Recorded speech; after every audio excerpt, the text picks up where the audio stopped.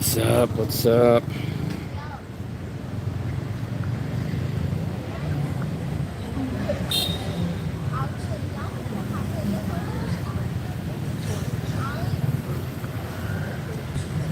Everybody's piling in now.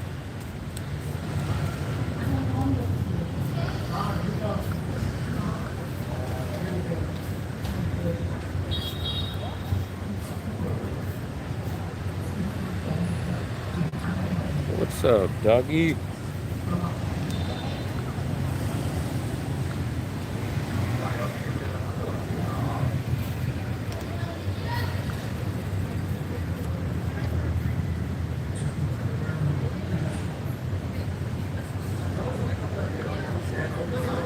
Steve, what's up, buddy? What's up?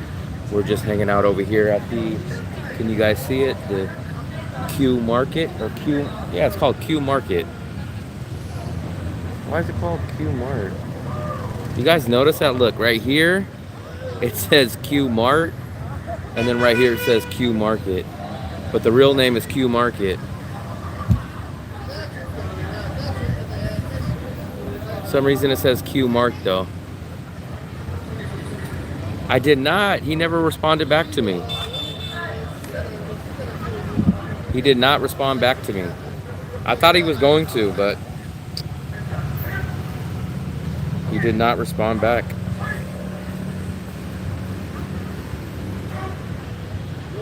Maybe he'll message me on my next video or something. He said he's going to be here for, I want to say, another week or two. I mean, not to give his business up, but I think he's staying at one of these hotels right here. So he's just right there. Steve, we're at my favorite hangout because it has free Wi-Fi.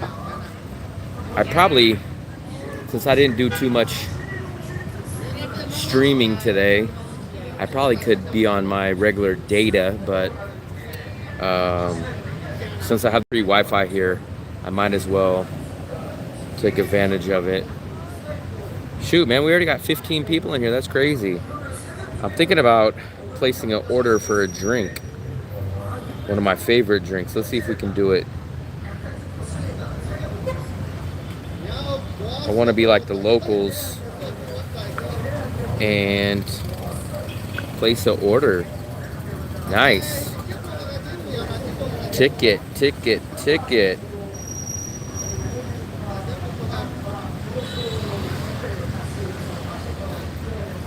Are you going to check Skyscanner? I advise you to check Skyscanner. That's my big advice. Skyscanner, and be flexible on the days if you can. That's my advice.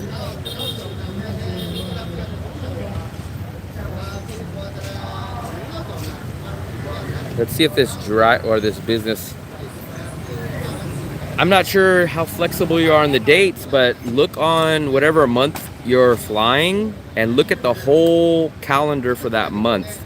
Because sometimes you'll see a ticket for maybe, for example, like 40 bucks. And then like maybe 3 days later, it's like 100 bucks. So be very, hopefully you could be flexible and you can kind of plan out your trip as flexible as possible to save as much money. Not only as much money, but also sometimes there's better airlines or there's better flights, like a direct flight. So I would check. Hopefully you could be flexible on that. It gives you a lot better option.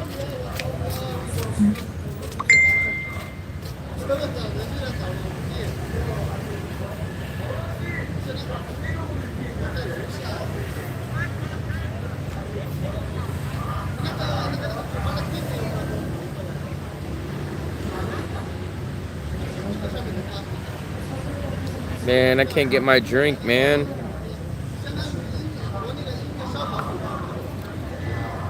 Oh no, I know not 40 bucks. I know not. I was just giving you an example of like how drastic of a difference. I've seen tickets like on some months, like let's say for example like USA to Japan or something. I've seen some of them as low as like $350, and then maybe like a week later, that same flight is like $700. So they're just drastic. I'll glance at it really quick. What month are you coming from or coming in, and what airport?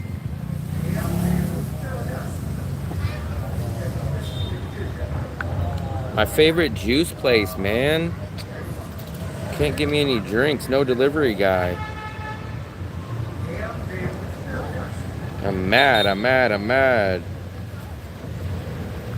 I was really looking forward to that drink too.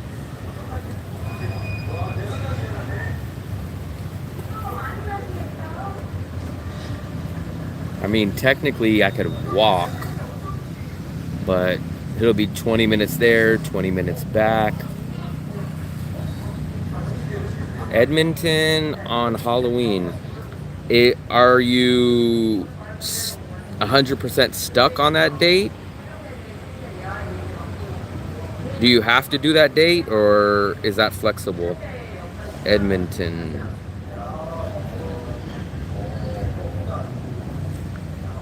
And let me see. Okay. Let me see if I could find anything for maybe let me look at October, and then let me look at November, since literally you're right on the border of both of those months.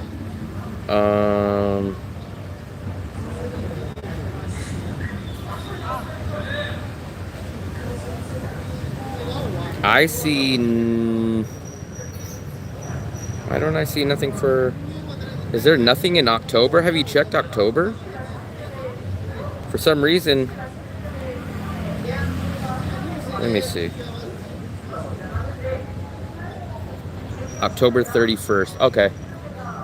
Okay, then let's look at November, because the earliest you can get here is the 31st. Let's see. Let's see the 31st. Just curious. Let me see what I see. So I see. Oh, it's China Airlines, but it's 2 stops. I see that for. There's a drastic difference. What's up, Salty Crabs? So they're saying that the best one is a 2-stop, 22 hours for 900 bucks. This is one way though, remember. But they do have a WestJet for 600 bucks, but freaking it's 36 hours. You save 300 bucks, but you add 14 hours. Let me see if I can look at anything for November.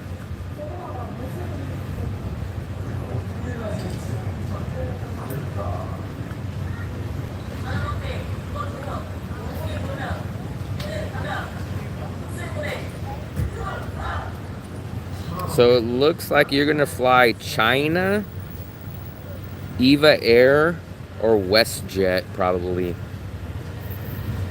I'm seeing at least 20 hours. 20 hours and around $900. This is one way. I'll look for a round trip in a second. But it looks like you're looking at 20 hours minimum because you have 2 stops. So it looks like you're gonna probably have a long layover somewhere, or unless you want to take WestJet. Let me see. I think your problem is gonna be your layover. It's gonna have you lay over for a while. Let me see. Let me just see October 31st again. So I guess it's kind of your choice if you want Eva Air or China Airlines. They're both practically the same price. China Airlines is about 4 hours. China Airlines is about 4 hours quicker. But did I take Eva? No, I've taken China Airlines before. I've taken Korean Airlines before. I've taken Asiana. I've never taken Eva. But China Airlines is about 4 hours quicker. Let me look at a round trip for you. Do you have a date that you're set on coming back? Is there a hard date that you need to be back on?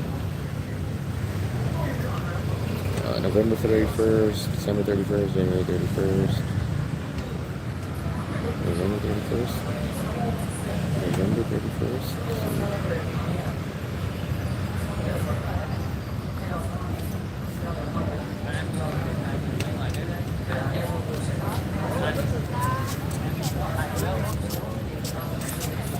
Let me see. Let me just roughly put in these dates. January 26th, okay. Let's take a look real quick.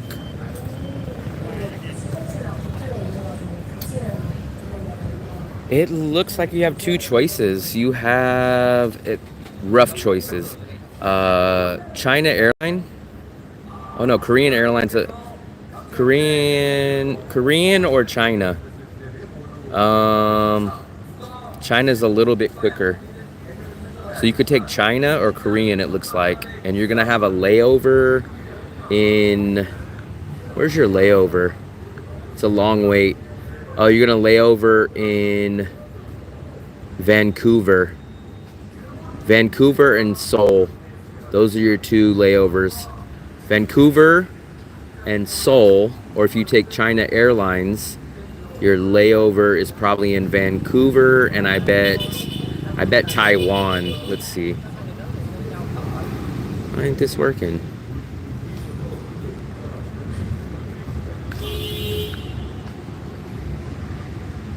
Why the heck ain't this internet working? Here we go. Vancouver and yep, Taiwan. I was right. So I guess it just depends on you. It looks like you have either Korean Airlines or China Airlines. You're definitely looks like you're gonna lay over in Vancouver, and then if you go Korean, you're gonna lay over in Seoul, or if you take China, you're gonna go Vancouver, and then you're gonna have another layover in Taiwan. And it looks like it's gonna be either $1,500 roughly with China, or $1,600 with Korean. That's a round trip ticket. So round trip is probably a better option for you. You probably save somewhere around $200 or $300 on the round trip. So I guess it's just personally up to you. I've taken both of those. I've taken China and Korean Air. I would give the edge from my one time flying both. I would give my little edge to actually China Airline by a tad. China Airline also, I don't know how many of you guys do it, but whenever I fly internationally, 100% of the time, I pay for the Wi-Fi. You pay for a 24-hour Wi-Fi, and man, it makes a huge difference. Being on a flight for 20 or 20-something hours with no Wi-Fi is deadly to me. And I think China's, at least when I went last year, China Airlines, I think the 1 day Wi-Fi pass was like it was like $24. I think Korean Airlines was like $35. So it all depends on personal choice.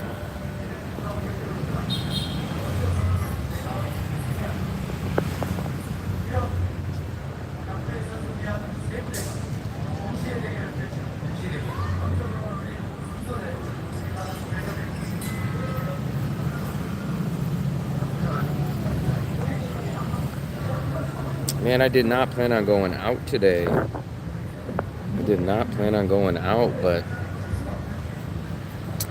I would recommend landing just at a hotel, booking maybe 2, 3, 4 days, just so you have a place to stay here for a couple days, and then lock in your apartment or lock in your long-term hotel after getting here. So I'd book a place from anywhere from as little as 2 days to maybe 4 days. So you have a place where you can come to right when you land. You can maybe sleep in the next day. You can start looking around for another place, and you have a little bit of time that you're not rushed. That's what my recommendation would be.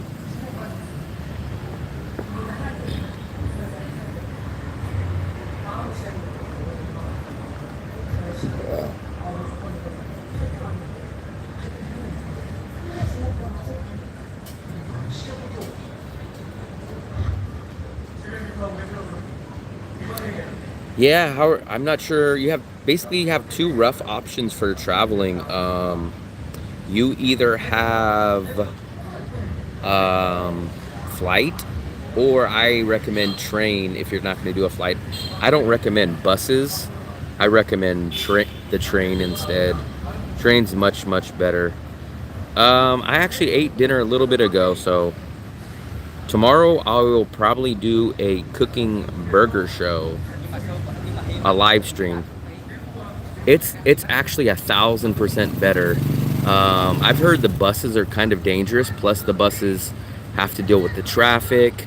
The trains are as cheap or nearly as cheap as the buses. They have AC, the seats recline back pretty far.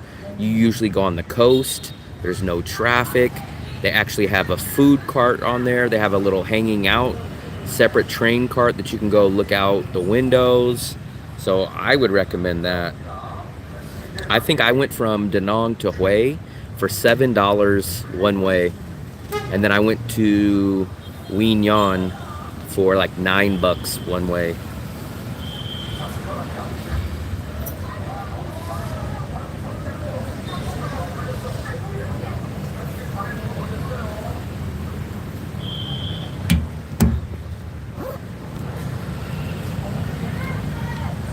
I like the train, man. Assuming I'm gonna stay here for a while, I'm gonna take the train again at another point.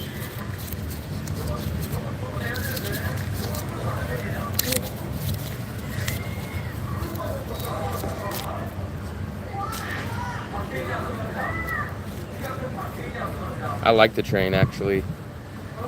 It's nice. It's easy, it's simple, there's no traffic. 5, 10, 15, 17, 19, 21, 22, 23, 24. Paradise Bar? I've never heard of Paradise Bar. Never heard of it.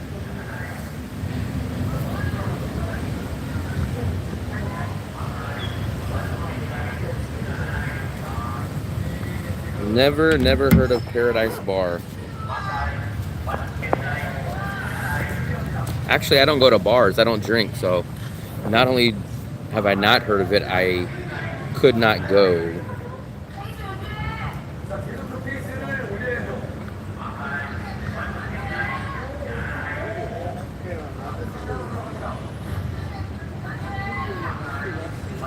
I guess I'm gonna go to my favorite cafe.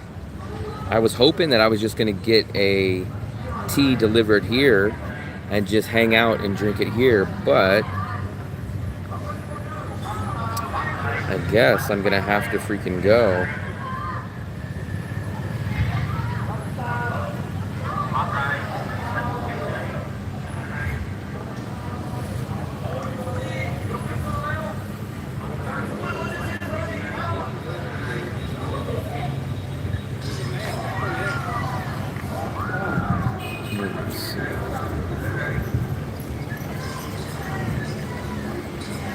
Man, if I can get an in-drive, I guess for 20, maybe I'll do it. Maybe I'll do it.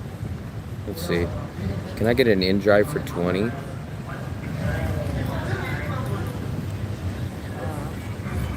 Yes, I have 2 phones. Let's see if I can get... I recommend it because of multiple reasons. One, if you break your phone. One, if you drop your phone.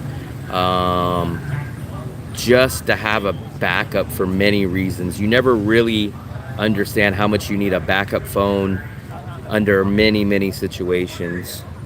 Like for me, like if I was doing a live stream, I know you guys probably won't be doing live streams, but just one example is if I'm doing a live stream, I can't order a Grab.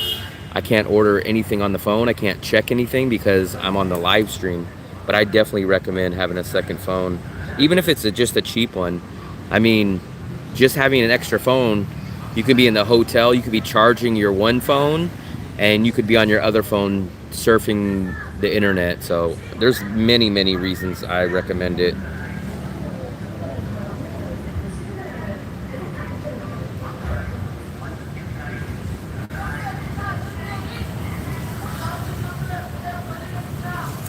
I have not heard of it. Why do I keep getting kicked off the damn...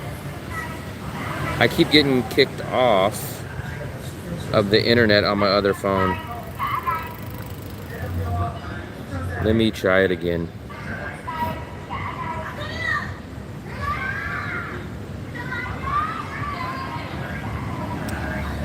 Well, is it a bar? Is it a restaurant? What is it?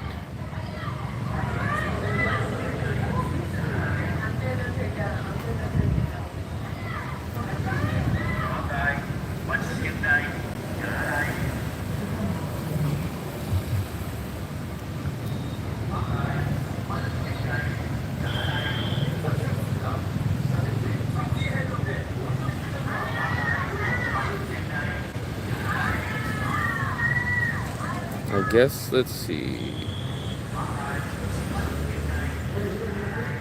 It's a bar and restaurant. What kind of food did they have? Did you eat the food, or you just had drinks?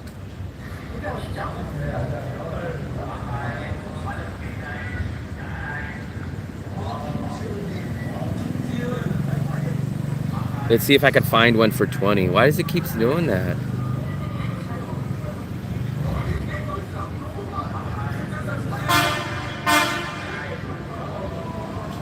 Hold on, I'm gonna have to log off this internet real quick. I have to do the mobile hotspot. For some reason that network's not working for me, guys. Let me try, because I need to order a Grab. What was it, good food or what?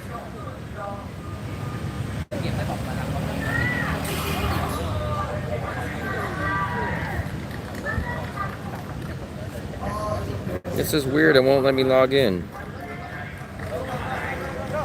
There we go.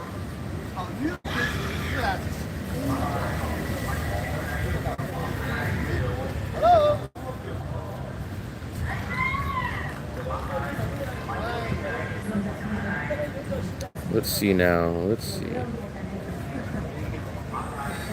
Let's see if I can get one for 20. If I can get one for 20, I'll probably go. See, look, the first one is always the high price. Look, see? Don't ever accept that first one. Always accept that second one. We'll go for 20. Driver is finishing previous ride.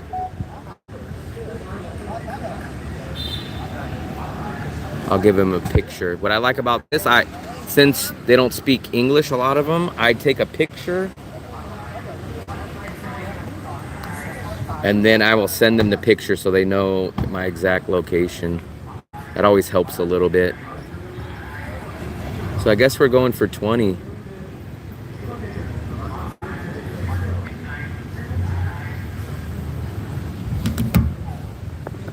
$20,000, guys. Can't beat that, right? 15, 17, 19, 20.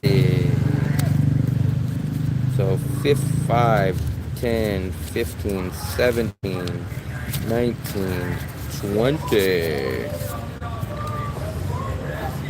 Let me put this back.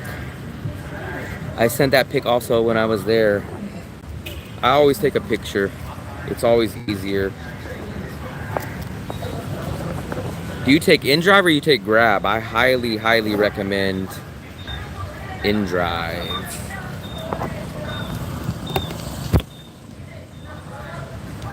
So I guess we're going to my tea place, guys. I wasn't planning on going there. I was hoping to just hang out here. But it looks like we are gonna take a ride. I tried to get it delivered, but the guy told me, the delivery driver told me he's sick. So he's sick. So he said, "Can you come in?" And I said, I'm kind of busy. I kind of don't want to. Nah, man, you got to do InDrive, man. InDrive is 20,000. On Grab, the same ride would have been probably 40. InDrive is about half the price. Here, I'm curious. I'll pull up. No, I can't open up Grab. But Grab is about 40 to 50% more than InDrive. So I always use InDrive instead. InDrive is the best, man. Yeah, Download. It's called InDrive. I'll show you what it looks like. I'll show you what the app looks like. The app looks like this.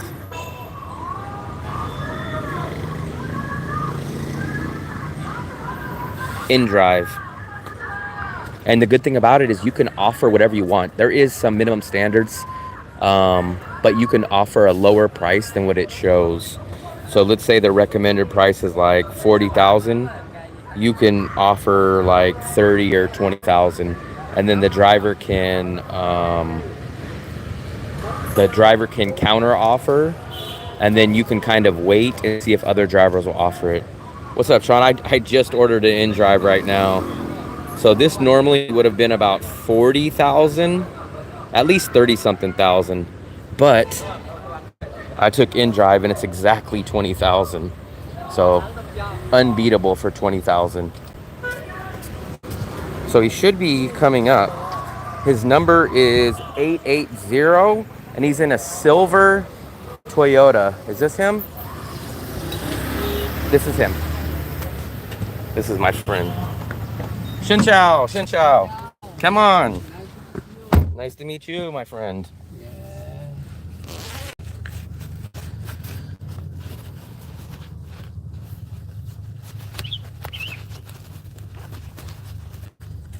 You're very fast. You fast. Thank you.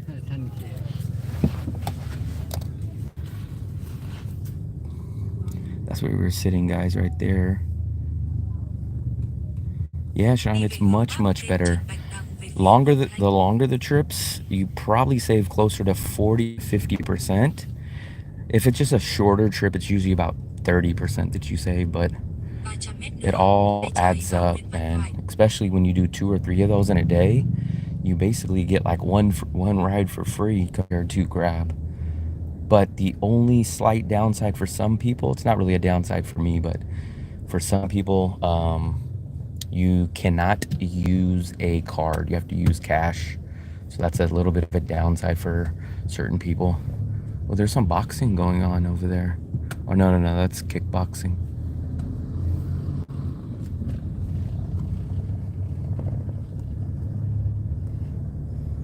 This is my little local This place has been around for a long time, but I've never ate there, but it's mostly seafood. Mostly seafood.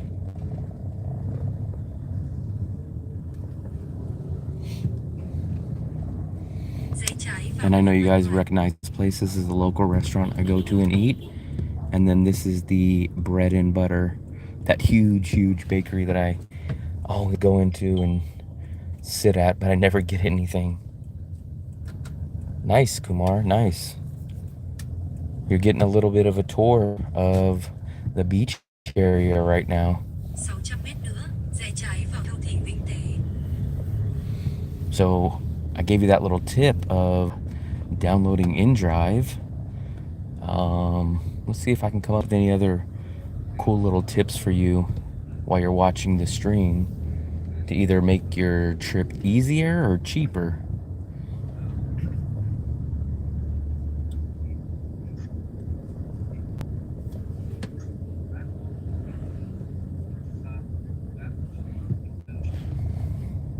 This bakery's open till like 11. That's where I get my hamburger buns. I get some sweets from there sometimes, but mostly it's my hamburger buns because they're so cheap and they're nice too.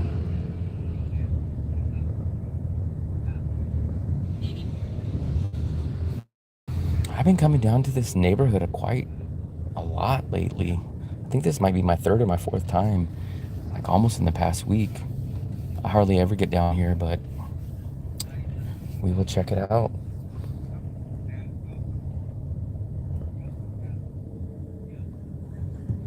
Landed in my home country, still missing Vietnam. I see. Yeah, it always sucks when you go on vacation, you gotta go back. You always miss what you just had.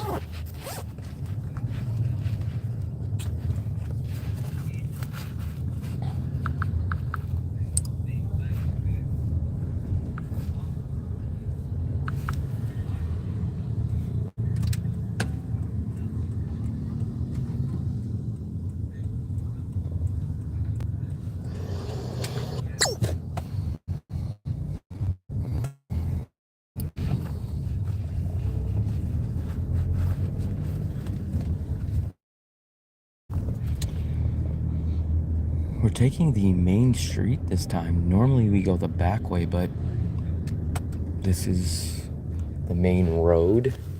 If you guys want to see the main road here.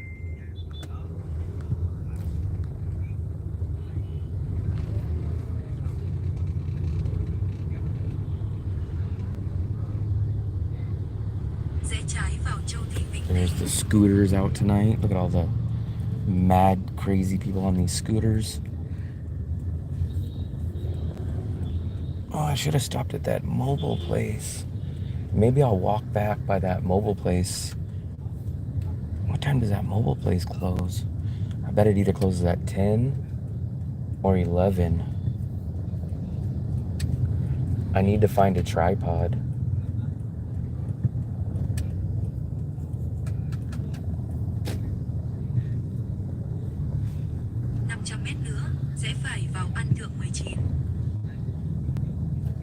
Bedtime? It's like 9 o'clock. It's 9 something.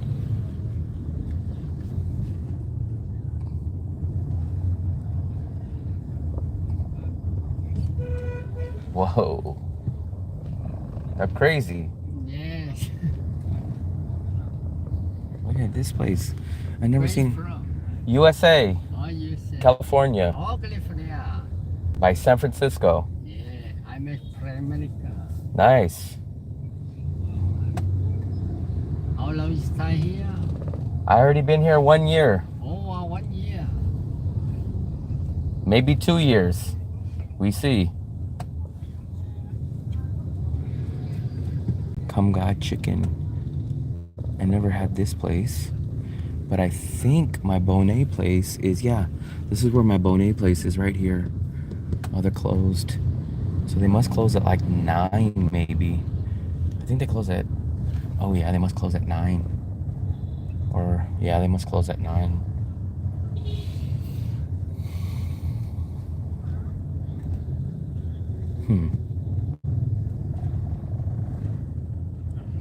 Here's the barber shop that I had on the video. I'll show you guys the barber shop. So, the barber shop is right.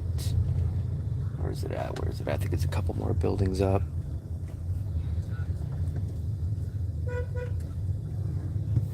There's the sausage place.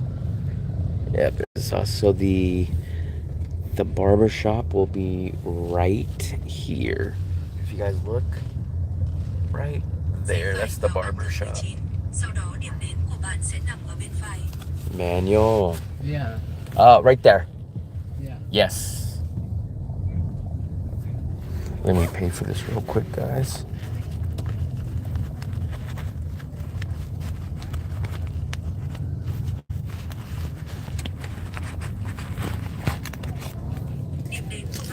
Wait 1 second. 5, 10, 15, 17, 18, 20.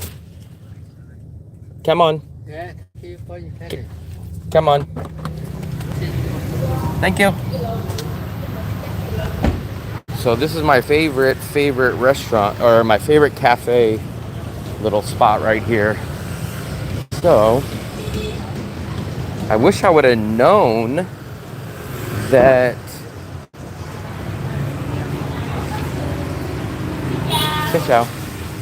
Where are we gonna sit, guys? Where do we want to sit? We can either sit over here. Maybe I sit right here. We'll sit in the action. We'll sit in the action. Let me just set this up real quick, guys. Let me get you guys all set up. I don't want you guys falling over.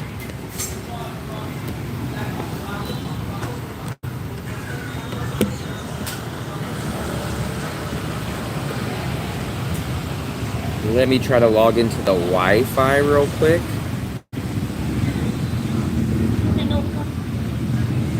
Oh, come on.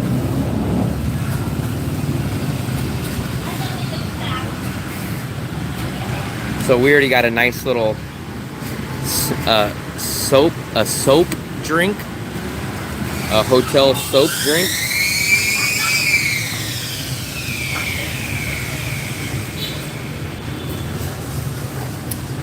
Can I get Same. I know. Oh, same.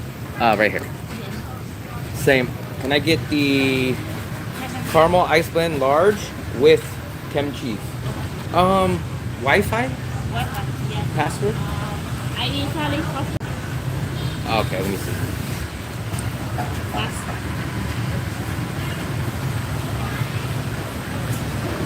It's on 1, 2. this one. Yes. 1. 1, 2, 4. Ah, okay. Come on. Chow. Tea. Then. HTTP. So I'm logging in. I'm on the I'm on the Wi-Fi.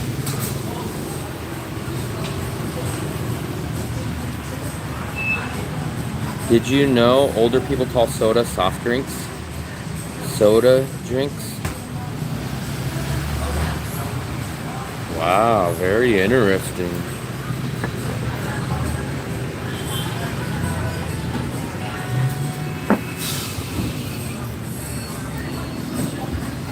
So we're at my favorite little cafe, guys. We're at my favorite street side coffee cafe. I don't know what you guys want to call this place. 1, 2, 4.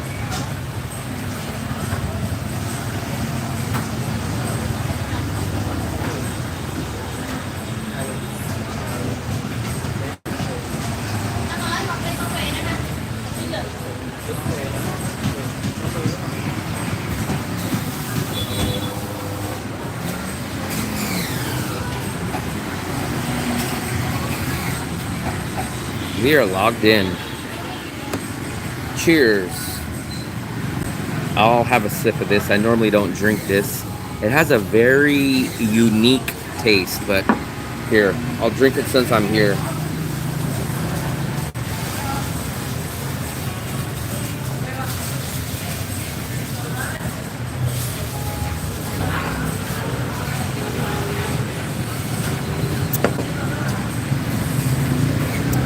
Very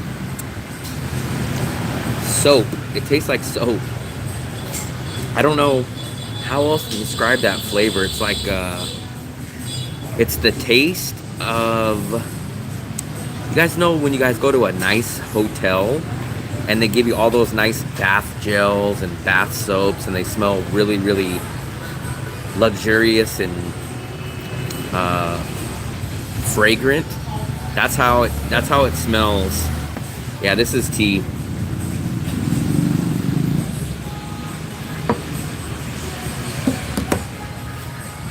I'm getting my most favorite drink ever right now. This is easily my favorite drink in DaNang. Let me plug in my phone.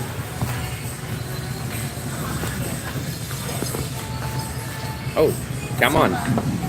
There's my favorite drink right there, guys. Look at this. This is called a caramel ice blend. It's almost like a caramel milkshake, but it's not as thick, but it's a little bit icy. And then at the top, I always add, this is not whipped cream. This is cream cheese. And it's the perfect balance. Now, you guys will see the big difference when I take a drink of this. Look.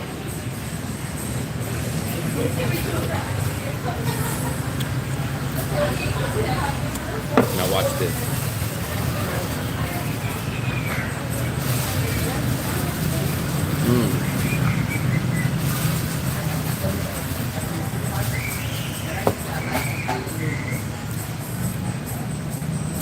That's my favorite drink right there.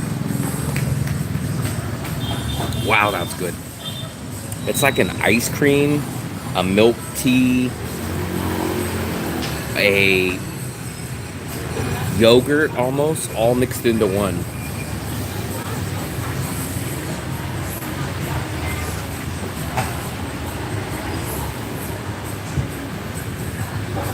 Oh yeah, the big news for today, I forgot to mention, guys. Look at this, look at this, look at this.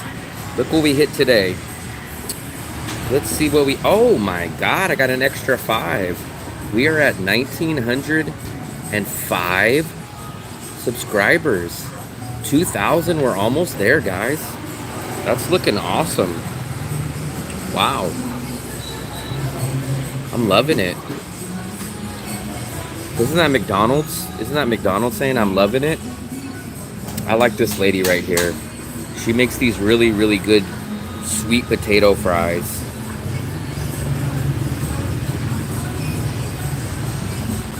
We gotta hit 2,000 first. Let's not get the, what do they say? Let's not put the horse in front of the cart. You will have 7,000 by the end. Oh, I cannot imagine that.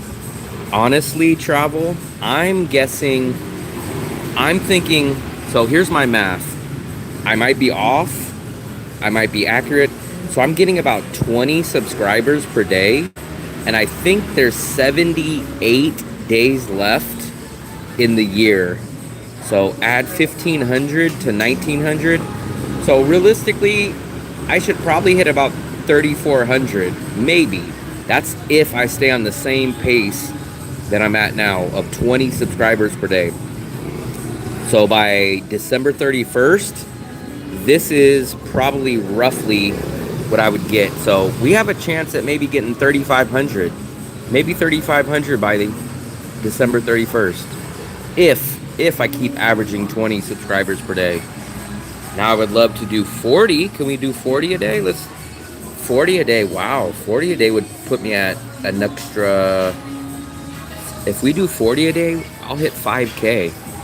But that's double what I'm getting nowadays, so that's kind of hard.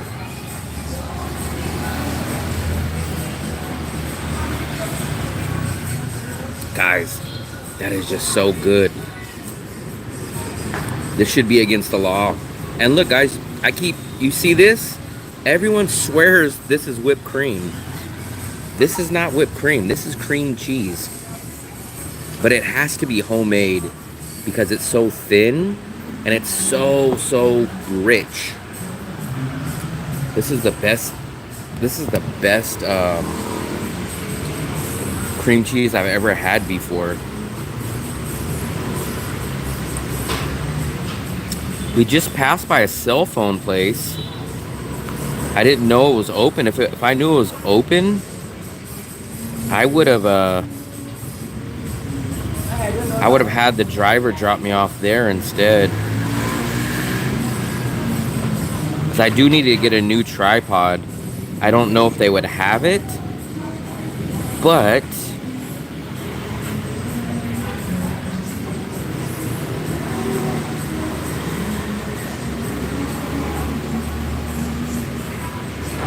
let's see, guys. Let's see.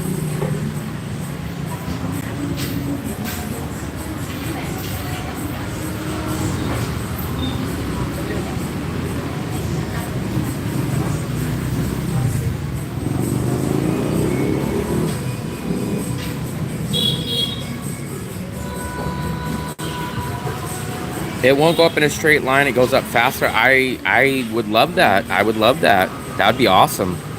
That'd be freaking awesome. No complaints there.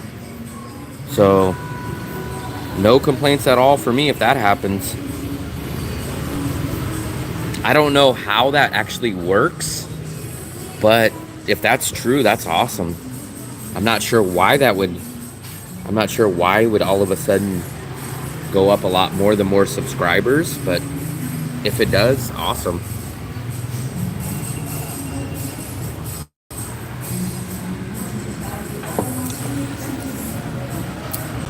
Man, I love that drink.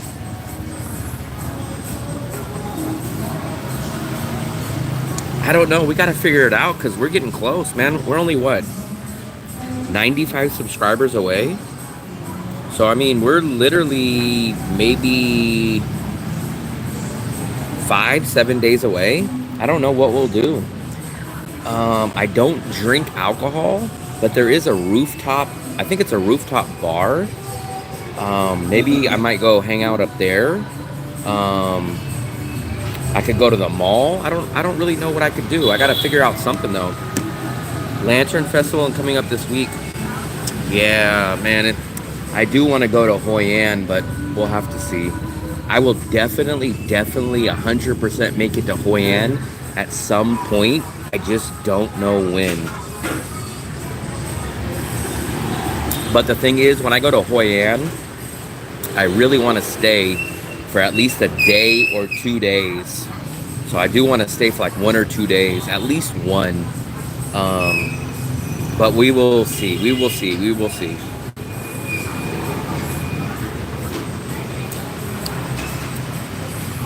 I love that drink, guys. Once again, this is my favorite drink in DaNang. This is the tea. Remember, so I don't drink alcohol, but this is almost a intense flavor like alcohol. So I treat this tea like it's alcohol because it's such a intense taste. It's like a shot of hotel soap.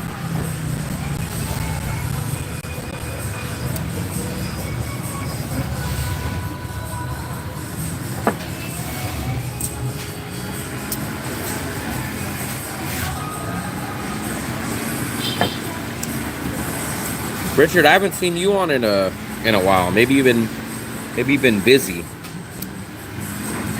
Maybe you hit the lottery.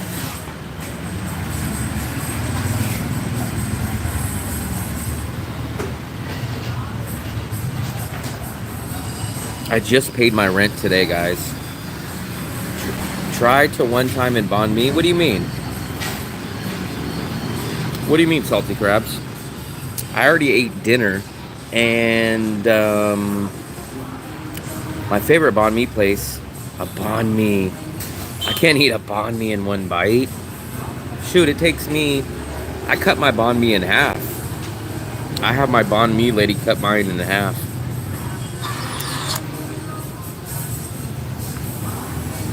One bite. I think the sweet potato lady's closing up. I think this place closes at 11 tonight. Sometimes I think maybe the weekends it's open till 12 or 1 in the morning. But she's here every single day. She makes those sweet potatoes. And whenever I'm hungry, I always get them.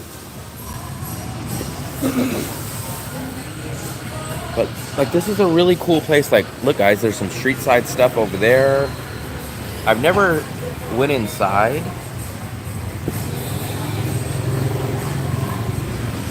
But it's a nice little cool area, man. This is a much more local area than where I live. It's much more local, but it's cool.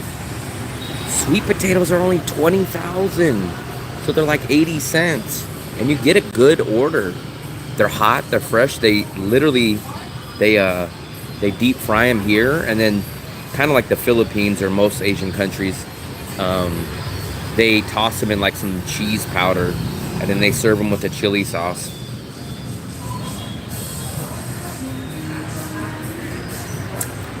For 80 cents, so you can get this drink.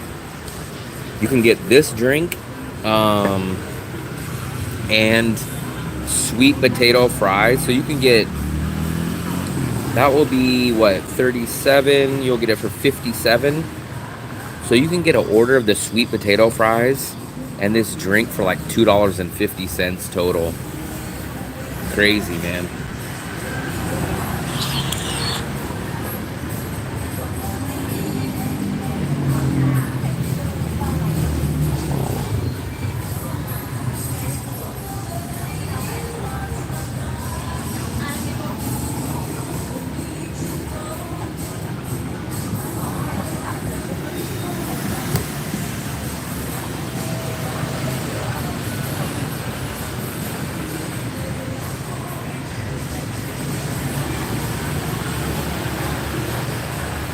Make sure to check out my new video. I just uploaded it yesterday, and it's actually, it's not healthy. I know it's good, but it's not healthy.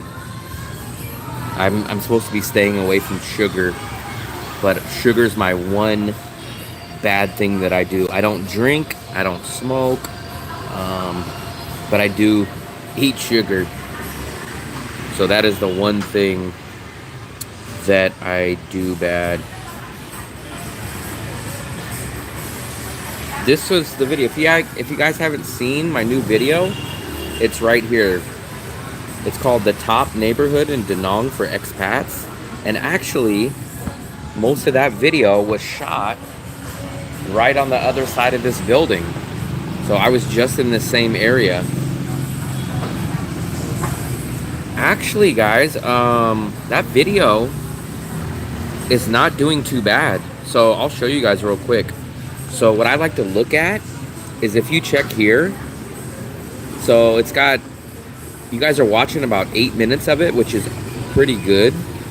But it's ranked 2 out of 10 on my videos. So YouTube has the analytics and it ranks it like by time. So it's the number 2 most viewed video in the first 1 day and 2 hours of any video I've ever uploaded. So it's only the second video. I just seen him. So I was at home eating dinner and I was on YouTube and I seen he did a live, so I turned it on real quick because I know you guys always talk about him. He did something cool though. I don't know how you do it, but he was on a live stream like this, and when someone tipped, he hit this button on his phone or on this other device that he had, and all of a sudden right here, another screen came up and it showed like a video of something on his phone. So he was on his live stream and then he hit this button and like a second, it was like a picture in picture. I don't know how he did that, but it was pretty cool. I'm hoping that maybe someone knows how to do that. I wonder if he's still live. I seen that earlier when I was eating dinner. Let me see if he's still live.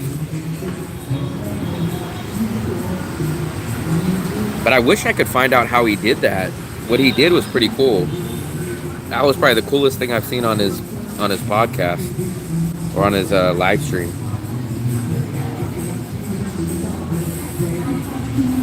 I think he just finished. I'll try to show you guys. I hope I can find it.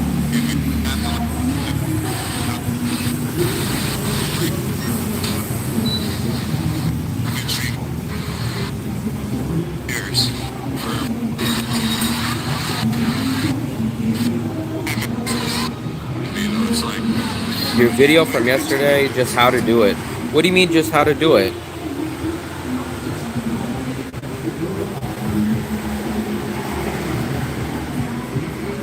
I want to find what I was talking to you guys about how he showed this one thing on there. It was so cool. I would like to be able to do that too, but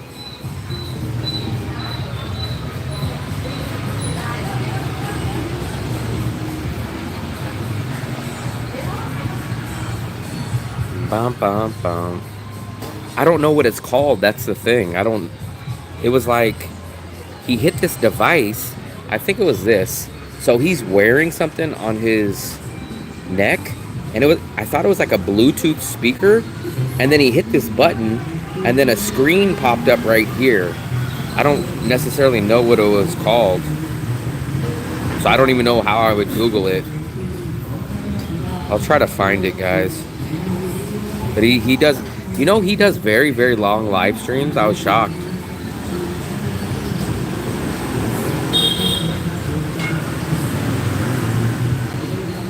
I mean, I'm not going to be able to find it. It's buried in there somewhere.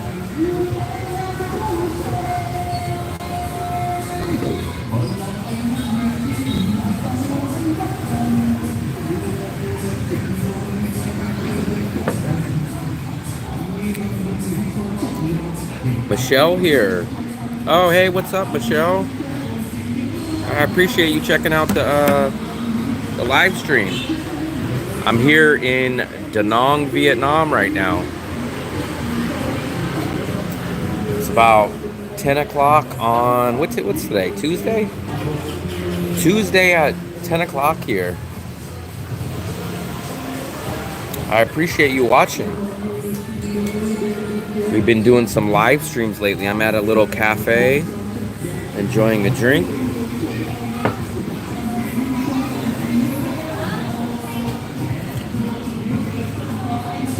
Appreciate it. I appreciate it.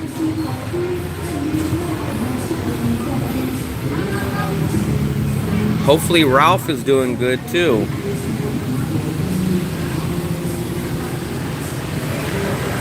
Oh, nice, nice. I left the Bay Area last time in, must have been February. So I've been out in Asia since February. That's good, that's good. Yeah, I've been out here since February. So actually I've been in the Philippines from February to the end of March, and then I've been in Vietnam from end of March till now. So one of my favorite cities in the world. Favorite city and one of the cheapest cost of living cities also.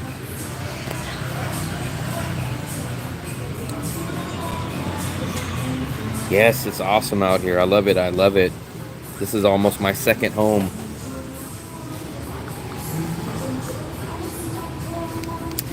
The channel's starting to grow, so I appreciate all that too.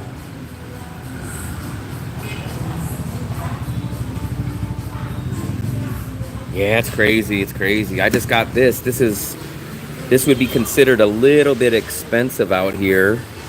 This is like it's kind of like a milk tea almost, and this milk tea is going to be a whopping $1.40. I had dinner last night at a restaurant, a taco dinner, and it was one of the most expensive meals that I normally get, and it was like $4. So everything here is amazingly cheap.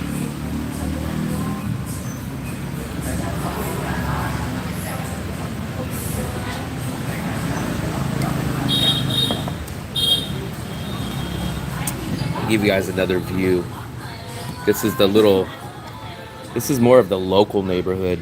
This is about 10 minutes away from where I live. I live right on the beach, and then this is about a 10-minute walking, maybe about under 15 minutes, maybe 10 or 12 minutes from my area. So I know you guys have seen this area a lot. The video that I uploaded yesterday, that is in the same neighborhood. It's basically I walked this way and down.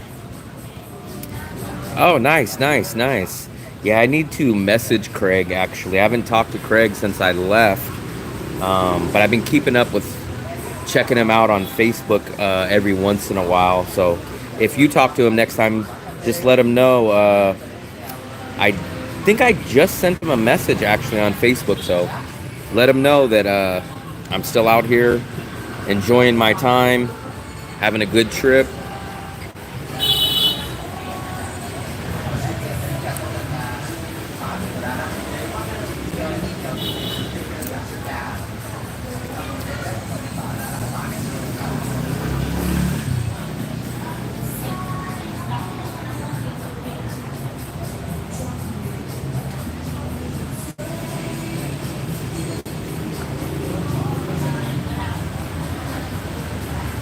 Yeah, I think he actually said that supposedly he's going to come out to Asia. I know when I left back in February, I think he said he was having plans of possibly coming out here. Pre-drag, what's up, buddy? Yes, man, today I just crossed over the 1900 mark. So if you look, oh, wow.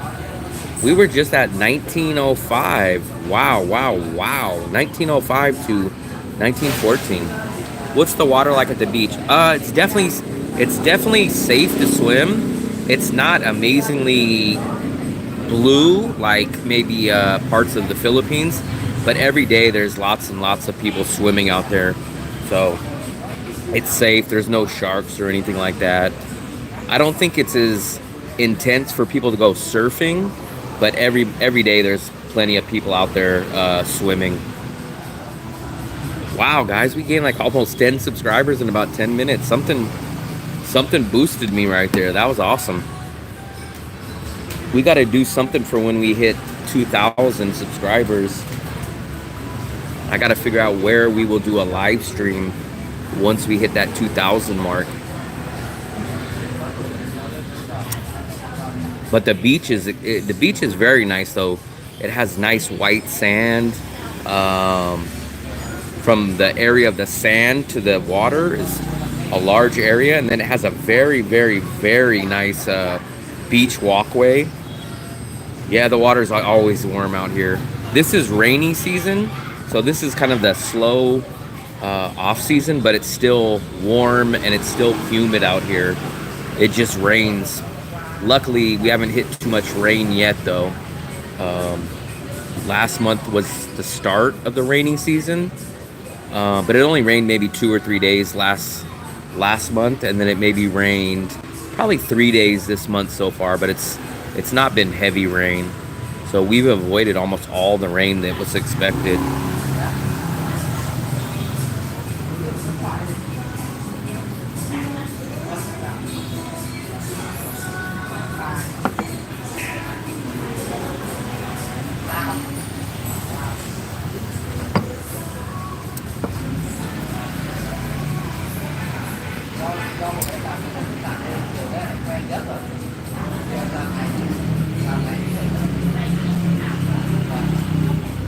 Maybe Travel's good charm of saying, what did he say? Your subscribers will snowball once you get to a certain point. Maybe what he said is accurate. Like, I've never gained, we just gained, I think about 10 subscribers in about 10 minutes. That's crazy, guys. I don't know how that is. That's probably the largest gain of subscribers that I've had in a short period of time. That's crazy, but it's awesome. Can't complain on that. When you come back to the States, what state? I do not plan on coming back. If it was up to me, I would stay out here permanently, which we'll see if this channel, if the YouTube channel can keep progressing. But if I do come back, I will go back to California. I will go back. Because actually I was back in the Bay Area from September, and then I left in February. So I did come back to the Bay Area for about 4 or 5 months. But as of now, my plan is either to keep doing this channel. I just got monetized by YouTube last month. So my main plan is to make money and keep traveling. And if not, my backup option is I will go teach English in China at the beginning of January. So those are my 2 options on the table right now. I am not really interested in coming back to the USA. Nothing more. I would probably go back to the USA for a short little quick visit every once in a while, once a year, maybe twice a year at most. But I don't have any plans of coming back to the USA anytime soon. Let's see if you guys can see some of these prices. I'll show you guys if you guys can see them. So these are the milk teas. The milk tea. So everything. Okay, so in Vietnam, 25,000 VND equals $1. So if you guys take a look, everything here is either 30,000, 35,000, 30, 35, 29. So everything here is about $1.50. And I don't have the other menu, but if you guys take a look over here, I'll show you guys real quick. They make these freshly made juices right here. They will literally just take the fruit and then they'll just pop them in the juicer. 100% natural. I think you can add sugar if you want it, but everything is just pure. And all these juices are like, let me see, right here. So all of these juices, 20,000. Remember, 25,000 is $1 US. So these are all under $1. 25,000. These are all $1. That's celery and pineapple, carrots, carrot juice, watermelon juice, and they're 100% pure and they're good. They make them fresh right here, and you get a nice sized cup, man, for all under $1. So this place, and remember guys, this is not the cheapest place to come get a juice. You can get juices on this, on the little street carts and stuff. This is an actual sit down, nice cafe. So just imagine if this is like $1.25 for this drink, and this is at a cafe where I'm hooked up to the Wi-Fi, then you guys can imagine how cheap everything is if you just go to a more local or a stall or a smaller restaurant. Yeah, it's working out so far, so can't complain on that aspect. Can't complain on that aspect.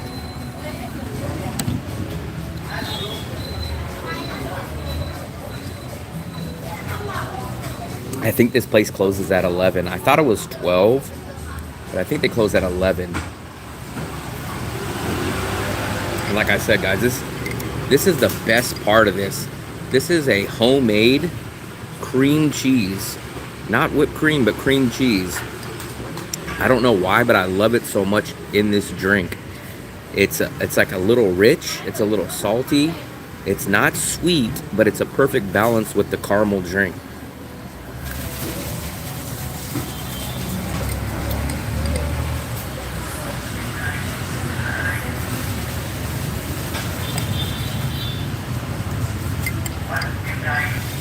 So I never drink the water here. I don't drink tap water. Bottled water is extremely, extremely cheap. I get 5 gallons of water for $1, and it's right downstairs in my condo. So I actually just went this probably about 2 hours ago and bought a 5-gallon, huge 5-gallon of water, and it was about $1.25. So I drink all my water that way, but I don't worry about it like when you take a shower or when you brush your teeth. I probably wouldn't cook necessarily in it. Now, if you're gonna boil the water and like make soup or something, I probably wouldn't be too worried, but I probably still wouldn't do it, but I wouldn't be as worried if I boiled it or something. But water's just cheap enough out here that it's just not really worth it. There's the real only thing that I worry about out here is these crazy scooters in the traffic. That's what I really, really worry about. I don't worry about crime. I don't want to say there's no crime, but I don't worry about my safety at all out here. So I'll go to the ATM machine at 1 o'clock in the morning if I have to. I'll walk around anywhere. There's just no crime out here. It doesn't really exist. It's crazy to go from a place of always worrying about crime to not having to worry about crime. There's no robberies. There's no pickpocketers. I'm sure there is, but it's extremely, extremely uncommon. I would bet if there was like a robbery around here, it would be probably the top story of the whole city.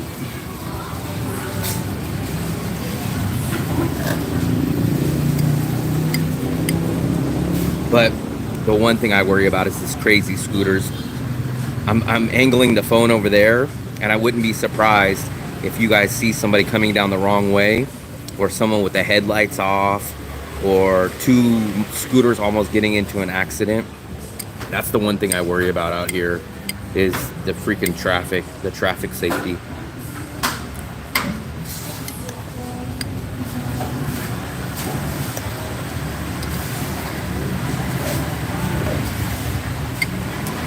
And actually, I'm kind of lucky because I'm in the city of DaNang, which is considered to be a smaller city. I mean, there's still 1.5 million people here, but if you go to Ho Chi Minh, I think Ho Chi Minh is either 13 million or 15 million, and there's way, way, way more scooters and accidents there. But so DaNang is 15 times smaller of a population at only 1 million than Ho Chi Minh. So shockingly, this is a much less dangerous, less crazy scooter area. But I'm even worried. Well, I refuse to ride a scooter out here. You can't get me on a scooter. It's too crazy. And I even worry sometimes when I cross the street. I look, if I'm crossing the street this way, I will look to the left, I will look to the right, I will look behind me. When I start crossing, I'll look back behind me. it's definitely the biggest thing that I worry about out here is the traffic. I think the only country that's probably worse or crazier than Vietnam is probably India. That's probably the only other crazy place out there.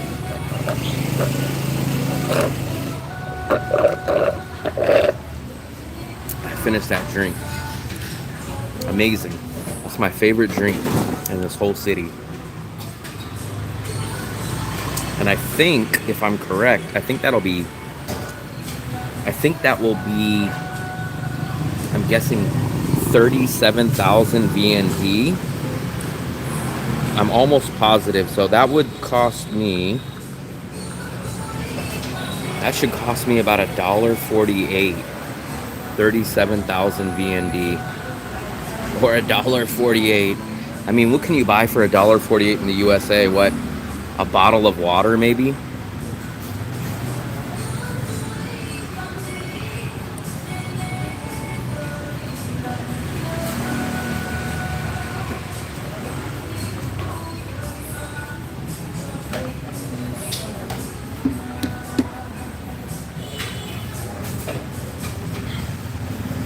So I will pay, I'm assuming, I think it's 37,000. I think every time when I order here, it's always 37,000. Let me get my bill real quick. Some of the videos with, I was curious, why do you do some of the videos with, is she someone from the States? The girl, that's actually my girlfriend. She's back in the Philippines right now though. So she traveled with me for about a year, probably about a little bit. She's been traveling with me since September of 2022, but she just went back to the Philippines in July, and she possibly will be coming back out soon, hopefully. So she'll be back, but she traveled with me for about a year. Let's do a collab sometime. Let me know what you think. DaNang is the best. Okay, nice. Are you in DaNang? Are you in DaNang? Also, fam trip.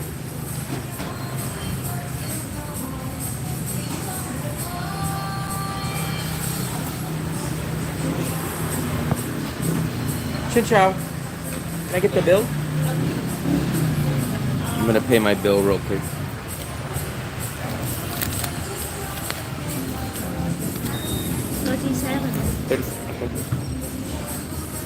Saigon. Oh man, you're in Saigon, man. I'm in DaNang. I've been to Ho Chi Minh. I've been to Hanoi.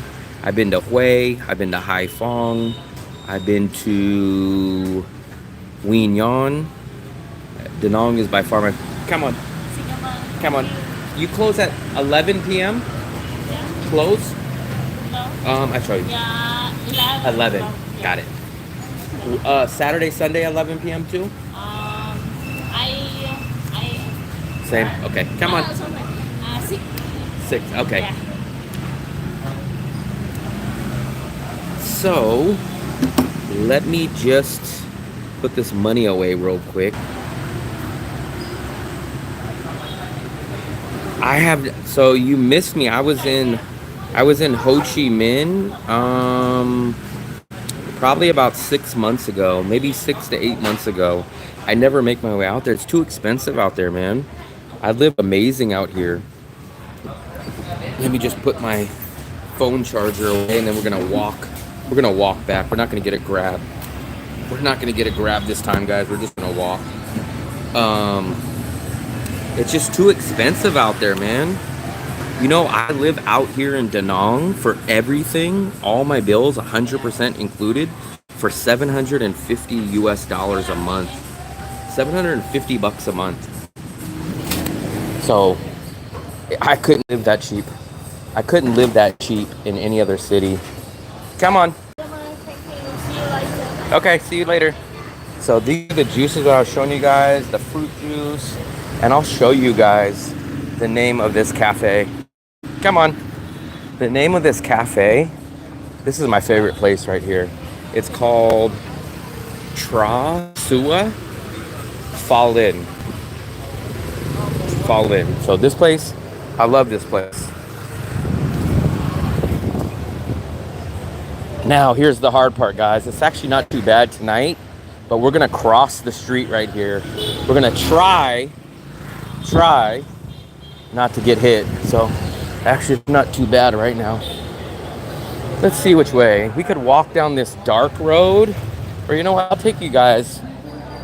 See, this is the place I showed you guys in the video the other day. This place is completely empty in the day, but at nighttime, this place gets busy. Look at this place. Can you guys see how many people are here? Look at that. So, this convenience store just opened. Look at this, guys. Look at the scooter. So try to somehow make it across the street in one piece. Look at this. Look at this. Look at this. Look at this. You just got to go when you can go. That's how it works. But this is a convenience store, and look, they have a little, I think it's a dessert place, and then everybody just hangs out right here. This is a convenience store, very similar to like a 7-Eleven. And then everybody just like eats their snacks or their drinks right outside here at the convenience store, and they always stay open 24 hours. This is very common in Vietnam. No, if you go look at Google, xin chào. If you look at Google, go Google it. The name of the cafe is Tra Sua Fall In. Go look at it. These are the banana fritters. Remember we got these last time. Xin chào. So I love these. I got these last time. These, you can get those big boys right there. Those big ones. They're 6,000, I think. 6,000. I know. I was just in that. I was just mentioning that as bad as it is here. Oh, look at this place. This place just opened up. I was mentioning how bad it is here. It's nothing compared to Ho Chi Minh. I've never seen this place. This is a new place. Huh. Xin chào. Huh. I have never seen that place. I guess we're gonna make our way. Let's see where we're gonna go. I crossed the street, now I gotta cross right back. But all these places right here is like where people, the locals come to eat, and it's like $2. $2 or under to eat fresh food. And they cook it all right here. Look at this. So all this kind of food is all like $1 or $2 a dish for all this kind of stuff. Crazy. This is the street that Jeremy's kitchen is on. For 6 years, I meant to say we have 1-year-old baby. Let's see, I missed a couple of your guys' messages. Let me scroll back up. That traffic is child's play. Where are you from? I'm from California, so I'm from California, in the Bay Area, probably about 30 minutes away from San Francisco. So, probably one of the most expensive places in the USA to live. Let's see. So I think a lot of these places are shutting. Look at this scooter, guys. This is what I'm talking about. This is when I told you guys people have like, look at this. This is on the road. But I've seen a whole family of 5 on the back of a scooter. I've seen couches on the back of a scooter. It's crazy. These sausages have been getting very, very popular out here. So they cook these right on these little stones. These are like stones, almost like charcoal. Xin chào. But they grill those up right there. Look at that. Wisconsin, Green Bay. Are you from Green Bay? That 7-Eleven is called Full Market. It's one of the bigger ones out here. It's called Full Market. The ones by my condo they're more Korean places. They're like H Mart, Q Market, Q Mart. I don't know what those are. Are those carrots? Or maybe those are sweet potatoes. Let's see what these are. I have no clue what these are right here, guys. Do you guys know what these are? DaNang. Dennis. You're a lucky man, you live out here. I don't know what this is. I'm guessing this is either carrots or I'm guessing it is That's either carrots or sweet potato, but I really think that is carrots. Let me ask him. What is this one right here? Let me see. Do you know what this is? This one.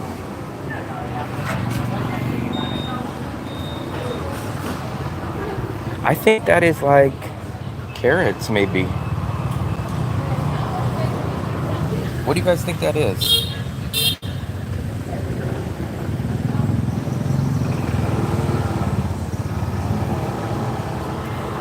Sweet potato. Okay, come on. It's sweet potato. It looks big, like carrots, but these are a lot bigger than the sweet potatoes I get. But I kind of had a feeling they were sweet potatoes because they had that cheese right there. But they're sweet potatoes. And I think these sausages are 15,000. Let me see if the price is on there. The other one had the price, but these are like 15,000. So those sausages are like, I don't know, 50 cents, 60 cents. I'm from a small town called River Falls. I swear, like, River Falls, a name of a movie city. I swear, I think I've seen movies that say, like, oh, we're from River Falls. Maybe even Stand By Me. I think Stand By Me, they were from River Falls. I remember that city name. Look at where they just parked the scooters, way out in the middle of the road. Crazy, man, crazy. Let me go back. I missed you guys' messages. Random Flights, what's up, buddy? I've never seen places like this if it wasn't for your broadcasting. Man, I mean, I've never seen places that you get this quality, cost of living, safetiness, like DaNang, but I've seen much crazier cities, but never one that has the overall quality for what you pay. So that was sweet potatoes, the Packers. I know I'm a 49ers fan, so I don't really care for the Packers either. I got out right before the stuff hit the fan. The city burned. Oh, so yeah, so you guys must have had some stuff going on in Wisconsin too. Sweet potatoes. JV, what's up, buddy? 10:54 Tuesday. Yep, same here, same here. So, in the USA, it'd be very dangerous to walk down a city like this. I mean, a street where it's dark. I wonder if we should we walk on the main street? Or should I take the back roads? If I go on the main street, I gotta walk a lot more, but I didn't get my steps in today. There's still a lot of people out tonight, man. It's 11 o'clock at night, but look, a lot of these restaurants are just now packing up. So I think 11 o'clock is a time that a lot of these places start shutting down.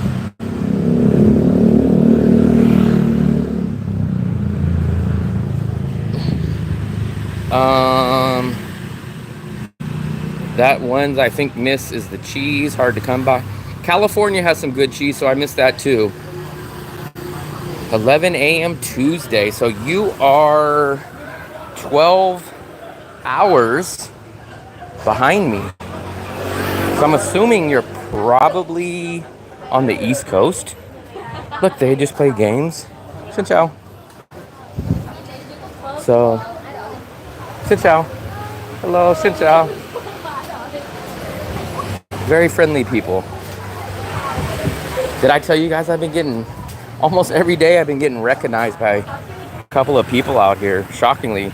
Last night I got my dinner paid for by a viewer. I went to Taco Monday, and when I got there was a guy that recognized me from my channel, and give a shout out to him. His name was Gerhardt. He bought me dinner.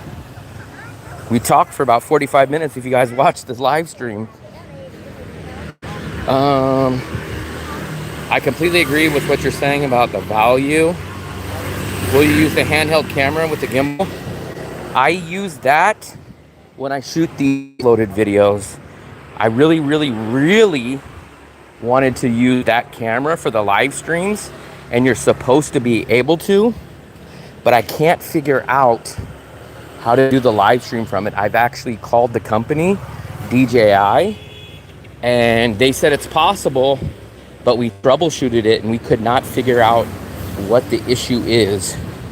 So as far as it goes now, I cannot get the DJI Pocket with the gimbal to do the live streams. It says it's doing the live streams. It looks like it's doing the live streams, but it doesn't send out the stream to you guys. So, the only thing I could do now is just keep doing the live streams on this phone. I mean, there's nothing else I can really do. I could go out and go buy a gimbal, but a gimbal is not cheap, and it would only be used just to do a few of these live streams, which doesn't really make sense for me money-wise. This doesn't make sense to me money-wise or packing-wise, because I already have a ton of bags. Look, a lot of these people have, here's the fried chicken and the sweet potatoes. So we got the sweet potatoes. I think this is a corn dog. And this is the fried chicken. It looks extra crispy. Canada, Toronto.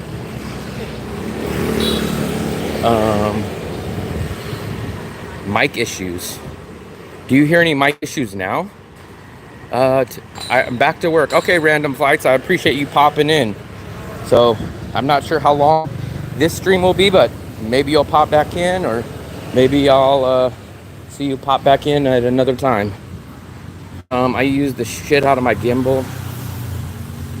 So, fan trip. I have the Pocket 2.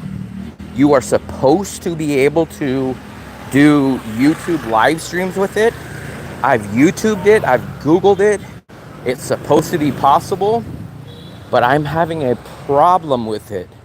So I'm wondering if you ever were able to do a YouTube live stream with the gimbal, with the DJI Pocket 2. If so, maybe you know the workaround, because I was on the phone with DJI for about an hour trying to figure it out, and it just wouldn't work. It looks like it works, but it doesn't actually send the broadcast out. I think it's 11 o'clock. It's just exactly 11 on the dot. Tuesday night, 11 o'clock. And we're just about to hit the main street. I'm hoping that my cell phone place is open. I would like to go get this other tripod. I'm tired of this freaking crappy tripod I'm using now, and it's hard to find the exact tripod, or at least the exact style I'm looking for. You must have the one. You must have the DJI Pocket 1. I have the 2.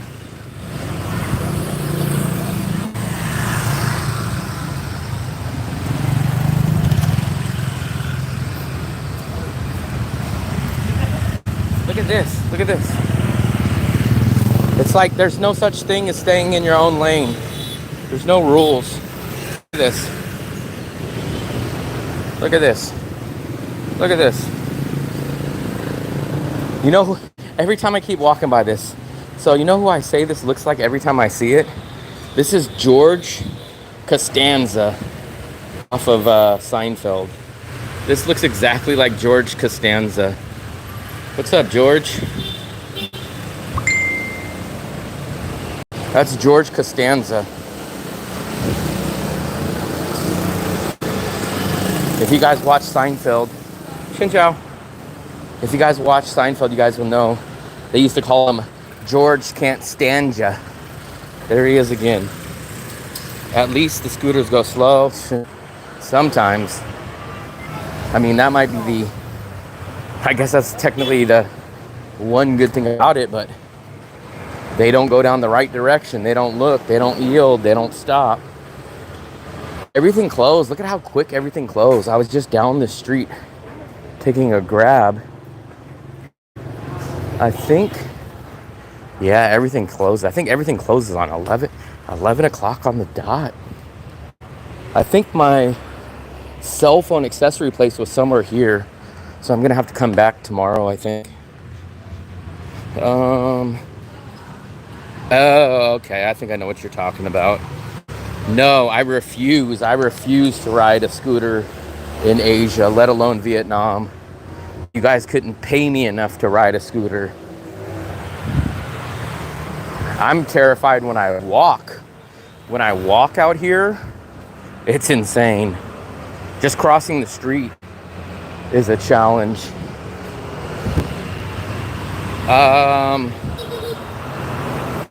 Let me see. Tomorrow, you know what I'm gonna do? A lot of you guys want me to do a cooking live stream. So I think tomorrow I'm gonna do a homemade burger cooking live stream. We got some of these. Let's take a look at these. None of these, I don't think I've never had any of these fruits. So this looks like it's some kind of plum.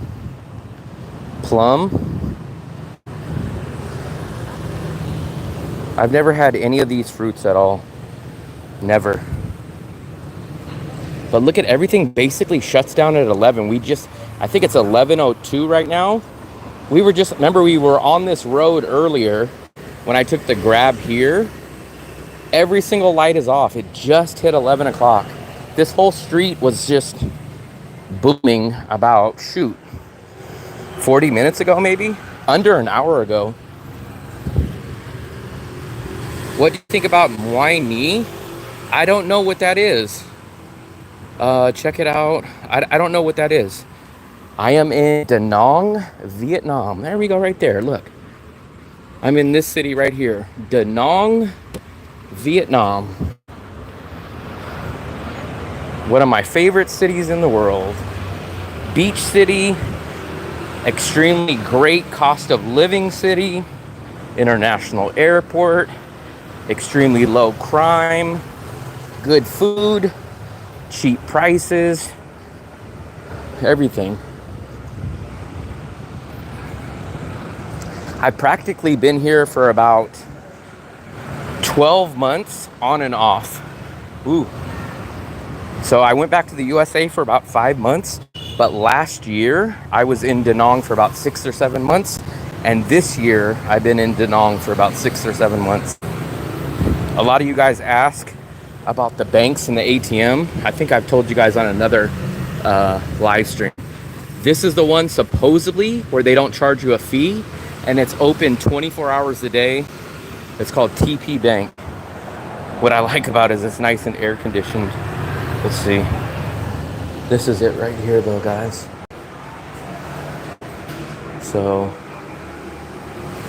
it looks like it's working. At least the guy looks like he's getting his money, but the 2 times I went there before, it never had money. So I've never been able to use that bank myself. What's with the yellow line on this? I don't know. You know what? You know what's so funny is you're like the second or the third person that asked me that. I am not sure actually. I've never noticed it until someone else asked me just the other day. But look, you know what I'm assuming? Here's what I'm guessing. I'm guessing it has something to do with either where you can park your scooter or like where you can set up your business. That's what I'm guessing. I'm guessing that you have to park your scooter and have your business on one of these sides. I'm assuming that's probably what it is, because look, there's the yellows on this side too. A walk sign? I'm not sure what you mean, but I'm assuming it means something. I was assuming scooters or something, or the little street carts has to be on one of these sides or something, but it's definitely on every single street. Look at this, just got put up the other day, guys. This is the only stoplight that I've seen anywhere even close to this area. If you look, there's no other stoplights anywhere else in this whole area, but this is like the only one.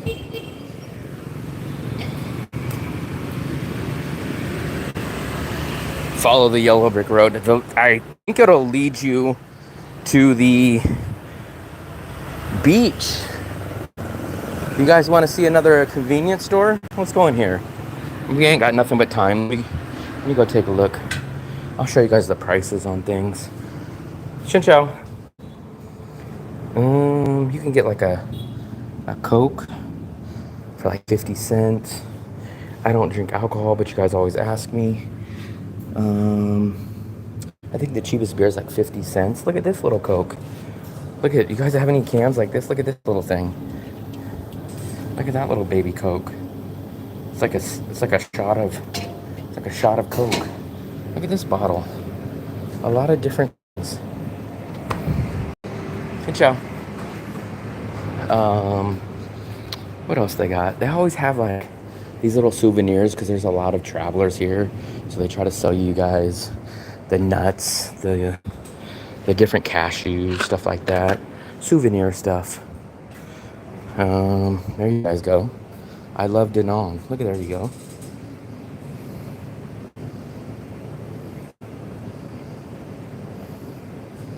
I refuse to do it, fam. I refuse. So I did make an ultimatum. I wouldn't say an ultimatum, but I told my viewers, if my channel gets to 10,000 subscribers, I will rent a scooter for a day. But besides that, if I don't get 10,000 subscribers, you will never catch me on a scooter. Not even on the back. I don't even get on the back of a scooter. InDrive is so cheap. I don't know if you guys have InDrive in Ho Chi Minh, but you guys have Grab. But InDrive is half the price of Grab, so that's all I take. This is the hand bridge. How do you know he's a subscriber? Do you see? Like sometimes you say, oh, there's a new subscriber, but I never get the alerts of who subscribers are. So look at this. You guys remember Nestle Quick? It's a smaller one, but my dad used to love this. I remember that used to always be in the cabinet when I was young. I will not eat this. Remember I told you guys I will not eat canned meat. You need a key to open up meat? That's insane. That should be a warning. That should be a warning not to eat canned meat if you have to open it with a key. All the crazy chip flavors. What else did we got? Bags, t-shirts. I love Vietnam. I have not seen any ants, but I did just get new. I just got a big new bottle of water, so I'm hoping there will be no ants in the water this time. Look at this. What is this? This is kind of cool. So all these little souvenirs. Come on. Oh, look at what they got. Look at this. Look at this. How much is this? Yeah. 150. Can I take a look at this? 150. I have this, but I have small one. So how much is this? Is 20 ounces. I need to figure out. So this is 20 ounces. I just bought one. Come on. Look at that. At least I know where to get the big one. I think I gotta check and see how many ounces that other bag is. Wow. Come on. I'm glad I walked into that place. That one's 20 ounces. I don't know how much the bag is. I'm assuming, I kind of think the bag is 20 ounces also. That one's 150 for 20 ounces. So it's probably roughly the same price. Unless the bag is 20 ounces, then it's much more. But I kind of feel like the bag is either 20 ounces or it's like 12 or 16. Here's the other banh mi place. This is the one that stays open late. So this is my backup one. This is the one that I go to if I don't go to the other one. But they're making one right now. 20,000 for this banh mi. And this banh mi, you can get the chicken, the shredded chicken, the pork. You can get any of these meats. You get that egg kind of mayo that they put on there. I never get the pate. You get the pickled vegetables, the hot sauce. All that is 20,000. That's 80 cents. Xin chào.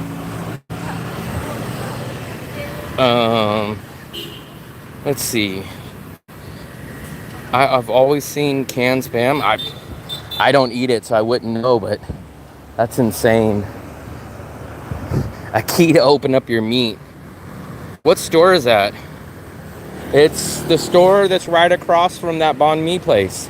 The second banh mi place. It's right across the street on the same side. Tang. I have Tang. That's what I drink because I can't drink regular water. I'm not a water drinker, but I need to have something mixed into my water. If not, man, I get dehydrated. I get dehydrated a lot out here. Even if I don't feel thirsty, I notice my lips get dry and I just don't drink enough. That's my problem. And if I only had to drink just straight water, I would be 10 times more dehydrated. I have always seen can spam. I use my picture of Tang to remember one of the students' name. That's crazy. I don't know what Tang is actually named after. Maybe it's like, I know it's orange, but maybe it's like tangerine, because the word tangerine is spelled Tangerine. So maybe it's named after that. I don't know. Man, I've been out late the past couple nights, man. The past few nights, I've been out here outside at least. The latest I've probably ever been in DaNang, at least on a multiple day in a row stretch. I'm usually inside by 7, 8, 9 o'clock. Past few nights, I've been out to like 12.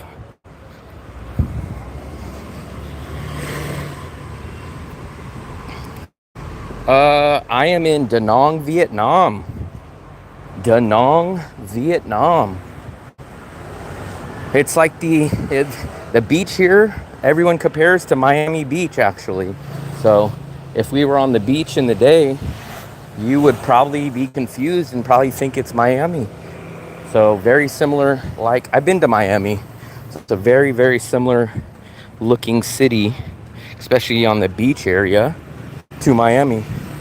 So very similar.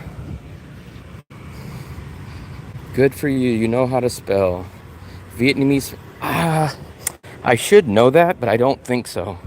I don't think there's anything coming up. I know the earlier holidays were in April and June. I think even July, at least June and April. But I don't know about any other ones coming up. At least not that I know of. It's still, I think it's only maybe like low 80s temperature-wise right now, but I could definitely feel the humidity. It's definitely not as hot as it was 2-3 months ago, but the humidity is still there. The humidity never goes away, guys. Like, if I went back to the USA right now, it would probably feel so freaking good. Just walking outside in the USA would probably feel like I'm in air conditioning, just stepping outside in the USA. It always feels like you're just out of the shower, out of a hot shower here. Monthly visa? How much is a monthly visa for the last? So in DaNang or in Vietnam, you could only get a 3-month tourist visa. So a 3-month tourist visa is $25 US. So if you had to, so technically $25 every 3 months, and 1 year just for visas alone, just the visas alone would be $100 that you would spend total on the visas. That's not the transportation to go out of the country, but that's the $100 total, or $25 every 3 months for the cost of applying and getting a visa.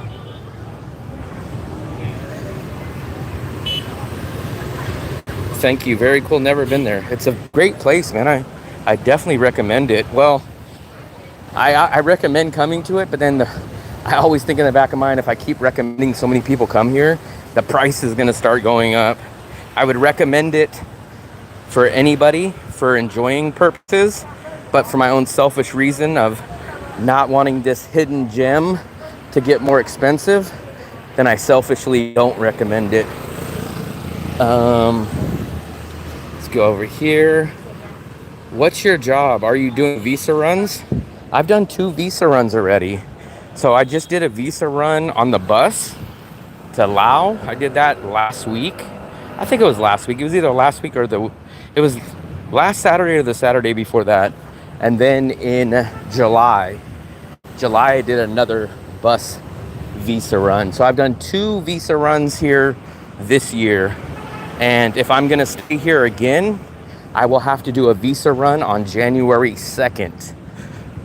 So I constantly keep doing visa runs, and this year I've been doing the bus visa runs. Last year, when I was here, because I was here in DaNang for about 6 months, last year I did the flight to Bangkok visa run. Phan Thiet is in the hottest place I've never heard of it. I would say probably the hottest place that I've been to, humidity wise, probably, I would say it was probably New Orleans. Hue. When I went to Hue about I don't know, 3 months ago, was almost as hot as New Orleans. They were neck and neck. So I think the two hottest places that really stand out humidity wise was New Orleans and Hue. Those are probably the two that stand out the most to me. Those places are freaking humid like crazy. USD just went up 25.4 VND. Wow. So it went up almost 1,000, because I know, you know what, I'll pull it up real quick. Watch, let me pull it up real quick, Philip. I just checked maybe a week ago. Let's take a look. And it was like at 24,800 or something. No, see, look, so for me, it still shows 24.9. $1 is 24.9. But last week, it was like 24.8. So it's a tad under 25 right now. What's a visa run? Okay, JV, a visa run. So when you land in Vietnam, you get 90 days in the country, and then you have to leave the country, and it could be for 1 hour, it could be for any amount of time. You do have to leave the country, and then you can come right back and do another 90 days again. Every country has different visa lengths or visa requirements. Vietnam has a 90-day visa time period, I guess you would call it. So every 90 days I have to leave the country. So I've done it two different ways. This past time I got on a bus that was a chartered bus that this agency does, and you get on a bus in the morning at 6 in the morning. The bus gets into Laos, the neighboring country. You get your new visa, you get back on the bus, and then you come right back to Vietnam that same day at nighttime. Last year I was doing it the opposite. I was getting on a plane from DaNang, and I would fly into Bangkok, which takes about an hour and a half. And then I would catch the afternoon flight in the end of the day. And then I would be back in DaNang, Vietnam that night. So there's like a loophole that you can keep coming back and forth, but you physically have to apply for a new visa, and you physically have to leave the country. Needles, Cali is really hot. I think I've heard of Needles, but I've never been there. Never heard of Hue Ni. No. Over 25, especially maybe gold shops, but I never have any use for that, because all I do is go put my ATM inside the ATM machine, and then I just pull the money out.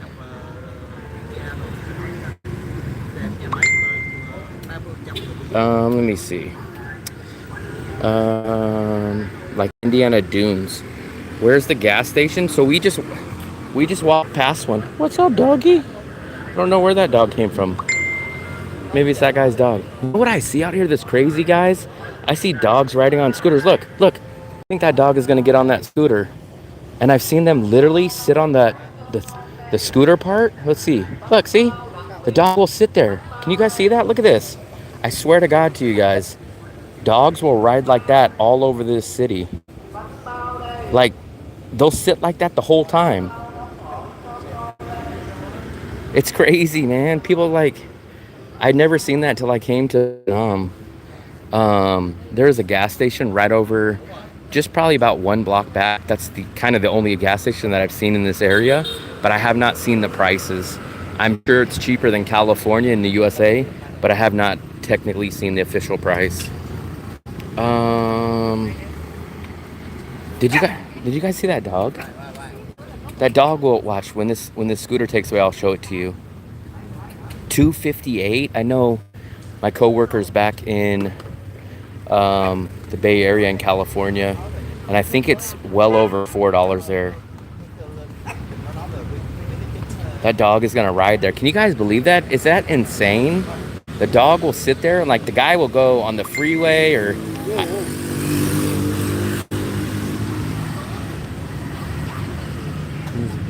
what is he? He's locking up something, I guess. $2.95. Look at now the dog's on the other scooter. The dog's just jumping from scooter to scooter.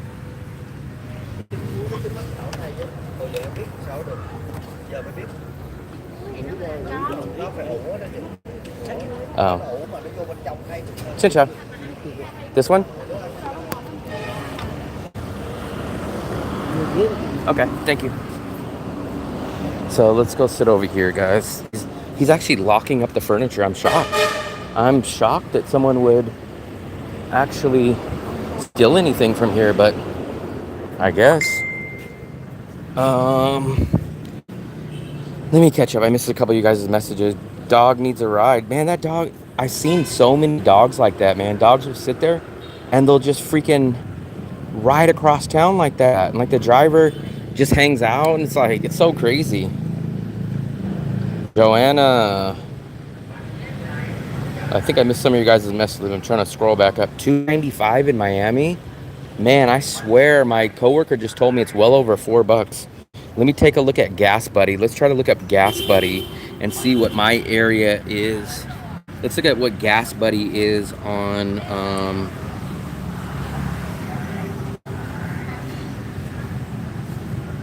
let's see, Gas Buddy for my city. Let's see how much gas is back in my old area where I used to live. My area is a little bit cheaper than San Francisco, but let me take a look.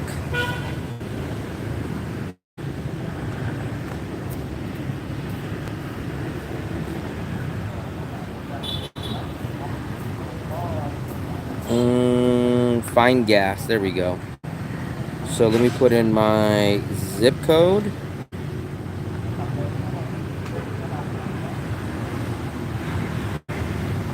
So here's what it says gas in my area is. $3.67. Oh, no. Let's take a look. Why won't it show that? Regular? Let me take a look.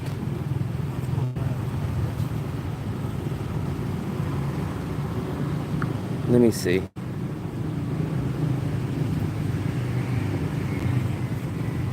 Let me take a look. California. Yeah, California's still almost right around $4. Let's see. Give the cameraman a raise. I'm my own cameraman. I had to move. I was sitting in a better seat, but the security guard was locking up the furniture, so I had to switch seats. Most popular. See, they're turning off the lights on us. I know, I do see so many poodles out here. I don't know why that is, but I see a lot of white poodles. I don't know, I guess poodle is like the national dog or something. I don't know why, but maybe poodle is like the national dog. We'll probably go, in a minute, we'll probably make my way back to my apartment so I can go get on the Wi-Fi. Even though there's no way I'll use all my data tonight because I haven't used it.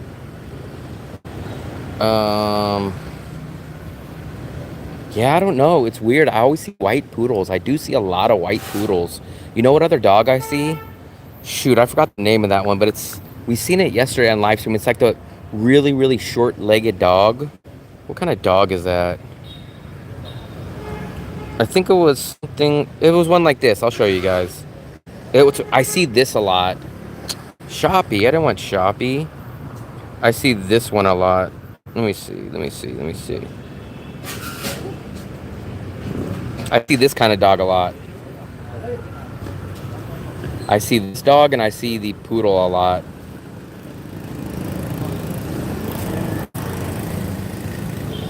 This dog looks like a midget dog to me. Look at how short their legs are. Don't they get tired from walking? Like, these dogs can't walk that far, I don't think. Like, their legs are so damn small. But I see poodles and I see that one a lot.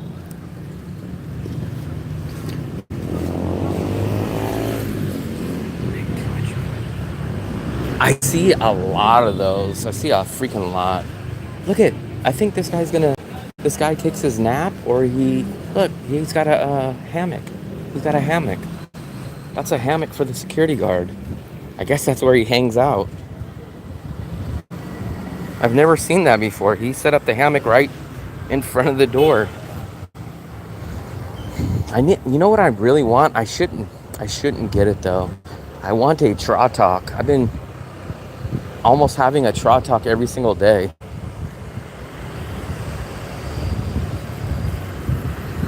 Everything's closed tonight. Wow. For some reason, everything's closed tonight. I don't know if there's something going on, but this is the local restaurant that I normally go to, and all the lights are off.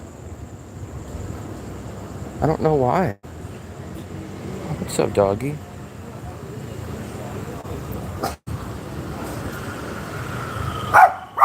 It's okay. I don't know. All this stuff is shut down. It's only 11:30, but everything is shut down. Stuff that I don't ever see shut down. I don't know what's going on. The Banh Mi is shutting down too. Xin chào. Xin chào. I don't know. It's weird.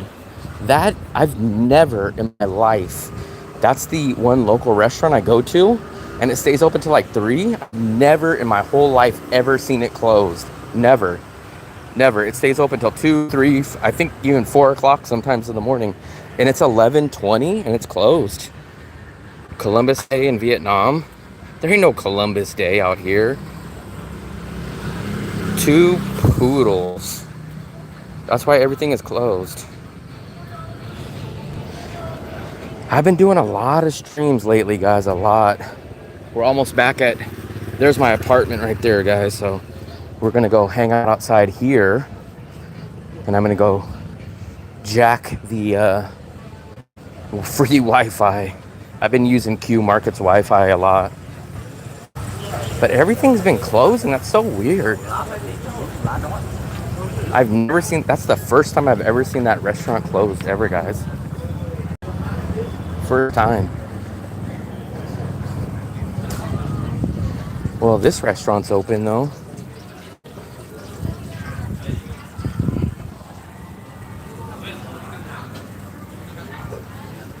I appreciate it, fam. So if you see this area right here, look, like it's just like nothing, right? This is nothing. It's just kind of like dirt, scooters, rocks. That's exactly what that restaurant area was 3 months ago. We'll walk by it, but it literally looked the same as this. So if you guys look at this street, look, it's like rocks, it's dirt. There was garbage all over this place. Not garbage like sprawled, but garbage bags. And then if you look, less than 3 months ago, that was exactly, all this was all the way down this street. But you guys will now see, this is like a restaurant area here. Even this restaurant's kind of dead tonight too. Ciao.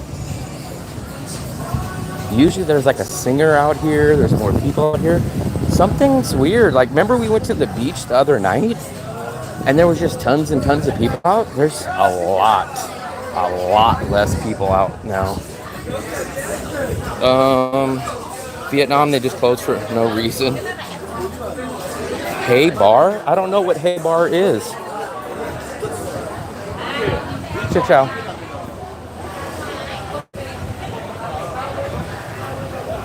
This is literally next to my building, so I walk by this place all the time. The pizza's a little bit expensive here, but they do actually have like a wood fire oven. Look at them. He's using the torch on it. I think he's torching the cheese on the top. But they do have these wood ovens. Look, if you guys want to see, they do have. Xin chào. They have the wood ovens in the back there. Xin chào. Very nice. Good one. They cook everything though. So this is one of the more fancier places that I see out. And they use the real wood and they have it. So it is a little expensive, but if I was gonna pay a little bit much for like a pizza place, it would be to come to a place like this. It's just a little out of my budget for a pizza. But if I was forced to like go to just a regular pizza place that's gonna be overpriced, I would get one that has the wood fire stove. My favorite noodle and egg shop will be open on the 18th. Siesta time. Siesta, it's freaking 11:30 at night. I'm thirsty again, guys. I walked the whole square radius of this neighborhood. I wanted a freaking Trotok, but it's shocking that there's no Trotoks in my immediate area. But if you get about 5 or 6 blocks from my area, there's a lot of Trotok places. This is the only Trotok that I have, but it unfortunately, I think they close at like 10 or 11. Remember how I told you there's an ATM right below me? Literally below me, because my apartment is like probably that one right there. And then they just built or put a second ATM company right next to it, trying to jack the business or something. There's a convenience store. There's a convenience store. There's a convenience store. So they're all out here. So all these places are all out here. Xin chào.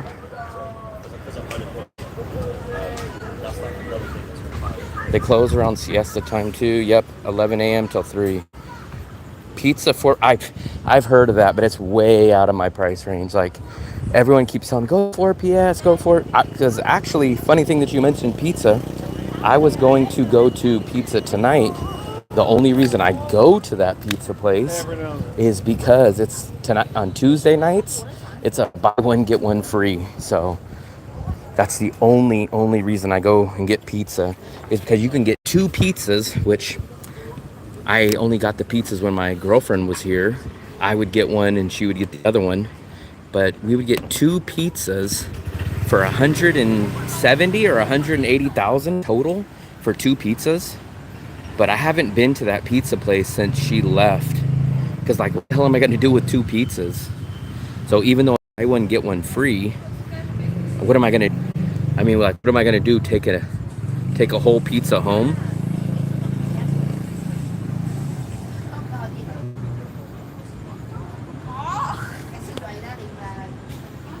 Appointment would be after the CP.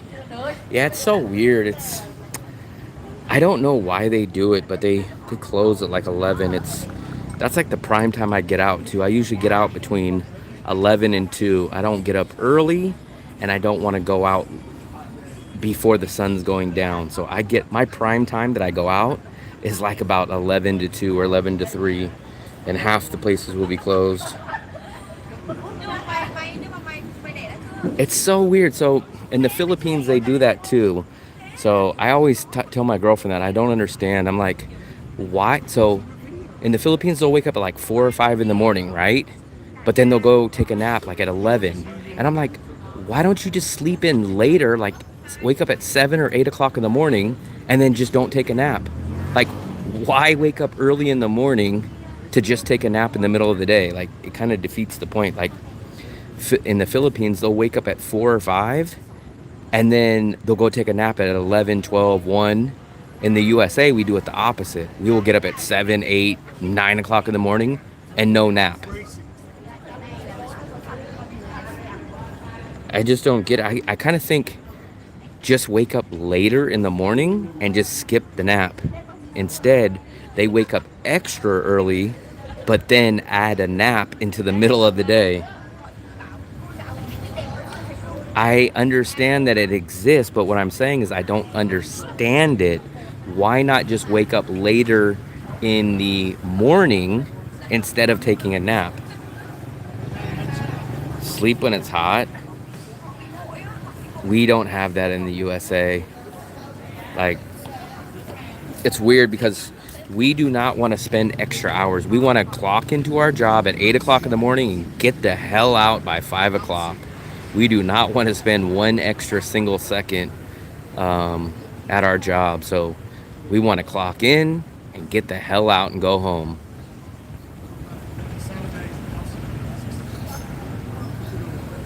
That's it. That's it. USA is built off. And that's the crazy thing, because like you'll see people come out here, and that's why it's weird. So like the banh mi lady.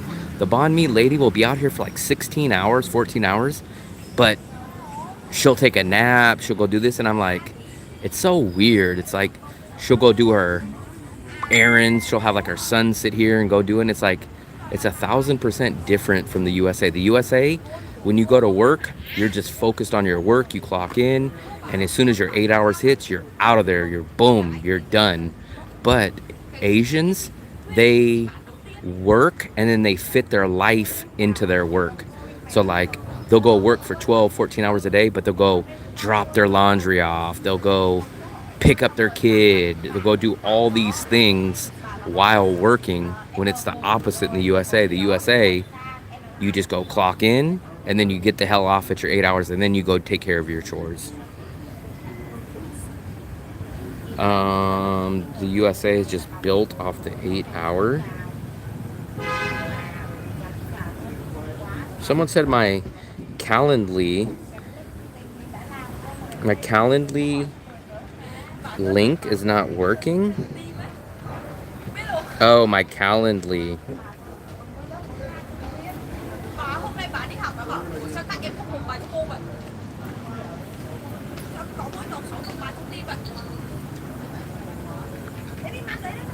Let me see. School's out when hot. Yeah, it's so weird. In the USA, we don't ever plan our day around the temperature. Like, you guys, it's kind of a weird thing to, like, in USA, we have summertime. Yeah, it's going to be hot then, but we don't base our life around the temperature.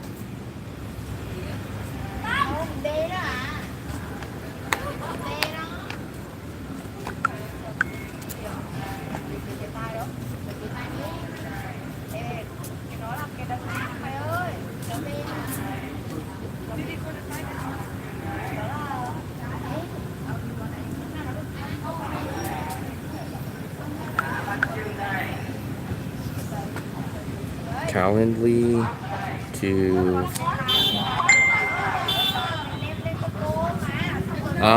we get summer vacations during the hottest months. Not always existed in traditional stick. Salt crab in San Francisco.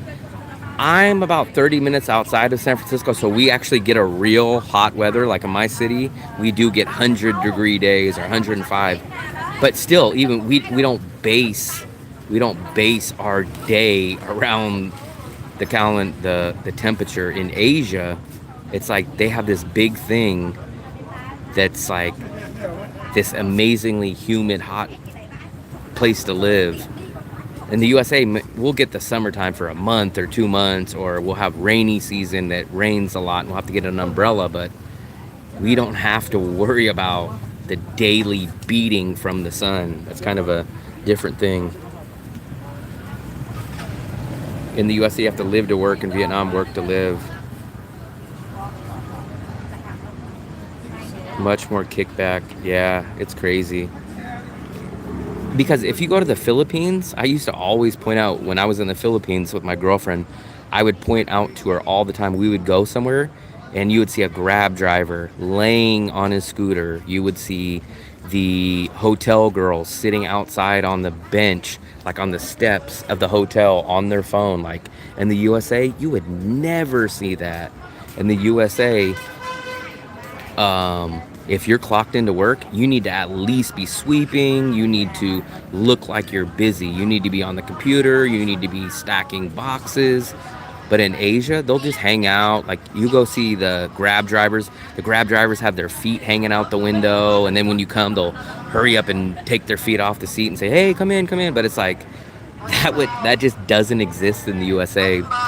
There's somebody that has the saying in the USA. It says, "So damn loud." Hold on.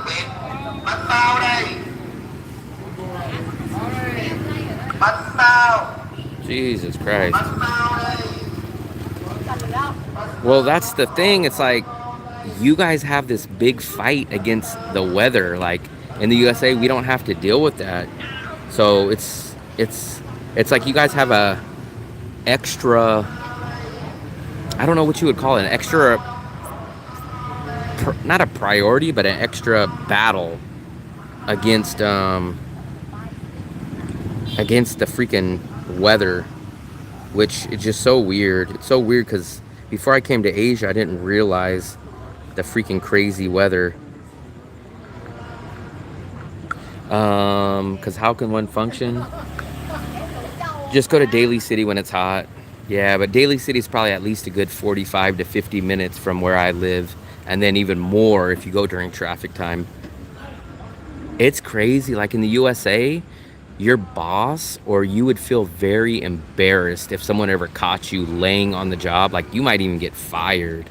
Like if you got caught like laying around, I mean, they even get on you decently if you're on the phone and a customer walks up. Like they'll say something. Out here, did you see, remember when we just left Bread and Butter? The security guard set up, not was like just sitting on a seat, but he actually he hung up a hammock, and he was gonna go lay in the hammock while he's on duty in his security outfit.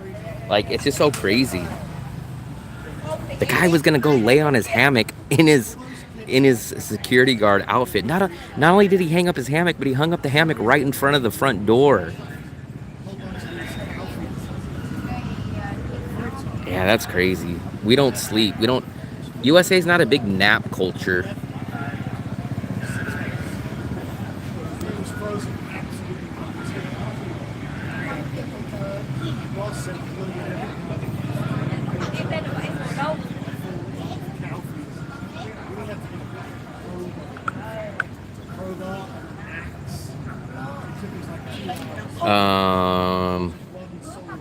It's just not a nap culture. It's weird because sometimes even like the cart people, like the food carts, they'll just be gone for a whole week, and then all of a sudden they'll just be back, and you're just like that just wouldn't fly in the USA. Like if you can't just like say like, oh, I got a business, for this week I'm just gonna take it off. Like, no, you got to be dedicated.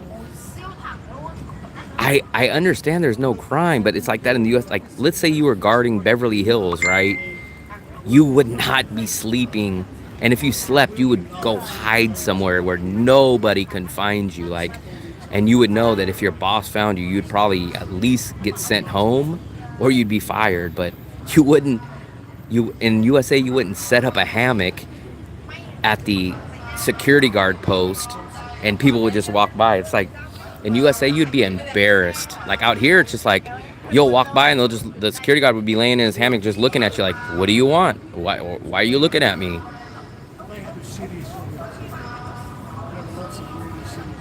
Since I don't, okay.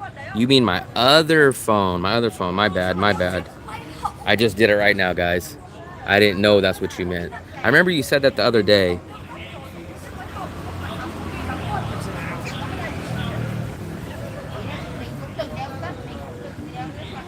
I silenced it. That one's always in my pocket. I'm so shocked.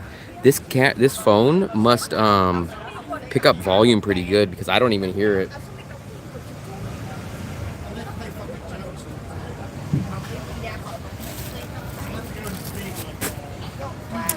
Those security in the USA actually make half decent money though.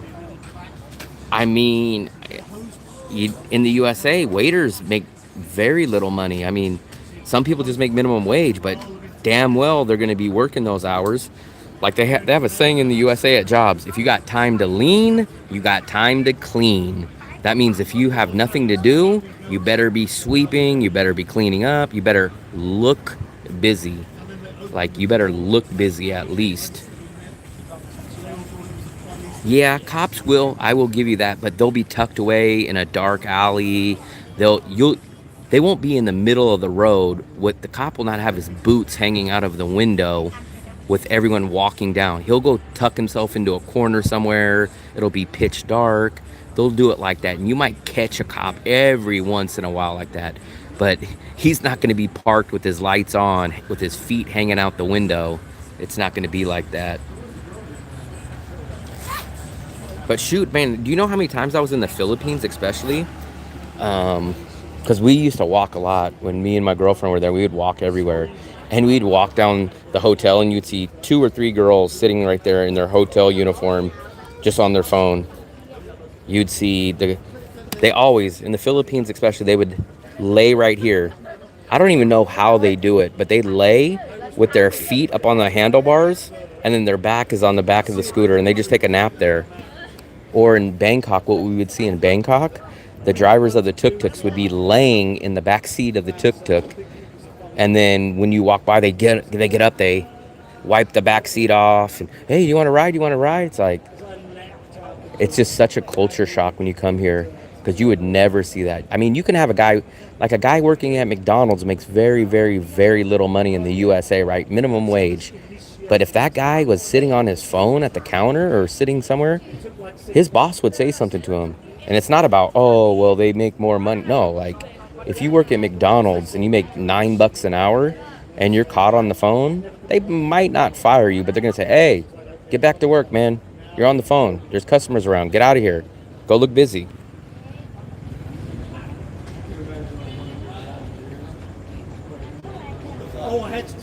I'm going to need something to drink, man. I haven't been bringing my water bottle out. I just finally got 5 gallons of water. I just bought it and brung it up to my apartment about, I don't know, 2 hours ago. I'm going to get a drink, I think. I'm going to get my Revive. You guys know I love those Revives. Let me see if I got some petty cash.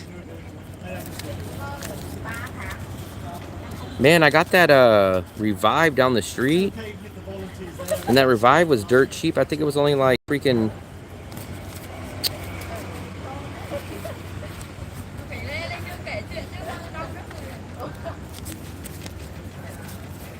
It's weird because, like I said, the perfect way I can describe it is Americans go to work, they clock in and they clock out, whereas Asians, so a lot of people say, man, Asians, they work so many hours a day.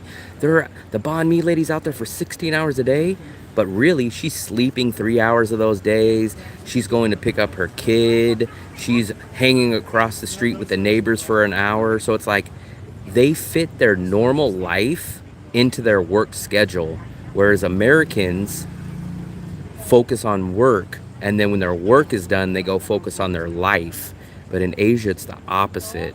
They go to work, and then whatever their normal daily activities are in Asia, they squeeze their life into their work.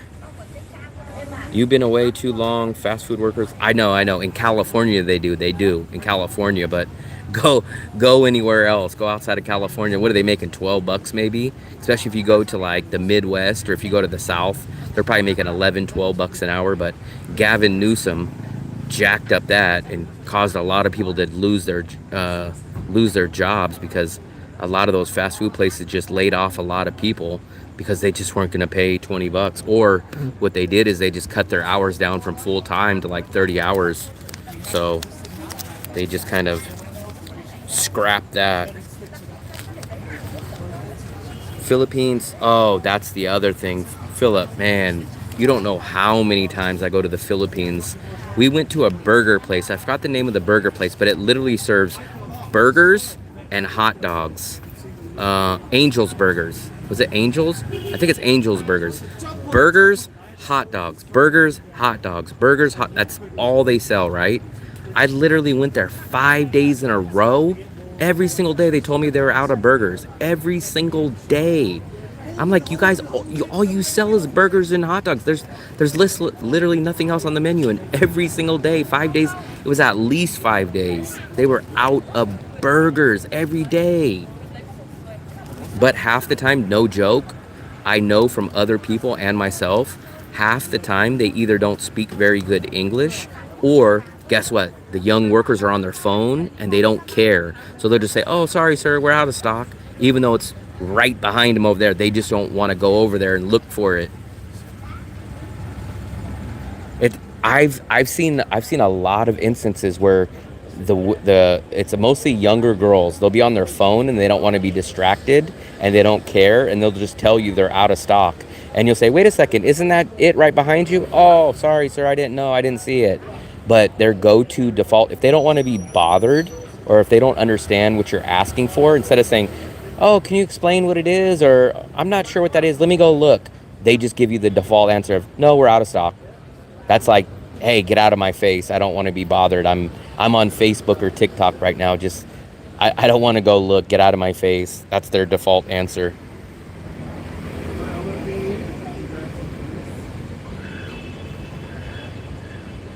It's crazy. The Philippines, I've never had that happen in Vietnam. So I've never went somewhere and they told me out of stock. I'm trying. I could be wrong. Maybe there was, but off the top of my head, I could not remember a time where something was not in stock in in Vietnam. Ninja Teacher is the channel. Also, did you look into teaching English? So, Kendall, the problem with teaching in English, so a lot of people ask me this question. So the simplest, easiest way I can explain it is China will pay me $4,000 a month to teach English in China. They will give me a free apartment. I will work only Mondays through Fridays. I will not work weekends. I will not work nights. I will get paid holiday pay or holidays of winter and summer. Compare that to Vietnam. Vietnam, I'll get paid about $1,200 to $1,400 a month. No free apartment. I will have to work weekends. I will have to work nights, and no holidays, no holiday pay. So there's a huge reason why I will not work and teach English in Vietnam.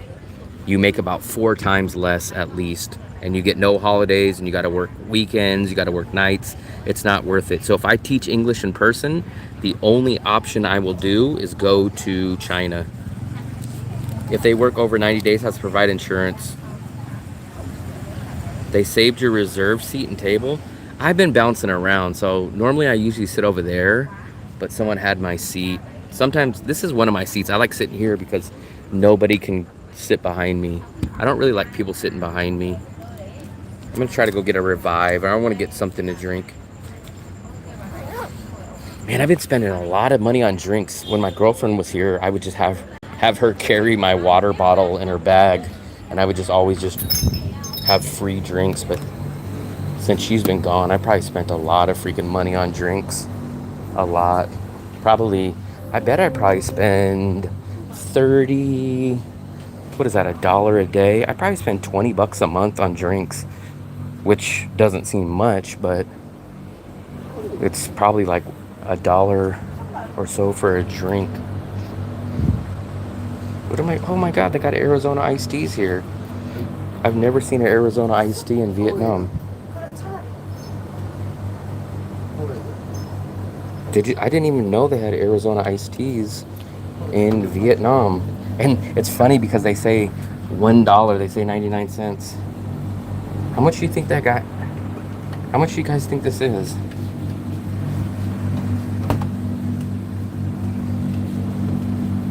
Let me see.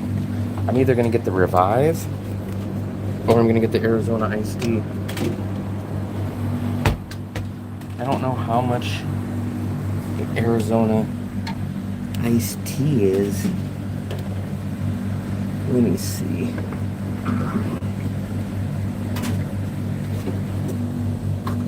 What if they charge me more than $1?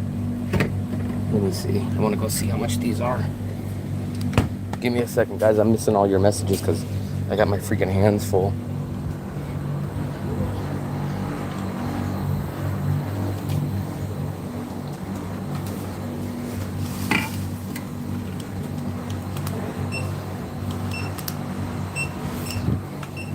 Go to China to work there for a couple of years. So Benho, that is the option, but the problem is my channel will die. My channel will die if I do that. Most people live in the fantasy of, oh no, you after 3 years you can just come back and pick up where you were. It won't happen though. For one, a lot of people will not watch my channel. For two, I don't have time to do the channel as I do now. And for three, in 3 years, I might not even have the motivation to do the channel after 3 years of being gone. So I have to pick one or the other. That's the thing. No, I have a big water bottle. I have those insulated water bottles that keep everything cold, but I just hate carrying it. I have to either bring a backpack or something like that. So that's the big thing. What's your channel? Will Travels. Will Travels with a Z, not an S though.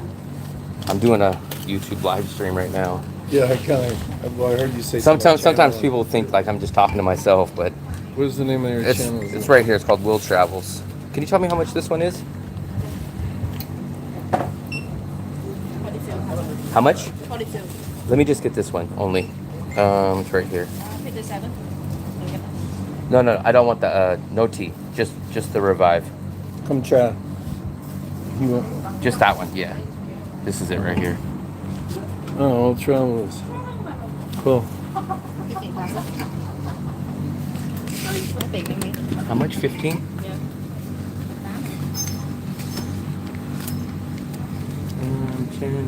Yeah. Come on.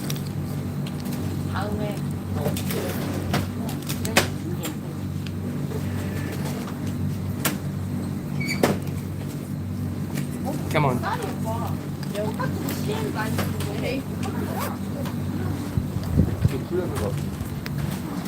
Damn, the crab driver jacked my seat, guys. I lost my seat. Ugh. Go sit over here. It's like rotating musical chairs, though. If you leave, if you get out of your seat, you lose your chair. Let me catch back up on your guys' messages now real quick. Give me a second. I seen JV say something about merch. That will be on the horizon.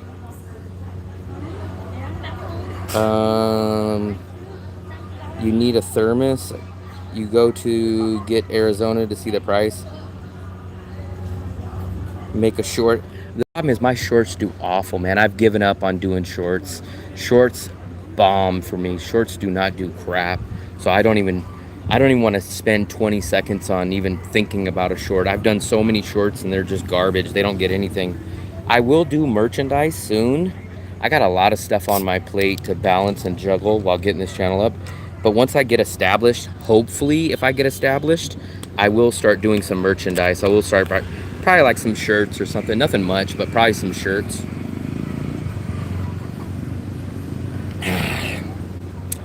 This is kind of like a Vietnamese carbonated Gatorade. 1, 2, let me see where we're at. We can't be that high. You got to be kidding me. So when I woke up this morning, I was at $18.99, and when we went down to the tea place about 2 hours ago, I was at $19.04. So I was at $19.04. Wow, dude, this is insane. So since we've started the live stream, I've gained 25 subscribers. That is insane. That's my largest jump since the apartment video. So we've been live streaming for 2 hours and 30 minutes. I just hit 1,902 or 1,903 subscribers 2 hours ago. So we've got like 25 subscribers just during this live stream. That's crazy. That's crazy, guys.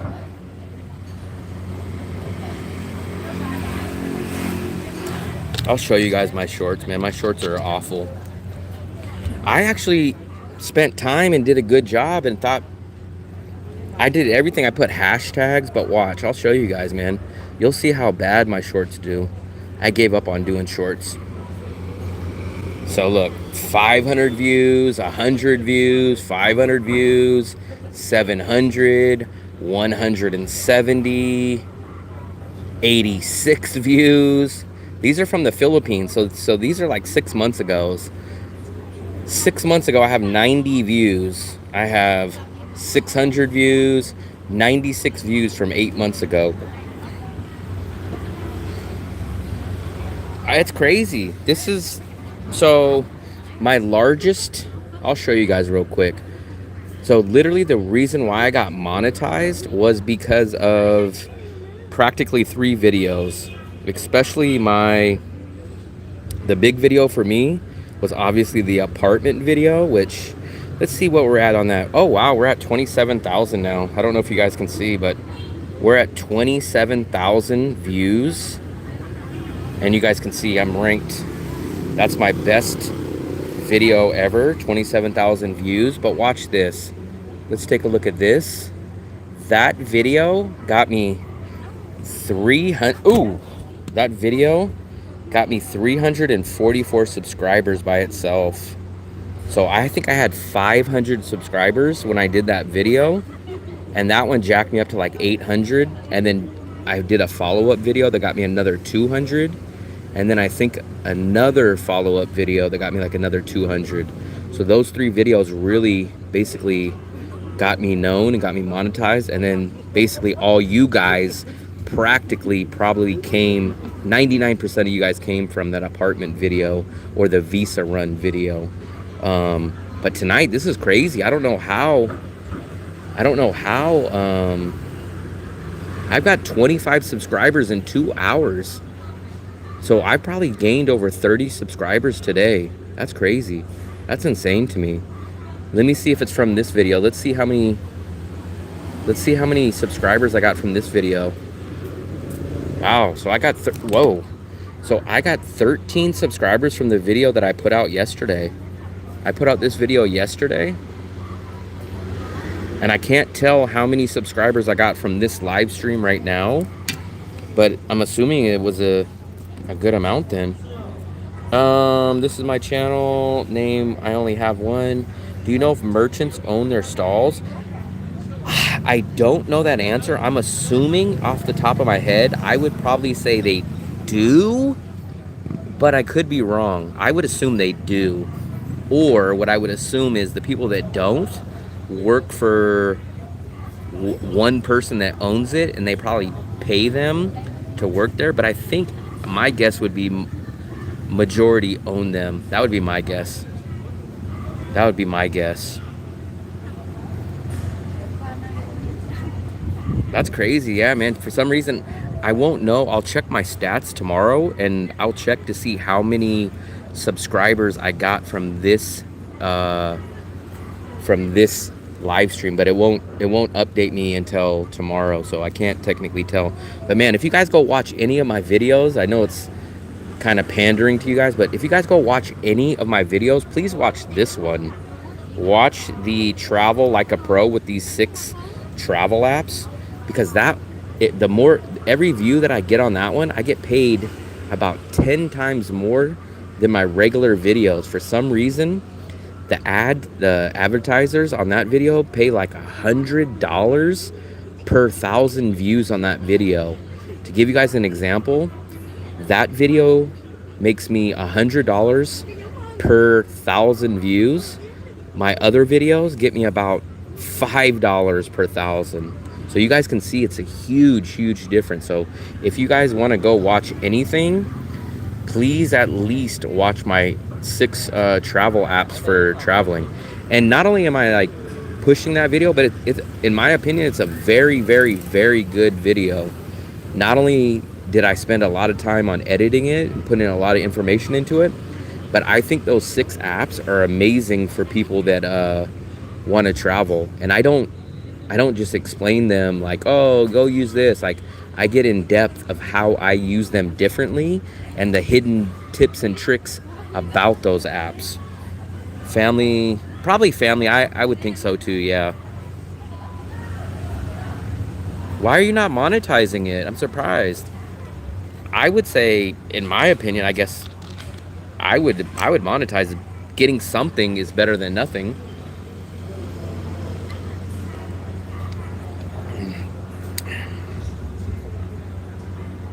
hydrate.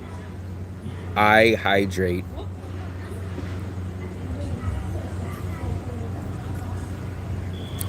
Speaking of cash and Google, I should be getting my first ever payment. I think the 21st. So I think, well, it says the 21st to the 25th. So supposedly I will be getting my first ever Google Pay deposit in about a week. So they're about a month behind. So I'm going to be getting paid for September in the middle or the end of October. And then for October, I'll get paid at the middle or the end of November. So they're always, I don't know because I can't read Vietnamese, but let's try to take a look. Let's see if we can see.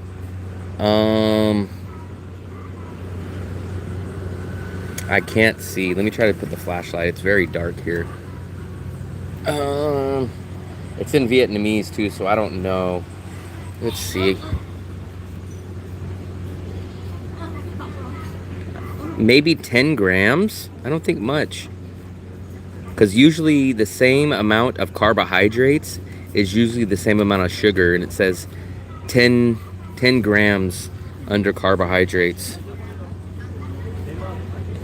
Duong. I don't see... Oh, Duong. Yeah, 10. Right there. 10 grams. It says Duong and it says sugars. 10 grams, so... It's actually less than a Coke.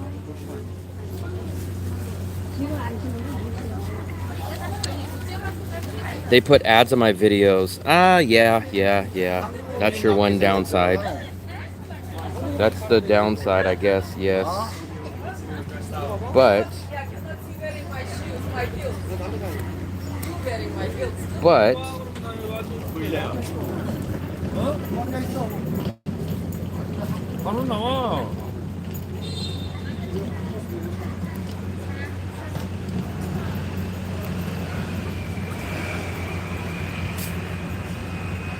I check these out sometimes. I like this. Look, my weekly YouTube. So this is what it says.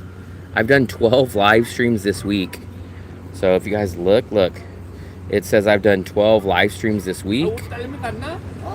13.7 thousand views this week. Most people found me on the shorts feed. So that means that YouTube is showing my live streams on the YouTube shorts. Most people watched my neighborhood in DaNang, and then let's see, people didn't watch. There was 515 likes this week, 60 shares, 90 comments. I made $120 last week off of my YouTube channel. Let's play a game. What's the second most popular location of your viewers that are watching from? I know it's Vietnam. I'm almost positive. Yep, 9% of my viewers are from Vietnam, and about 40% are from USA. So not bad, man. Yeah, so that's why I don't understand. Why don't you, how could Duong mean street and sugar? I don't understand that. So you'll say, hey man, put a little bit of street in my coffee. Or you'll say, hey, put a little bit of, hey, I live on Washington Sugar Street. That's kind of weird. Were you on that one, Philip? I didn't see. I don't know if I can go back and recap it. Let me see. I can't recap it.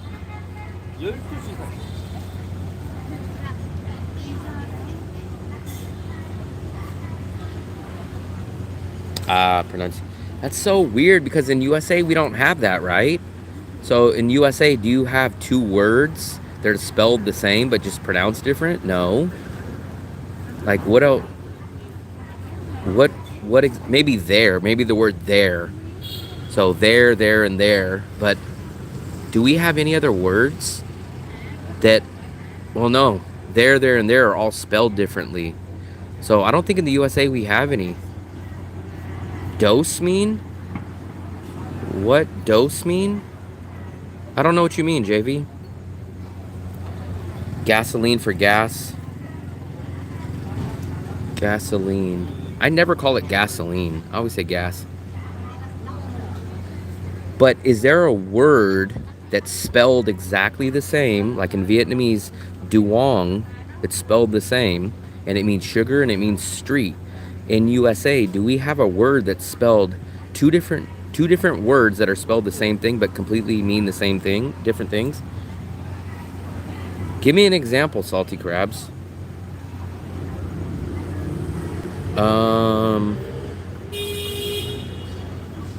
Yeah, but that's more of a slang word. Like, people are changing the word gas, like gasoline, to kind of create an idea that it's gas from them. But I mean, like, if we said we're gonna go eat hamburger, hamburger meat doesn't mean beef, and then hamburger doesn't mean jump, base. Maybe that might be one. Chris, you might be right on that one. But I mean, those words are extremely rare.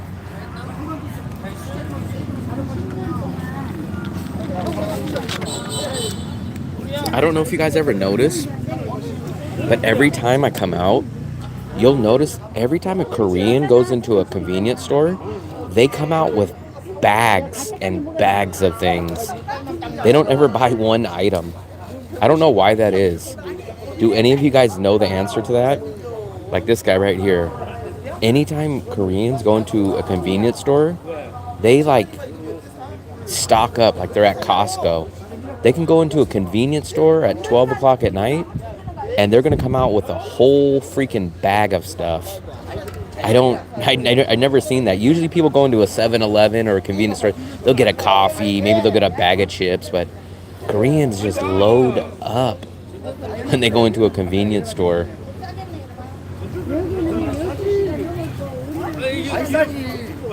Live and live, that's a good one. That is a good one. And I think red, I think the word red, R-E-A-D, I think that's another one.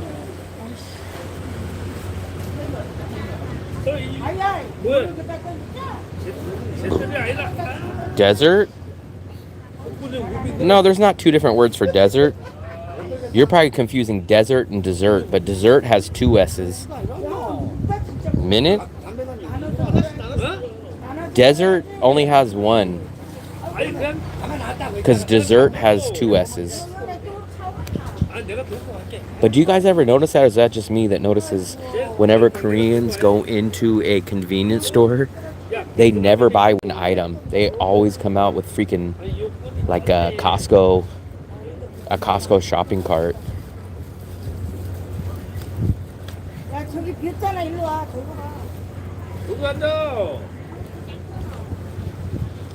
Sugar mama, and I need a street mana. What is a street mana?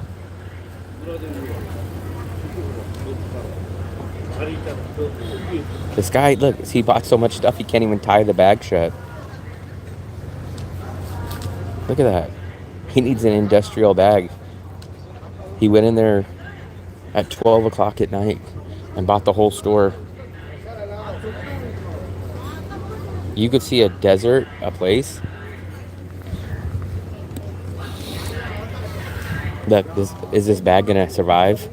He's got the bag. That guy had a freaking suitcase bag.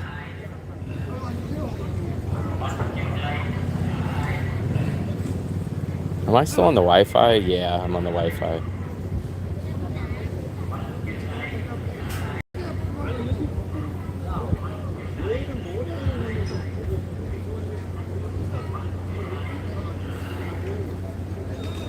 No.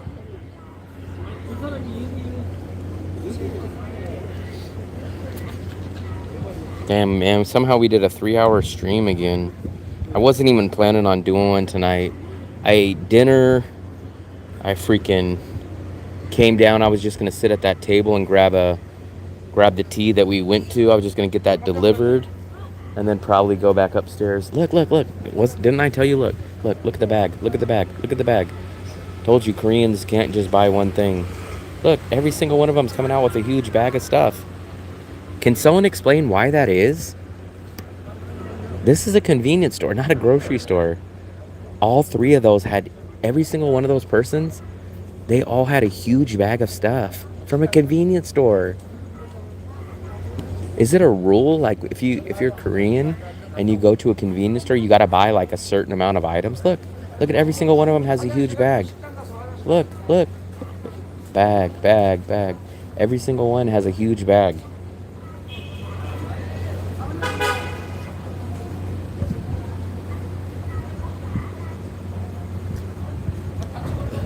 I see it every single time. So, JV, unless I just accidentally run into Koreans every single time they're just about to leave, every day, like if I come down here again tomorrow, if I do a live stream tomorrow, I'll look and I'll see any Korean.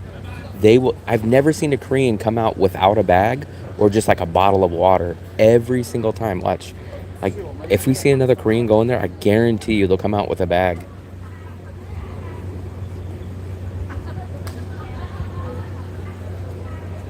But I see it every single day. Like when I come out here tomorrow, I'll see another, maybe there'll be like a Korean guy that'll come in here. He'll never just like buy a water. He'll come out with a whole bag of stuff. It was crazy when I started noticing that. And then I just mentioned it. And then as soon as 2 minutes later, there was a lady that walked out with a whole bag. Her mom or whoever her relative was had a whole bag. And then the lady behind her had a whole bag. And it's like, I guess maybe like he said, maybe just by the luck of the odds, they're just leaving tomorrow and they all got their last trip at 12 o'clock. But I see it every day. Every day I see it. I've never seen a Korean guy just go in there and grab a Gatorade or just a drink.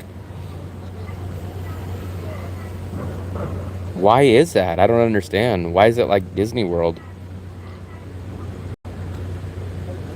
And also, man, the one group of people that don't care about overspending is Koreans. Koreans will overspend like crazy. I don't understand. They're like the biggest Asian group that will just overspend. I don't understand. There's something about it where they'll buy a little tiny thing of peanuts, $7, and like they won't even complain. They'll just buy it, and I don't know where Koreans get all their money from. For some reason, Koreans have a lot of money. I don't know what they do. Tell the woman in the glasses. Damn, how can you guys see that far? My eyes are bad.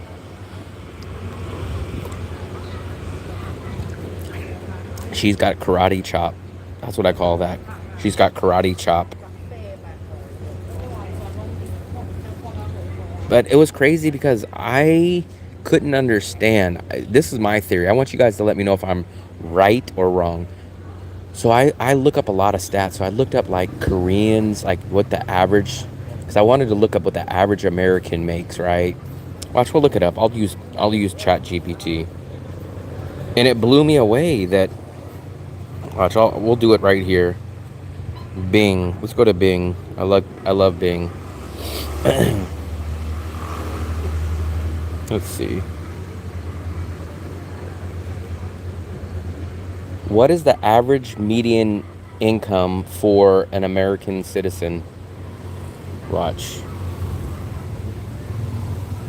So an average American citizen is 47,000. Okay, 47,000. What is the average median income for a Korean citizen?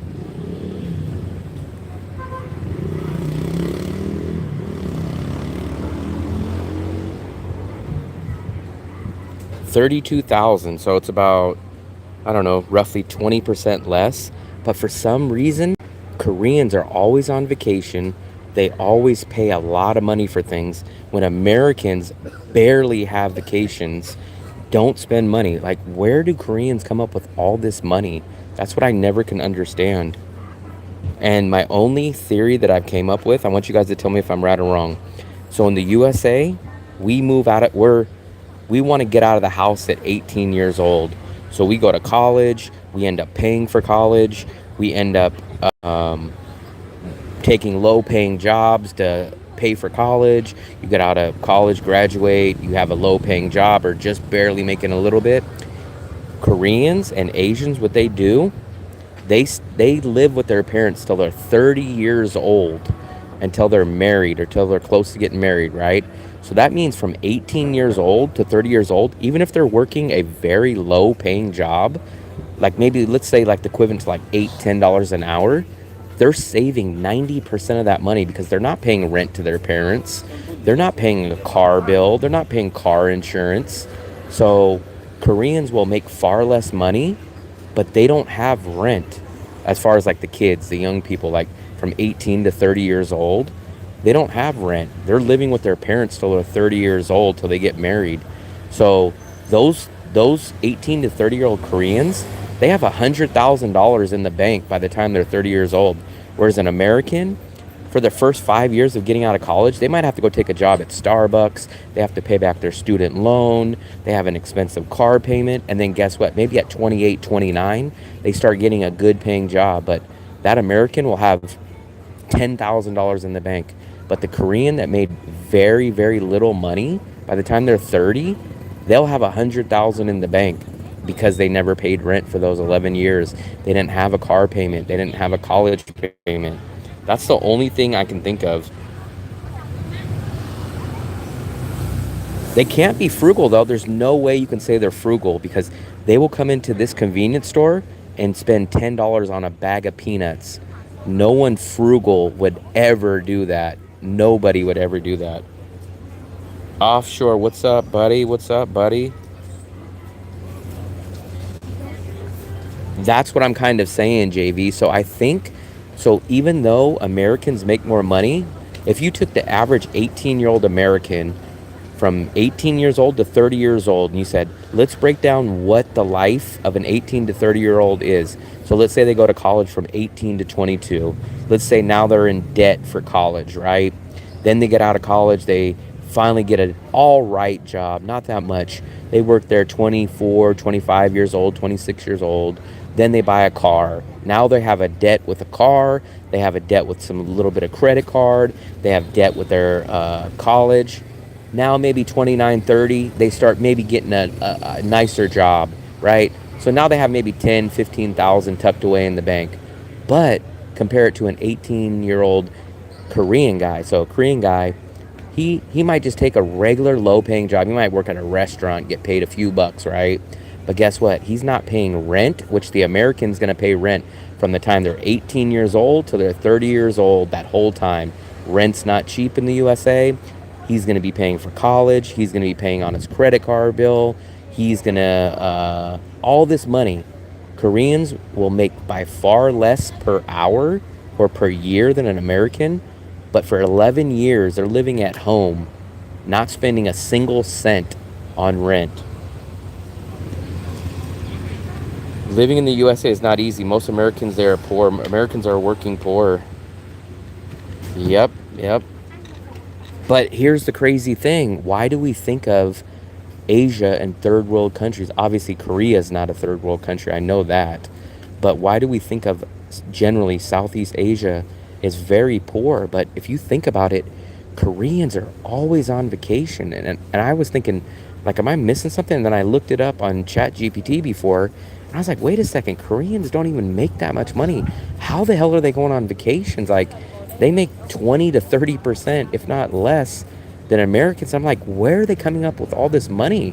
Like, an American can't even afford one vacation, but Koreans are flying all over the place. They're buying bags of snacks, and it's like, where is their money coming from? I think that's the answer, and that's what I said. I think my theory is correct. So, watch, I'll ask ChatGPT this again. What do you think is the average age an American leaves their parents' house? What's the average age? What's the average age an American leaves their parents' house? Let's see. 27 years old? I cannot believe that. There's no way that's true. I don't believe that one at all. Are you sure that's correct, Mr. Bing. Let's use the stats all the way up till maybe 2010, pre-pandemic. It can't be 27. 27 is freaking forever. 27? Oh, but look, they're saying by age 27, 90%. I'm not asking about 100% or 90. I'm asking, here it goes. The median age for moving out was 19 years old. Now let me ask the same question for a Korean. Give me the same answer, but for a Korean. So Americans average move out at 19 years old. Koreans, 27 to 29 years old. That means they have 12 years of rent-free. So let's just do that math real quick. What is the average math? What is probably the average rent in the USA across the board? Let's just even call it like, let's just be low, $800. Right? Let's just call it 800. So times 12, let's say 12 months a year. So $9,000 a year, right? 9,600, and let's do that by 10 years. So the average American has paid $96,000 in rent only. This is not bills. So the average American from 19 years old to 30 years old pays $100,000 on rent alone, right? So that means a Korean, no matter what job they have, even if it's a low-paying job, they probably have an extra $96,000 in the bank just from rent that an American doesn't have, just by staying at their house of their parents for those years.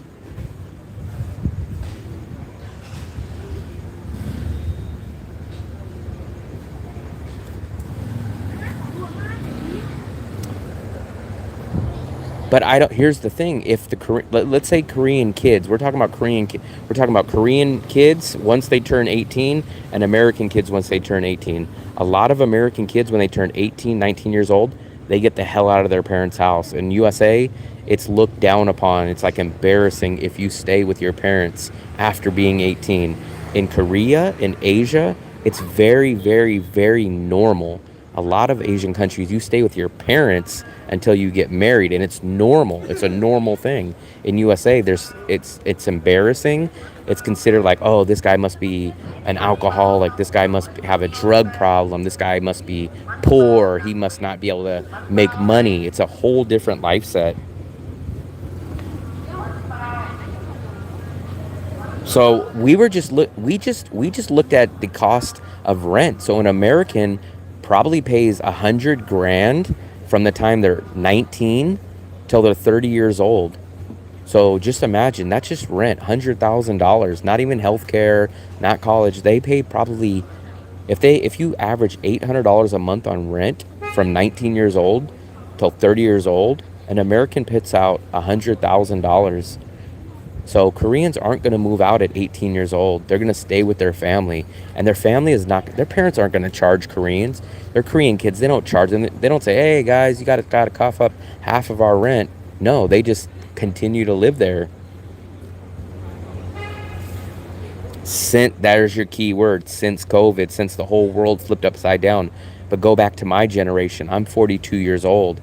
I left the house somewhat late. I moved out of my dad's house when I think I was 21 or 22. And I was embarrassed the whole time. I hated it. But I knew I had to save up money because I went to college late. So I went to junior college when I was 19, but I didn't transfer to a 4-year college till I was like 21, maybe 22, 21 or 22. And man, you don't understand, as an Americans, there is nothing worse than living with your parents, man. Especially when you're out with your friends or something and people are like, oh, where do you live? Oh yeah, I live with my parents. Like, that's, man, if you ever been to a party or hung out with friends or met somebody and they ask where you live and you're 20, 21 years old and you tell them that, there's nothing, that's like the kick in the balls right there. It's way too expensive. Yeah, that's the thing though. But Americans, we have a different mindset. When you're 18 years old, we want our freedom. So in America, we like our privacy. Can you imagine American 19, 20 years old bringing a girlfriend back to the house, like a girl you meet from the bar or something. Hey man, you want to come hang out with my over at my mom's house? Like, they're gonna be like, what? They're gonna be like, are you kidding me? No way, dude, you're poor, get out of here, you don't have your own place. Like in Asia, it's like the opposite mindset. It costs a minimum 150. Fresno State, I went to San Francisco State, and luckily I qualified for FAFSA, which is like, they gave me like $3,000 a semester. And then I had to hustle, man. I sold stuff online. That's when eBay was just coming around, but I basically put myself through college, man. I didn't have a job, but I sold a lot of stuff online. I hustled. I had a little online business. So I put myself through college, man. I mean, I still don't even understand how I did it because it was so expensive, but somehow I did it, especially without a job, an official job. I mean, it's so different. Like in Asia, people live with their parents till they're married. Like, if you guys are Americans out there listening to me, can you imagine living with your parents until you're married? Like, Americans can't even imagine bringing home a girlfriend or a girl that you like to your parents' house. Like that's the kick in the balls. Like, that's the ultimate like insult right there. I don't know, travel. I'm on the fence on that. Like, for myself, I wanted to get out of the house. Like, I wanted to be, I'm a man, I'm 18 years old. I want to get out. I hate depending on other people. I hate it. I never want to ask anybody for anything. Like, it's the last resort for me. It's the very, very, very, very last resort. I'll try to do anything before I try to ask people for help. Myself, if I had kids, which I don't, if I had kids, I wouldn't mind them staying with me. But for myself, I could not imagine staying with my parents for, I mean, I stayed way too long. I stayed till I was like 21, I think. And that was 5 years too long. But for myself, if I had kids, I wouldn't kick them out. But for myself, I just couldn't imagine doing it myself as living with my parents. Uncle Sam has good propaganda at third world country. That's crazy. Like, not only would it be embarrassing for me to tell a girl like, hey, come over to my mom's and dad's house, but like for them, I know it would have to be embarrassing. I had 2 jobs during college and I lived off at my parents till around 27, man. And I felt like I lived there long. I think it was freaking crazy, man. I think I was there till like 21. I could have been 22. I think I might have just turned 22, and that's when I transferred from junior college and I went to San Francisco State.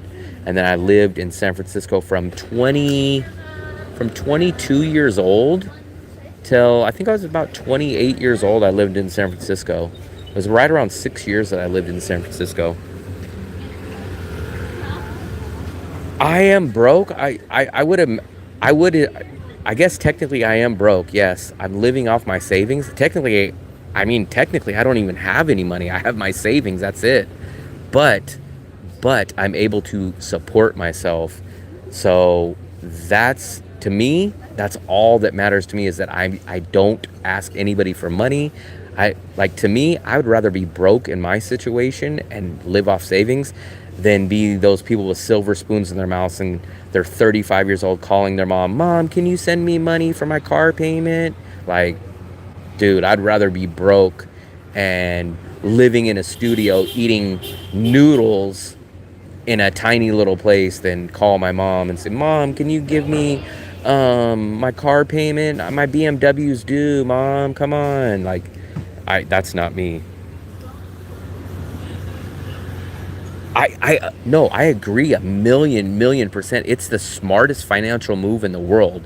But for me, I'm a private person. I need my privacy. That's why you guys see I can't live in a studio. I need a big space to live. I need to stretch my arms out. I need to have a place to go hang out in the living room, go here. Same thing. I can't be like, what am I supposed to do? Turn on my music and my dad and stepmom are like, hey, turn that music down. Like, I don't want nobody telling me nothing. I don't want them saying, hey, you know, you came in late last night, can you keep it? Like, I don't want to answer to nobody. Now I won't agree. I wish in my mind I would have stayed with my parents till I was 30 years old, because guess what? I would have probably tucked $100,000 away in the bank, but I physically couldn't do it. I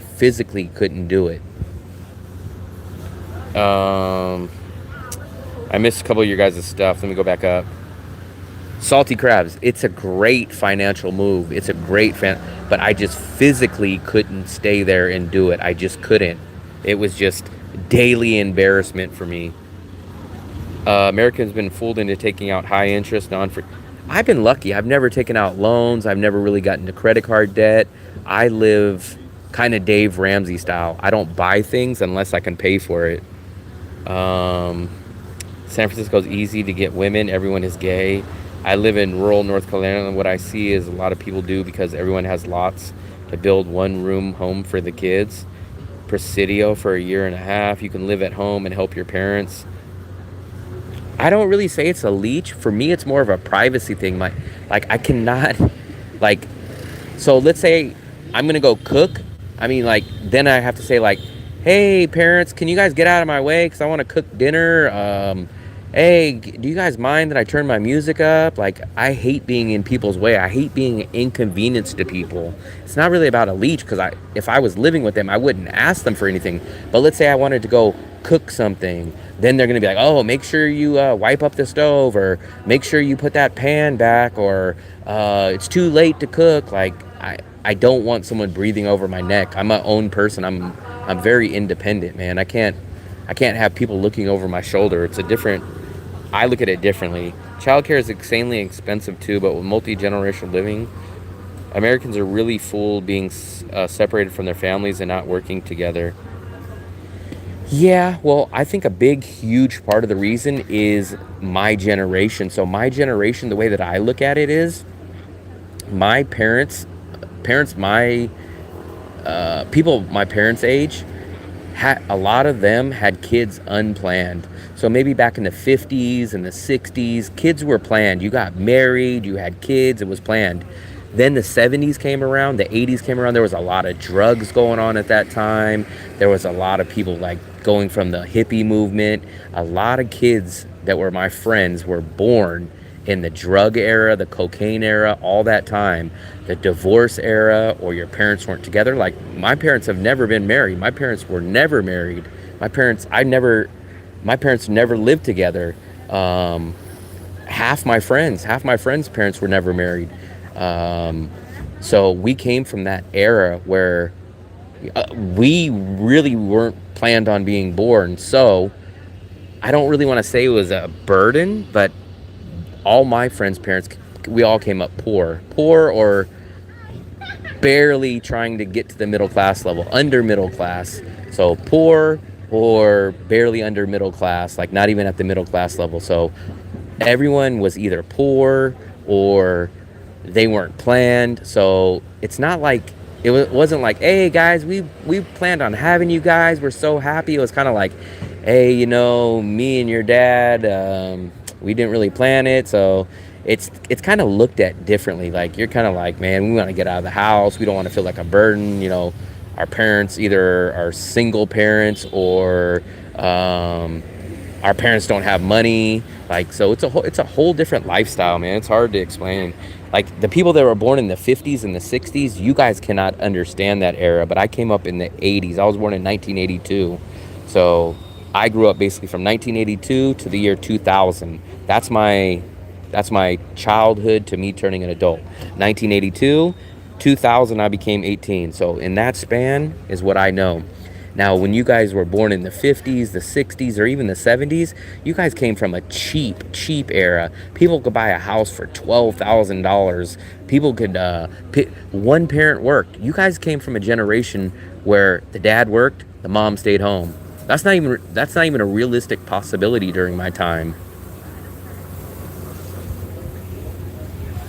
I understand, salty crabs. That's it. That's what I'm saying. I can only speak from my experience.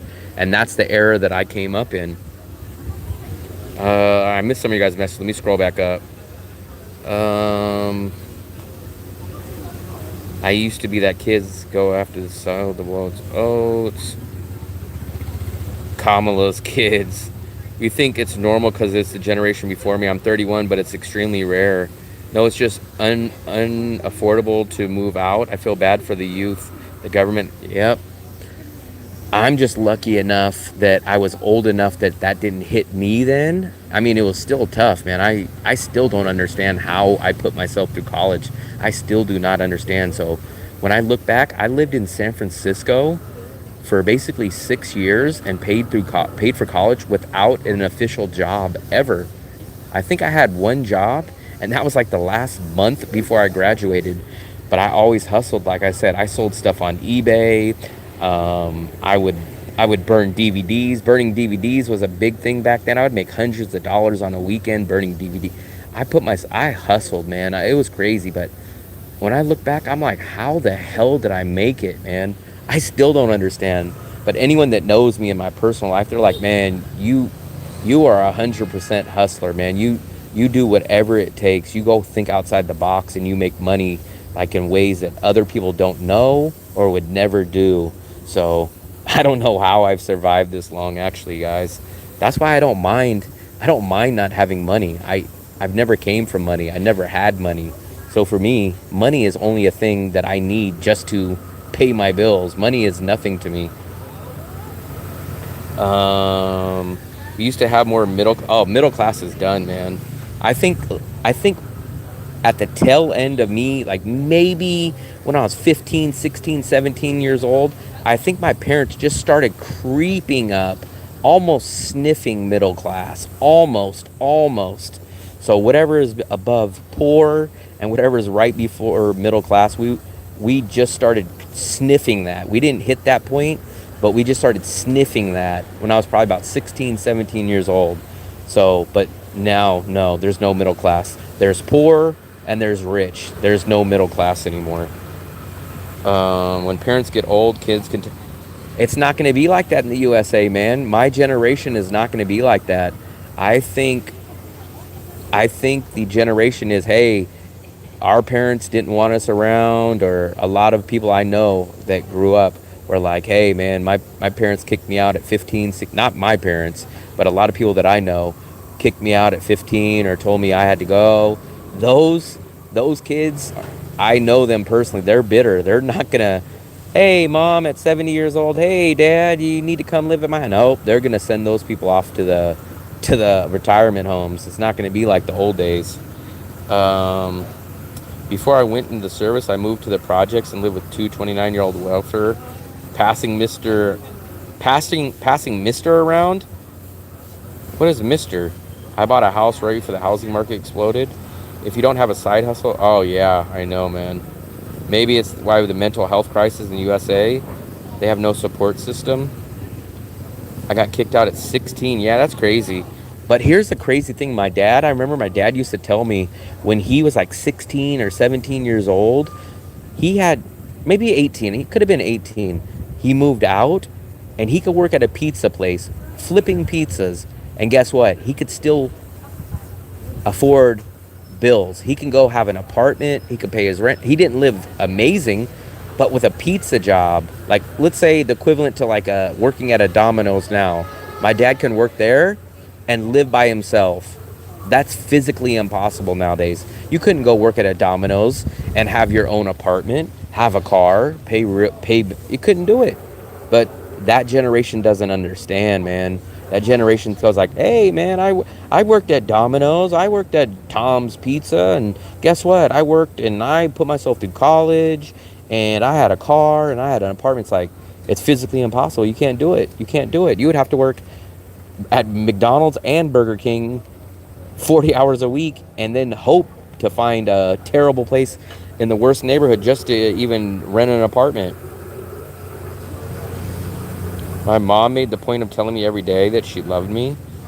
So actually, I've never lived with my mom. I always grew up with my dad and my stepmom.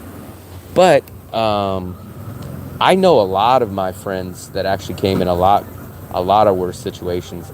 Like I said, if anyone's from the Bay Area, they know how crazy the Bay Area is. And like I said, I think a lot of my viewers in here are from the older generation. They're like 50 years old, 60. At least that's what my analytics from YouTube says.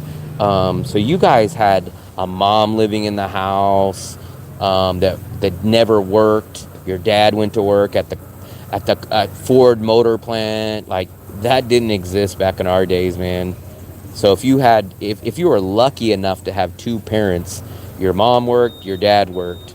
You, at 12 years old, you watched your brother or your sister when they came home from work or when they came home from school. Your dad was at work, your mom was at work. Like, so those older generations will never understand that. And then you add in the crazy part of people were poor.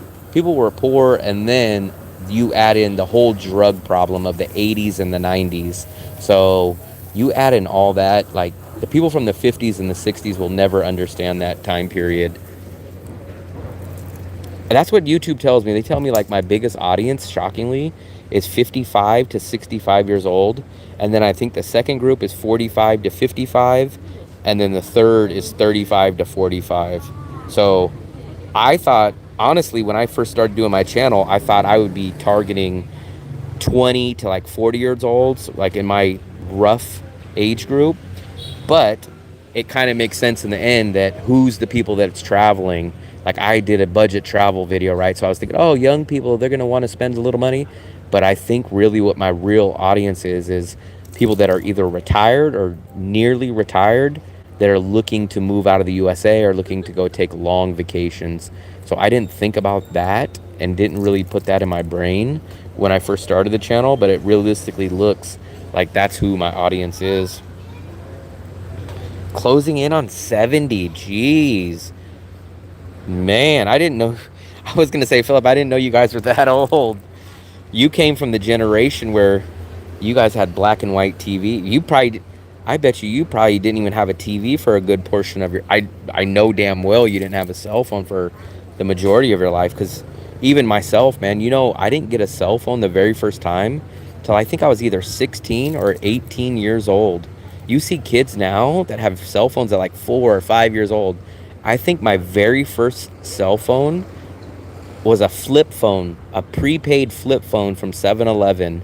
And I think I was either 16. I kind of think I was 18 years old. I was either 16 or 18. We need to get back to the days that we're going to have... I think the genie's out of the bottle. You can't travel. It's too late. You have the internet. You have travel. You have AI. You have OnlyFans. So honestly, people get mad at me when I say this though. But the internet ruined and helped a lot of things. So for example, can you imagine a young woman now ever debating going to work at a McDonald's or a Burger King?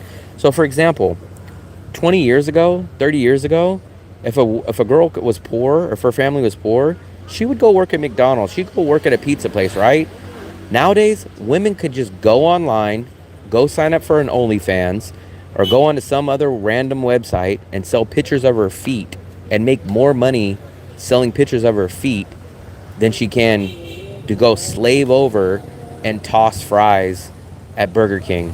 So a woman would be stupid to say, hey, you know what?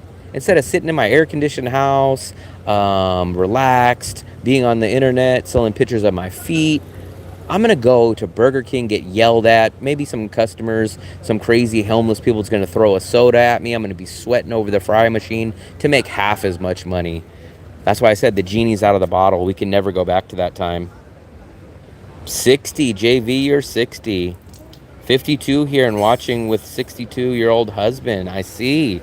So I think you guys are I think my analytics are correct.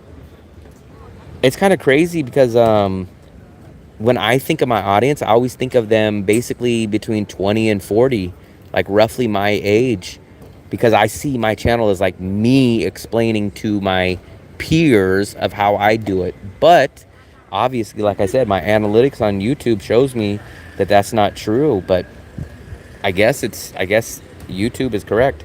Like 1 out of 100K OnlyFans account, maybe, but women have that perception, and they see people on Instagram. They're like, hey, guess what?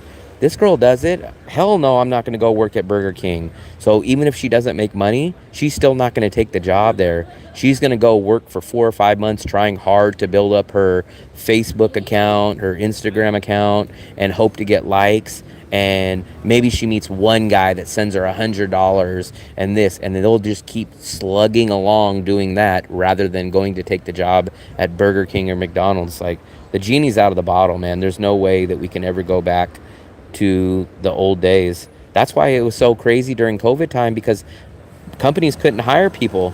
People were making more money sitting at home than they were working. So COVID really screwed over a lot of businesses. I'm 42. Chris, you're the same age as me. I lived in the Bay Area for 25 years. It changed so much. I'm born and raised in the Bay Area. So I know, man. I know the Bay Area.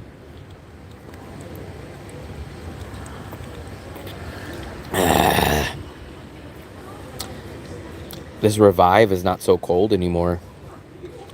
The Revive tastes 1,000% better when it's nice and icy cold.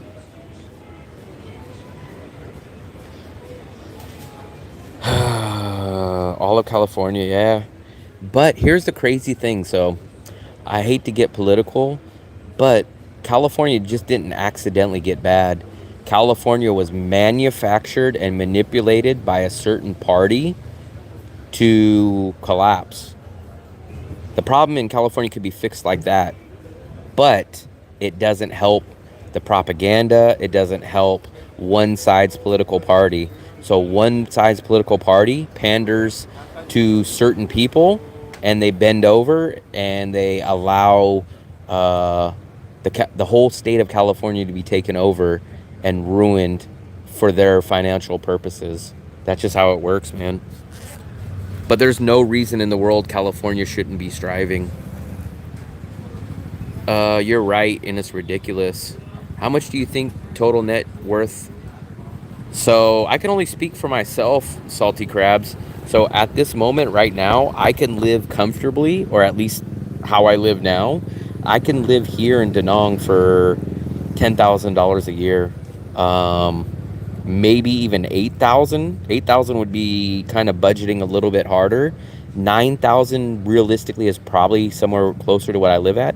10,000 would give me a little bit more of a breather, but I can realistically easily do 10,000 a year in DaNang at this point right now.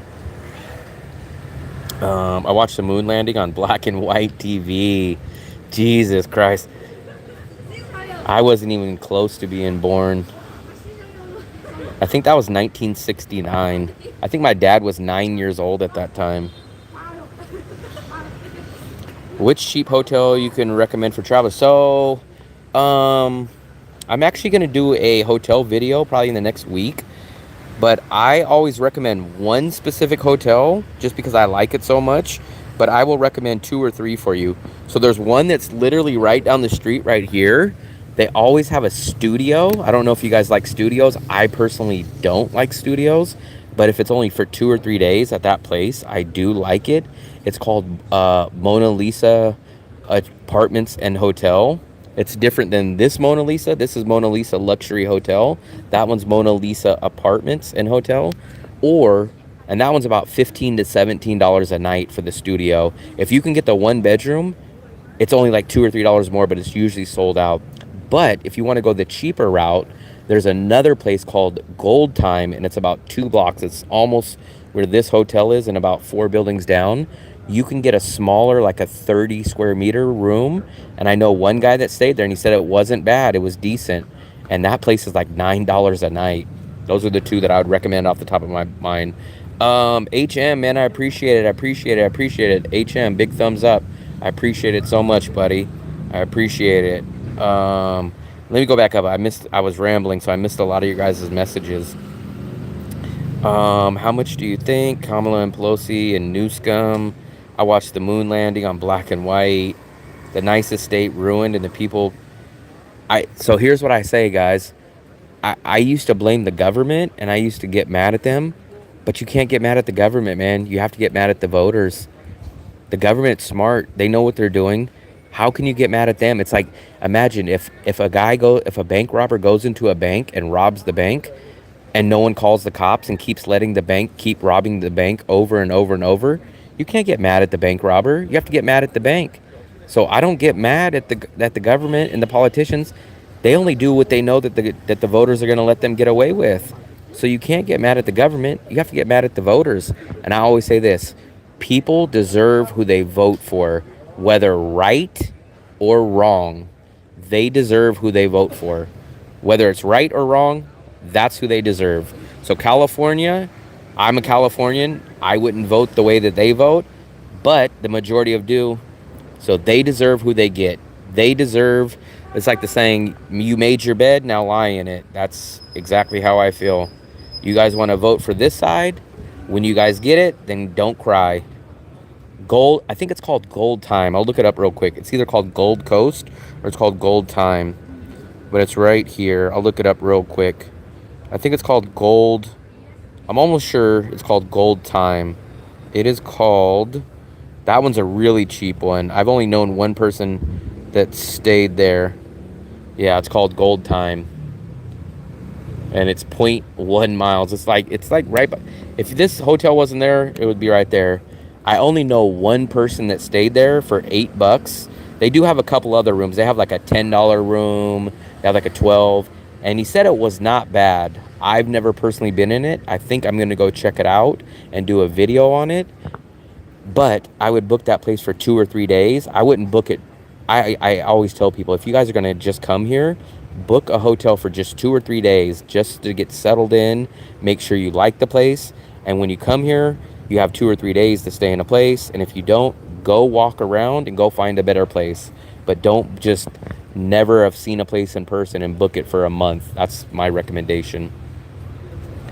And also Serenity, watch this week. I will post a video of a couple of hotels with their prices. So watch that. That should be coming out in the next few days. It's $9, man. It's $9. It's small for me, but they also have a couple of other rooms. They have like a $12 option. They have a couple of different things. California makes more money than any other state. I know. Service jobs were never intended to be a career. I bet your dad didn't stay. No, he didn't. But the crazy thing about it was, even at that time, you could work at a pizza place as an 18-year-old person and still afford rent and still afford your bills. Like, the disparity of how much money apartments used to be and life used to be compared to you could just work at a job and be able to pay your bills. Now you could work 2 jobs and still not pay your bills. The majority of people in the world will never be the smart people. Government should never take advantage of that. Instead, it should help them. Without wings. But here's the part that you forget. Government is not a charity. Government. So the problem is they're there. So imagine this. Do you think a president would be a president if he didn't have any financial gain for it? Do you think a senator is out there to just go out there and say like, oh, I just want to go help the people? No. They're out there to make backroom deals. They're out there to write a book. They're out there to make behind-the-scenes deals. Nancy Pelosi has all these insider trader options of which she can go invest in. Nancy Pelosi knows these companies that are coming up in California, and what she does is her husband goes and buys stock on them before they pass laws on them. And guess what? They make hundreds of millions of dollars. That's why people are in government. But if you made a law today saying, hey, guess what, guys? You guys cannot make any more money. You just need to go in government because it's out of the goodness of your heart. You guys can't make any money, but it's just for you guys to be good people. Every single person in the government will resign. They say, hell no, I'm not going to be in the government. I ain't here to help people. I'm here to line my pockets. Ryan, what's up, buddy? What's the name of my spot? Are you talking about the place that I stay at? Bay Gold? The one I was talking about? No. It's not called Bay Gold Hotel. It's called Gold Time. I'll show you guys one more time. This is the hotel that's down the street from me. Very first one right there. Gold Time Hotel. Gold Time. The very first one up there. That's the cheapest one that I've seen. Yeah, wait for it. I'm going to try to have it out in the next few days. I came just after Vietnam opening COVID, 4 or 5 stars for 30 and $40. Man, that's you. If you had a $30 place in the city of DaNang, man, I couldn't even imagine how amazing it would be. I've never paid more than like 18 or $20 for a hotel here, and they were nice. $30 maybe in Ho Chi Minh, but $30 in Da Nang would be insane. Europe, it's crazy. I am in Da Nang, yeah. This is Da Nang right here. This is the heart of Da Nang, the An Thuong neighborhood. That's what they're doing, not why they're there. Trump or Harris. I've already told people I'm an independent voter, so I'll give you guys a quick breakdown of me.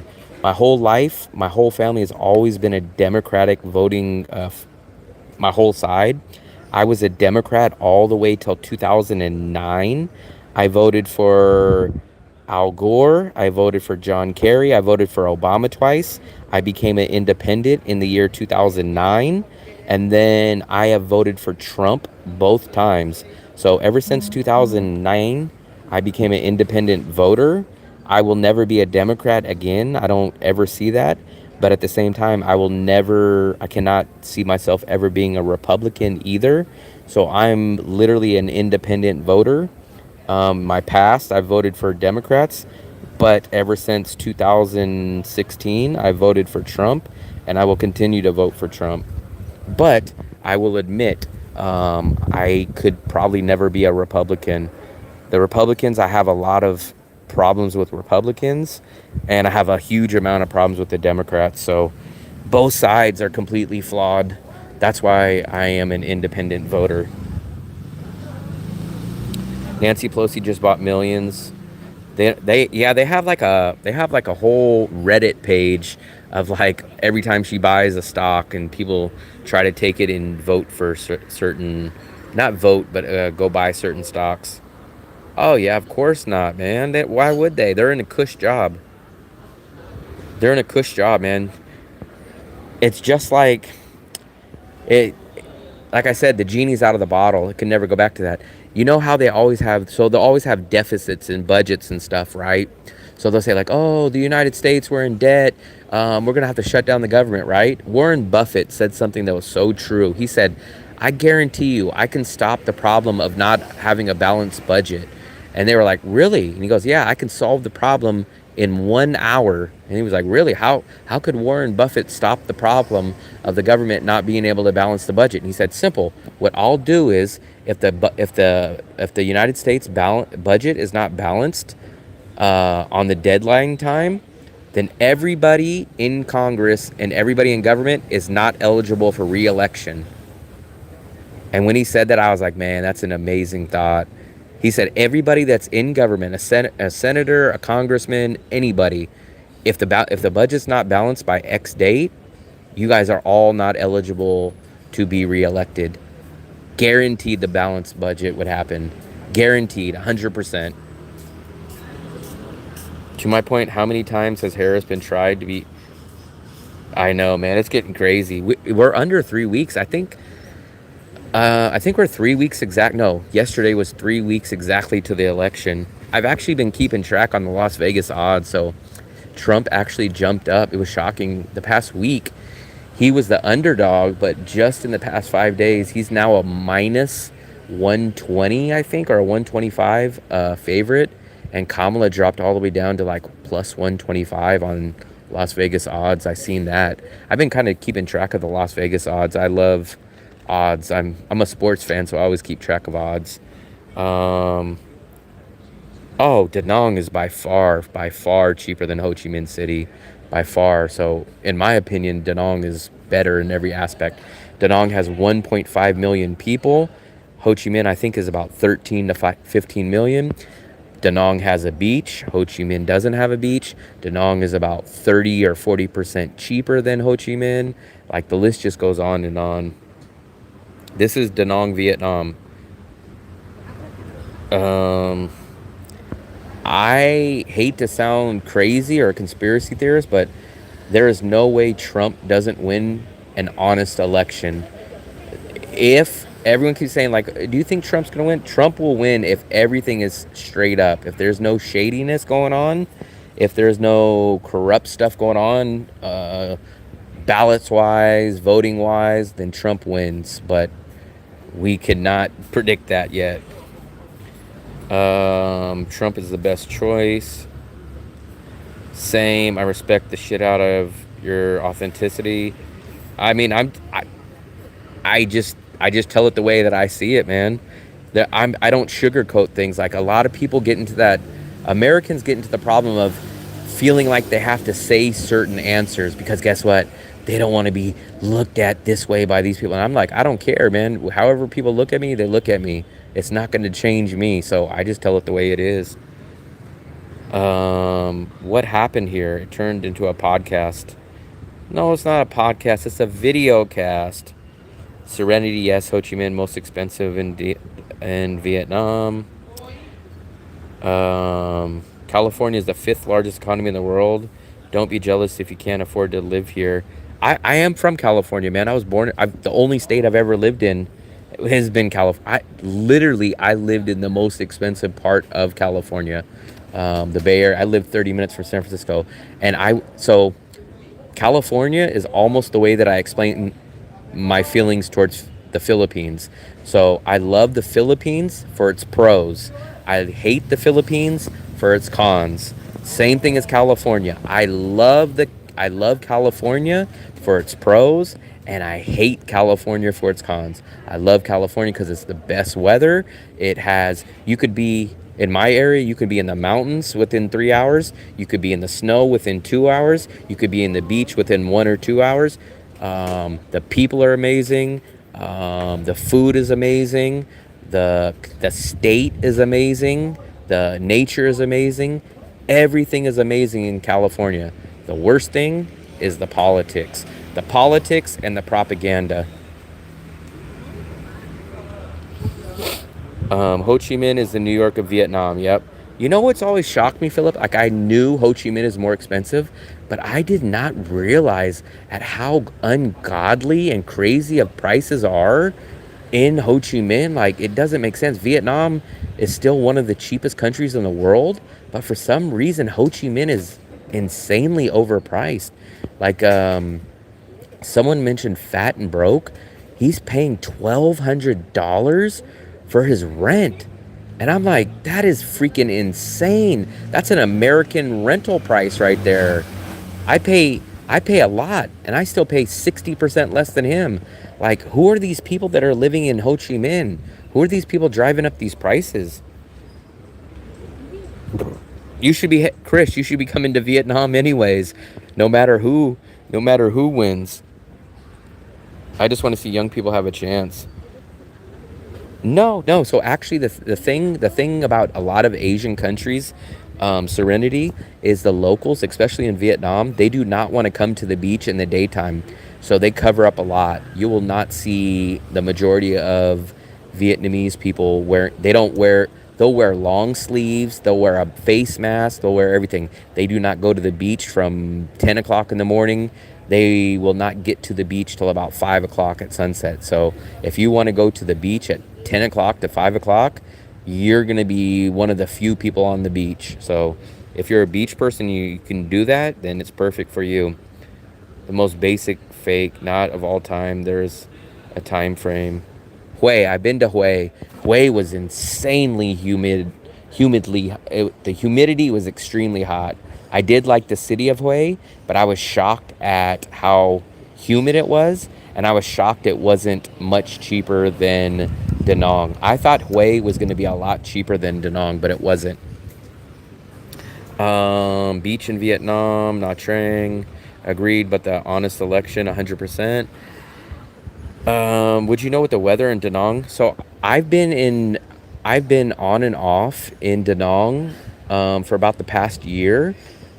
I've been to DaNang every single month except for November and December now. So I've been January, February, March, April, May, June, July, August, September, and I'm now here in October. I will be here in November, and I'll be here in December. But January is when the rainy season usually is done. So January, rainy season kind of stops. January and February, it starts to warm up. And then February, March, April is where it starts to be like the summertime, so it gets hot then. They're giving illegal immigrants IDs. It's happening everywhere, man. By the way, this is Fam Trip from earlier. I posted a video and realized that you're still live. Man, I appreciate it. I appreciate it. I used to be a Republican but switched to independent. See, I'm the same way, man. That's why I couldn't be a Republican. I hate people. So what's so crazy to me is I could not stand George Bush. George Bush, in my opinion, was the worst president in my lifetime. I hated Bush. And it's so shocking to me that people, like, it's so crazy. Like, Obamas will hang out with George Bush. Like, you'll see pictures, like, photo ops, and, like, they'll be hanging out with George Bush. And, like, people, like, give George Bush a pass. And then those same people will say, like, Trump is this horrible Hitler, this horrible. I'm like, do you guys not remember George Bush was 1,000 times worse than Trump, let alone any other president that we've had. And everyone just loves George Bush, everything. It's like so crazy to me. But I hate people like Mitt Romney. I hate people like George Bush. So like I can't fall into the Republican side, because those kind of Republicans are exactly who I hate. But then on the Democrat side, I hate the Gavin Newsoms. I hate the Kamala Harris's. But on the same flip side, I hate the Mitt Romneys. I hate the George Bush. Like, those guys are just, they're crazy, man. Who else is the other one that's doing it? Damn, there's another guy. He slips my... Why can't I remember his name right now? His name will pop up. It's only the 5th because of the population. It's only the 5th because of the population struggling and everything is failing, bro. I'm not that bad in Ho Chi Minh. Oh, come on. It's not that bad in Ho Chi Minh. You're exaggerating. I'm only going by what people tell me. But so I know this for a fact. So tell me this.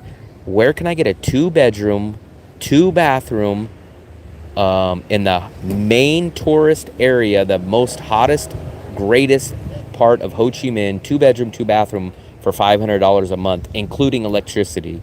Tell me where I could find that in Ho Chi Minh. I couldn't even find a studio for $500 a month in Ho Chi Minh.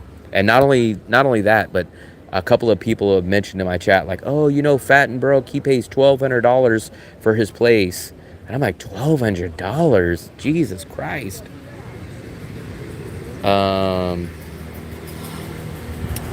Maybe. I'm just telling you what I heard. I'm not sure.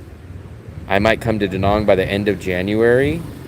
I am planning January 7th during rainy season. I wouldn't mind visiting Vietnam, but it would have to be cooler. So right now is the coolest time. You're not going to find a cooler time travel than right now. This is the rainy season. This is the coolest time, September till the beginning of January. I haven't really spent that much time in Ho Chi Minh. I'm just going by what I see, what everyone tells me on the videos that I see. Fat and Broke is talking about he's moving out of his place right now. I just seen his live stream. I seen a live stream for like 20 minutes. He is leaving his place that he pays $32 million, and now he's complaining that he's going to have to pay $30 to $35 million for his next place, and he refuses to go to District 9, I think it is. I think he lives in District 7, and they asked him, they were like, why don't you go to District 9 or District 7? And he was like, no way, I'll never go there. But I'm going by that, and then I'm going by when I look up Numbeo and look at other stuff like that. Like, so for example, man, I have 2-bedroom, 2-bathroom, right? Electricity's included. I pay $550 a month for the apartment. My total bills, including food, rent, transportation, miscellaneous, is $750 a month. That's every one of my bills possible. So I spend $25 a day, and I live great here in Da Nang. $25 on everything, every single bill that you can think of. $25. There's no way I could live that same lifestyle in Ho Chi Minh for that.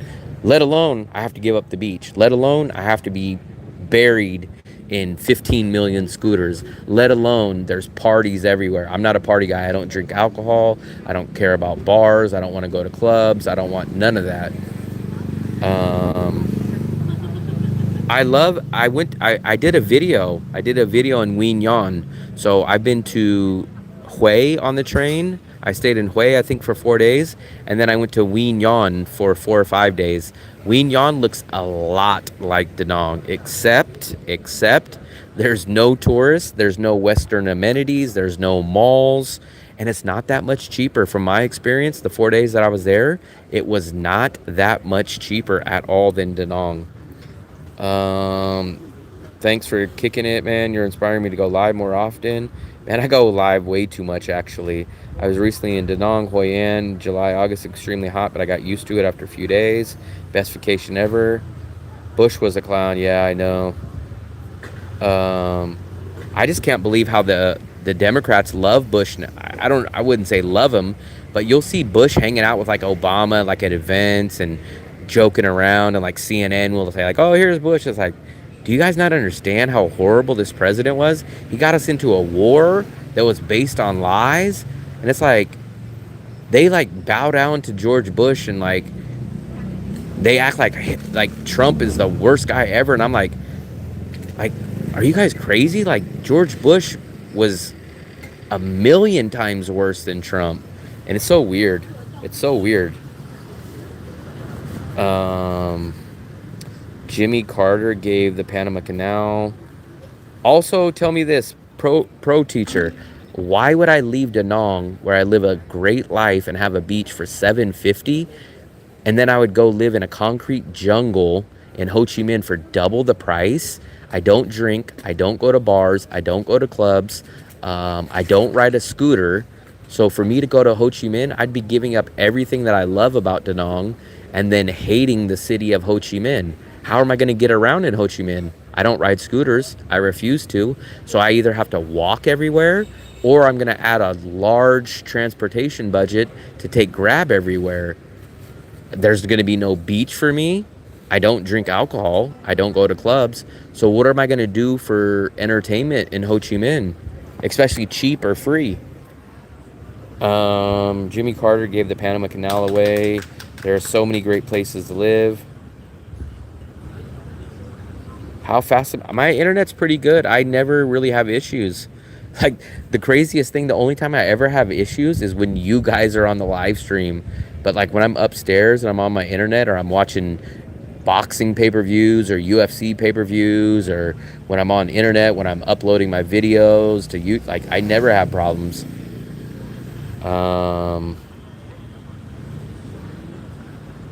That's what I'm talking about. So people pay in District 7 $500 a month for a studio that's 20 meters.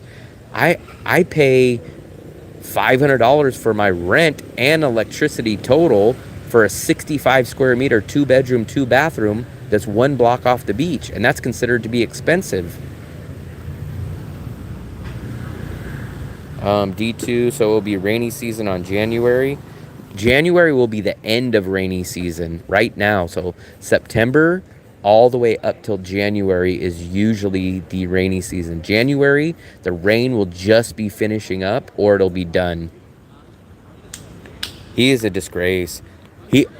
I don't really care for him. I've only seen him a very few times, but he's doing something right as far as he's got 30K subscribers. So I have no clue how he has 30,000.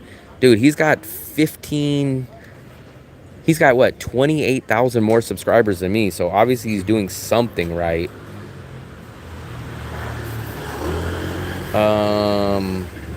Obama's cousin. I gotta have a convenient mart so I'm not changing money all the time. I don't ride scooters. Dude, I'm not telling you to live here. I've been to Ho Chi Minh at least, I think I've been there a total of 3 times. I didn't hate it. I don't hate the city, but I just don't love it. And I could go there for 2 or 3 days and be like, okay, I had an all right time. But I just really don't see myself going there for any other reason than for if I had to go there. Maybe if I had to go renew my passport, or for some reason I had to go there, I would enjoy my time for the couple days, but that's about it. It's not really too crowded because remember, so shockingly, I love Bangkok. So in my requirements, I shouldn't technically like Bangkok, but I love Bangkok. Like, I don't drink, I don't go to clubs, I don't go to party, but I love Bangkok. I love Bangkok because it has the BTS. It's got the great transportation. I love their malls. I love the Sukhumvit neighborhood. I love all the free parks. I love all the stuff. So I actually love Bangkok. Do they accept credit card? So a lot of places do. Not all the places don't. But there's banks. There's banks. Let me ask you this, Serenity. Are you from the USA? If you're from the USA, I will give you a helpful tip on how to beat the ATM fees. But you have to be an American because it's only a card available for Americans. I have a 2-bedroom rental in California, $2,600. Jesus Christ. Debit and ATM. You can rent a room in a hostel. It doesn't have to be a dorm. I could never live in a hostel. The closest I ever came to that was when I was in college. I had a 2-bedroom apartment. Luckily I had my own bedroom, but then I shared. No, I'm sorry. It was a 3-bedroom. I had my own room. My college roommate had his own room, and then 2 other guys shared the 3rd bedroom. So that was the closest I had, but I cannot do a hostel, man. I need 50 square meters. I need a bedroom. I need a living room that's separate, and I need a kitchen, minimum. You'll need to start using the beach, not just look at it. Whose channel has that many? Fat and Broke has 30,000 subscribers. At least the last time I seen it. I have 1,900, so he's obviously doing something much better than me. TikTok, Zalo, my Cody, white guy from Riverside, moving to Nha Trang. Hey man, I'm not saying that you should move out here. Obviously, you got a great thing. Hold on. I'm not saying that I know the price. I'm just saying from everything that people are telling me. Like, I think Philip mentioned up there above. I think he also said $500 for a studio in District 7 for a 20 square meter. Like, that's insane. That's what I pay for my 2-bedroom.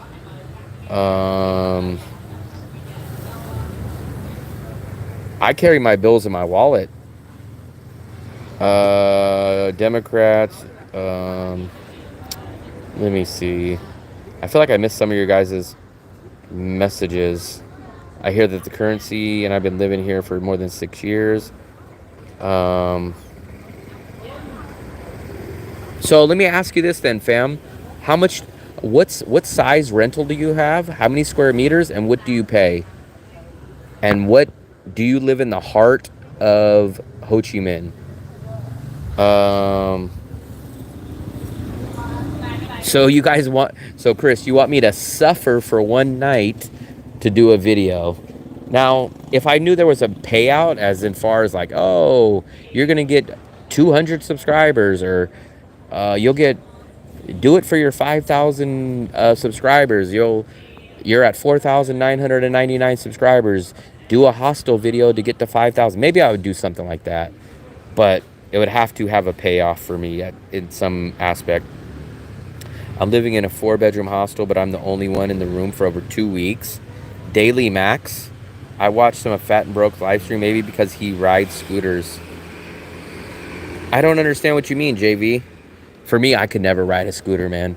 I refuse. I show you guys every single stream why I refuse. You guys see the traffic out here in DaNang, where it's only 1 million people, but you see the guy that sells the buns, he's got a freaking stove on the back of his scooter. Then the guy next to him has him and his 4 kids sitting on the scooter. Then the guy next to him has a whole couch hanging off his scooter. And then the other guy's pulling off the side of the sidewalk with no headlights. Then the other guy's driving down the wrong way. So I refuse. I'd rather take the $1.50 Grab than risk my life for $1.50 to ride a scooter. I missed some of your messages. Let me scroll back up. Do you know any cruises or ferries that can take people from other countries? I do not know that, Samurai. I'm not sure on that. I do know they have some like riverboat tours or dinner boat tours that they do down by the Dragon Bridge here in DaNang. And like you can go there on the weekend and the boat stops in front of the Dragon Bridge and you can have like a Dragon Bridge, dragon boat tour, cruise, dinner, which I heard is actually not that expensive, and it's kind of cool. But as far as going from country to country, I don't. You're gonna lose subscriptions for making new content. I live in Palm Heights, which is a condo. Squeezed every penny. Sorry, it got froze. Squeezed every penny. I know.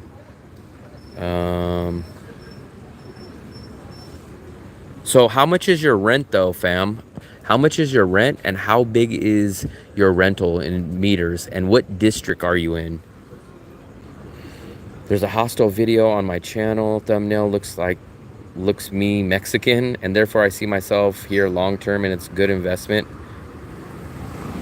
Oh, so see, you're opposite. You bought a place. So it's kind of the difference. Like, you're kind of the equivalent to the Americans, like the older, like my grandpa's age. Hey man, we bought a house for 40K. You guys can make it. We bought a house. Like, you guys don't understand. When you buy something, you guys are in a whole different category of the people that are getting killed by the post-COVID. So all these companies are going up and buying all these rentals, and then they're destroying people by jacking up the prices. It's called market manipulation, and they're charging an arm and a leg. They're taking these rentals and they're renting them out to rich people that will overpay for Airbnb. So we can't compete. We can't compete with people like that. So I don't want to sound like a jerk, but people that buy stuff can't really compare it to us that are out renting. Every day rentals are going up, no matter where you're at. So you guys locked in a price, whereas other people, we're dealing with the stupid people that overpay and jack these prices up, and these landlords that turn their regular rentals into Airbnbs and then hammer people on the rent. I seen the river cruise. I'm stuck figuring out logistics. And the immigrants, yeah, I know. If you want a side hustle job, I can pay you to research it for me. I want to come to DaNang so bad. What's stopping you from coming to DaNang?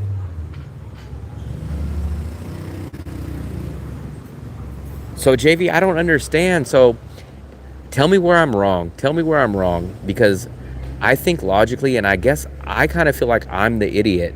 So apparently what people want on YouTube isn't a guy like me that gives people good information, that helps them on visas, that tells them where to go, shows them apartments, gives them great information. But what they want is an idiot that drinks too much, goes and talks to all kinds of women at clubs, gets on scooters, acts like a bozo, asks for money on camera, and that guy gets 30K. But a guy that gives you good information, dedicates his time, goes and shows you stuff, that guy has 1.9 thousand subscribers. Doesn't it seem backwards? That seems backwards to me. But like I said, he's obviously doing something better than me. No matter what he's doing, he's more successful in that aspect.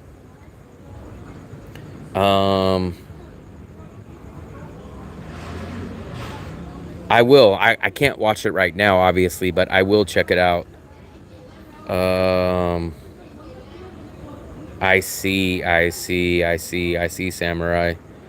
I don't know any neighborhoods. I think for some reason, I could be 100% wrong, but I kind of feel like I've always stayed in District 3 or 4. I kind of think. I can't remember 100%. But actually, let me pull up. I could probably look at the map, and I could probably give you an estimate of where I stayed.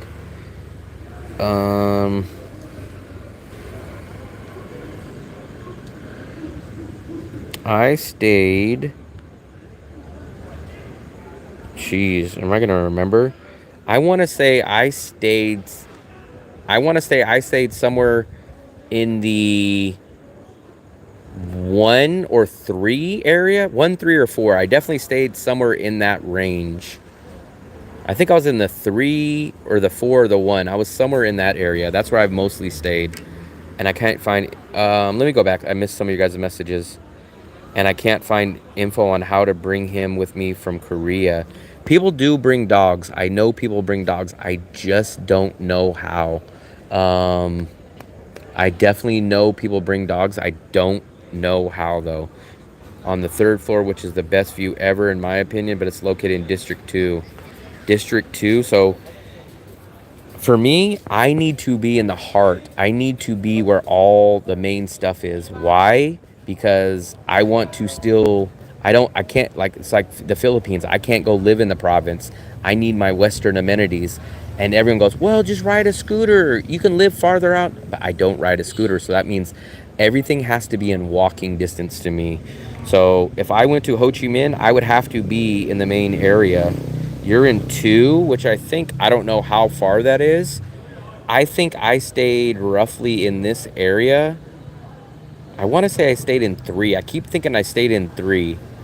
But I guarantee you have a scooter. I guarantee you ride around where I don't have that ability to do that. Respect you keeping it real with Fat and Broke. I mean, he's obviously more successful than me. Like, he's got 30,000 subscribers. So at the end of the day, I mean, the guy probably, if I message him, he probably wouldn't even, I'm a bug on his shoe. I'm just saying, in my aspect, I watch YouTube for a specific reason. When I go on, I go watch to learn things. I go on there to get information. I go on there to find out or help myself grow on business. Like, that's what I go onto YouTube for. But apparently, a lot of people go onto YouTube to do something like keeping up with the Kardashians. They want to go see this crazy train wreck. They want to see this guy stumbling around, drinking his beer and say, hey, babe, what's up? Let's go. Like, it's so weird because it's like, it seems so reverse logic. It seems so weird to me. But like I said, I guess I'm the fool. I'm the fool because he's got 30,000 and I've got 1.9. It's D2. Please look at the map. I'm talking about where I stayed. I think I stayed in 1 or 3. What I was talking about is I think I stayed in the 1, 3, or the 4. I know I didn't stay in 2 or 7. I stayed somewhere in that area the few times I went there. Jack, what's up, buddy? Jack Edwin, that's his secret spy name. The reason why I'm not against scooters. I'm against riding scooters in Asia. I've rode scooters in USA. I would have no problem at all riding a scooter right now if I was back in the USA at all. I'm against riding scooters in Asia because you should know as well as me, the traffic in Vietnam is insane. There's no stoplights. Even if there's stoplights, people don't stop. People have 4 people on a scooter. People carry their couches on the back of a scooter.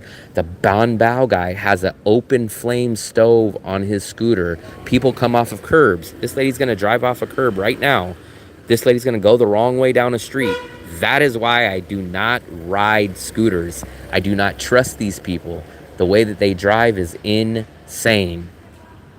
I'm not against scooters. I would ride a scooter in the USA. I would ride a scooter in any country that follows laws, but there's no traffic laws in Vietnam.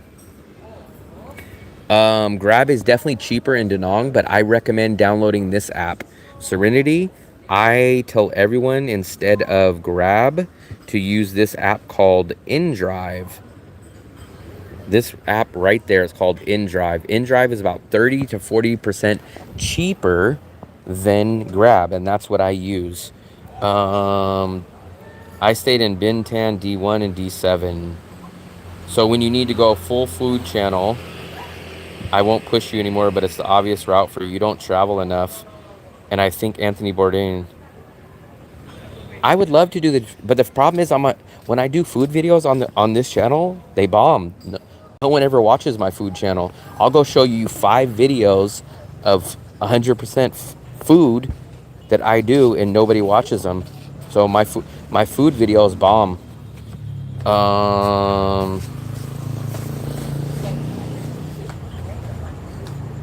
He won't listen. So I'm gonna show you guys, man. I know you guys always think I don't listen. I would love to make this, but look, man, I did amazing food videos, amazing ones. And plus, remember, at one point, I will be traveling. So if this channel starts to produce money, I will be traveling. My ultimate goal is to go to 100 countries. The only thing stopping me is what, guys? Is money. But let me show you guys. If you guys would have watched my food videos, maybe this channel would have turned into a food channel. But let's look at all my food videos. So let's go to the first food video right here. Right there. So eating my way through DaNang for under $10 a day. 2 weeks ago, 2,000 views. Okay, so that's nothing. Let's go here. Where's my other one? Here we go. Eat like a local in DaNang for under $2 a meal. 4 months ago, 2,000 views. Okay, let's go to the best night market in Cebu, the food market. 1,000 views 5 months ago. Okay. Look at this one. I did an American restaurant in Bacolod, Philippines. 7 months ago, 555 viewers.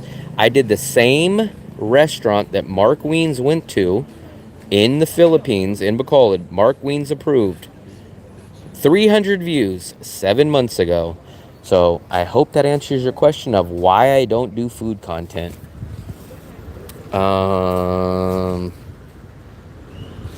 There probably technically is traffic laws, but just nobody follows them.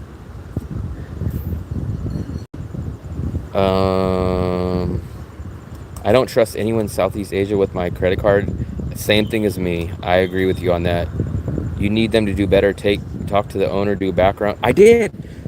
Look at this. Perfect, Chris. I'm glad you brought that point up. Look, I actually did this video. I thought this video was amazing. So this is a whole sit down. This is the owner. So everything you just said, this was one of my best videos ever. He laid out the whole red carpet for us. This is all the food. That's the owner right there. So we had a whole interview, a sit down. This is called Gunnies. This is American. Look at this is the owner right here. Gene Jackson, the owner. Great guy, man. A very great guy. He took me behind the scenes. We did this. Actually, both. The other restaurant, we did behind the scenes too. Everything, man. I did the whole story on him. 300 views, man. 500 views in 7 months. So trust me, man. I would love doing food videos. The only reason why I don't is because they don't produce. Honestly, I disagree. I'm a creator with 2 input, and I gotta say, Will is actually doing a great job responding and listening. Debit card is better to use. Are there traffic police? I've only seen maybe 2 cops in the past year that I've been here. I never see cops. My credit card is paid off every month, no interest. Let's just do a cheers on Revive. This is like I want to call it's like a Gatorade type of flavor, but it's carbonated.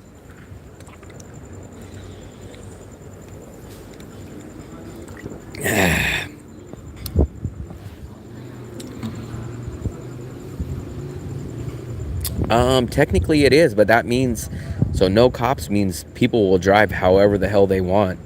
Like the scooters, if I just literally sat out here for 5 minutes, you guys would see insane stuff that you would be like, wow, I cannot believe that goes on with scooters.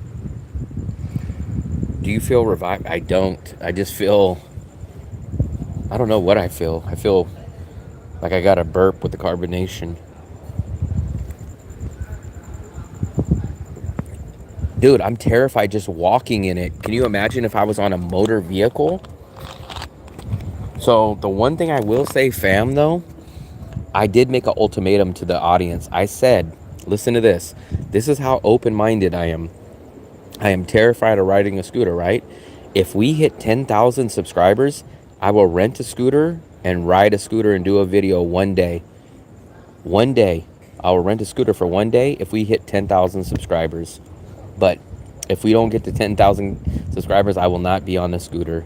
And actually, here's another thing. So there's none over here, but I like those little small electric scooters. They almost look like toy scooters. I would ride one of those.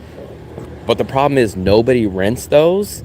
And if they do rent them, which is very, very rare, They want like 100,000 VND per hour. So it's like insane. It's not about test driving them. I know how to ride a scooter. I've rode a scooter in the USA. The problem is, in the day when I would need to go use the scooter, I have to sit in the traffic where these nuts are out here driving.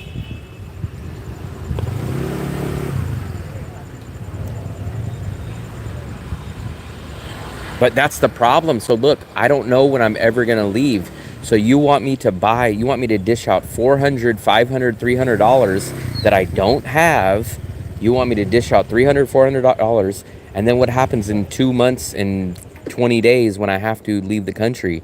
I'm scrambling to go try to sell it to someone. What happens if someone doesn't want to buy it? Then I have to ditch it and lose $200, $300. What am I going to do with that scooter? So that's the other problem. There's no saving up. I don't have any income. This is the problem I don't think you understand, fam. So I'm living on savings. I left the United States in January. All I'm living on is savings. My YouTube channel just became monetized less than exactly a month ago. So I don't make any money out here. I'm living off of savings. So I don't know where I'm going to be. Maybe they might. Maybe they might buy it. Maybe they might buy it. Maybe. But what happens if they don't? Then I just have to leave it out somewhere and just abandon it if I leave the country? I don't have no money. I don't have no money. So literally, I left the USA. I sold my car. I cleaned out my storage. I have 3 bags to my name. I left the USA, and I'm either... So this is what's going to happen with the channel. If by January 1st, if I don't start breaking even at minimum of what my bills are, like $750 a month, if I don't break even on the channel, I'm going to go teach English in China. So that's my 2 options. That's what's left on the table for me. That's why I do so many lives. That's why I do so many videos, because I'm giving my channel one last chance for the next 90 days to try to make this work. And if it works, great. I will stay here and I will continue to do it. If it doesn't, if I can't break even by 90 days, then I'm going to go teach English in China. But the problem is, so this is what everyone says. I already know what you're thinking. Hey man, go do that. Go teach China for a year and then come back. No, it's not going to be that. If I go to teach English in China, I could save 30 grand a year teaching in China. Save, right? So if I go do that, I'm going to go do it for 3 years. I'm going to put away $90,000 or $100,000. But guess what? My channel is going to die because I'm going to be working 5 days a week. That means I'm going to have 90% less time to even think about doing anything channel related. So my channel will die. My channel will die. I already know it. So either I go take the money and my channel dies, or I make a little bit of money and try to survive doing the channel and I give up the money in China. So I'm between a rock and a hard place. No, I'm not a broke American. I'm a broke world traveler. Because I'm not, well, I mean, technically I am American, but I don't live in America.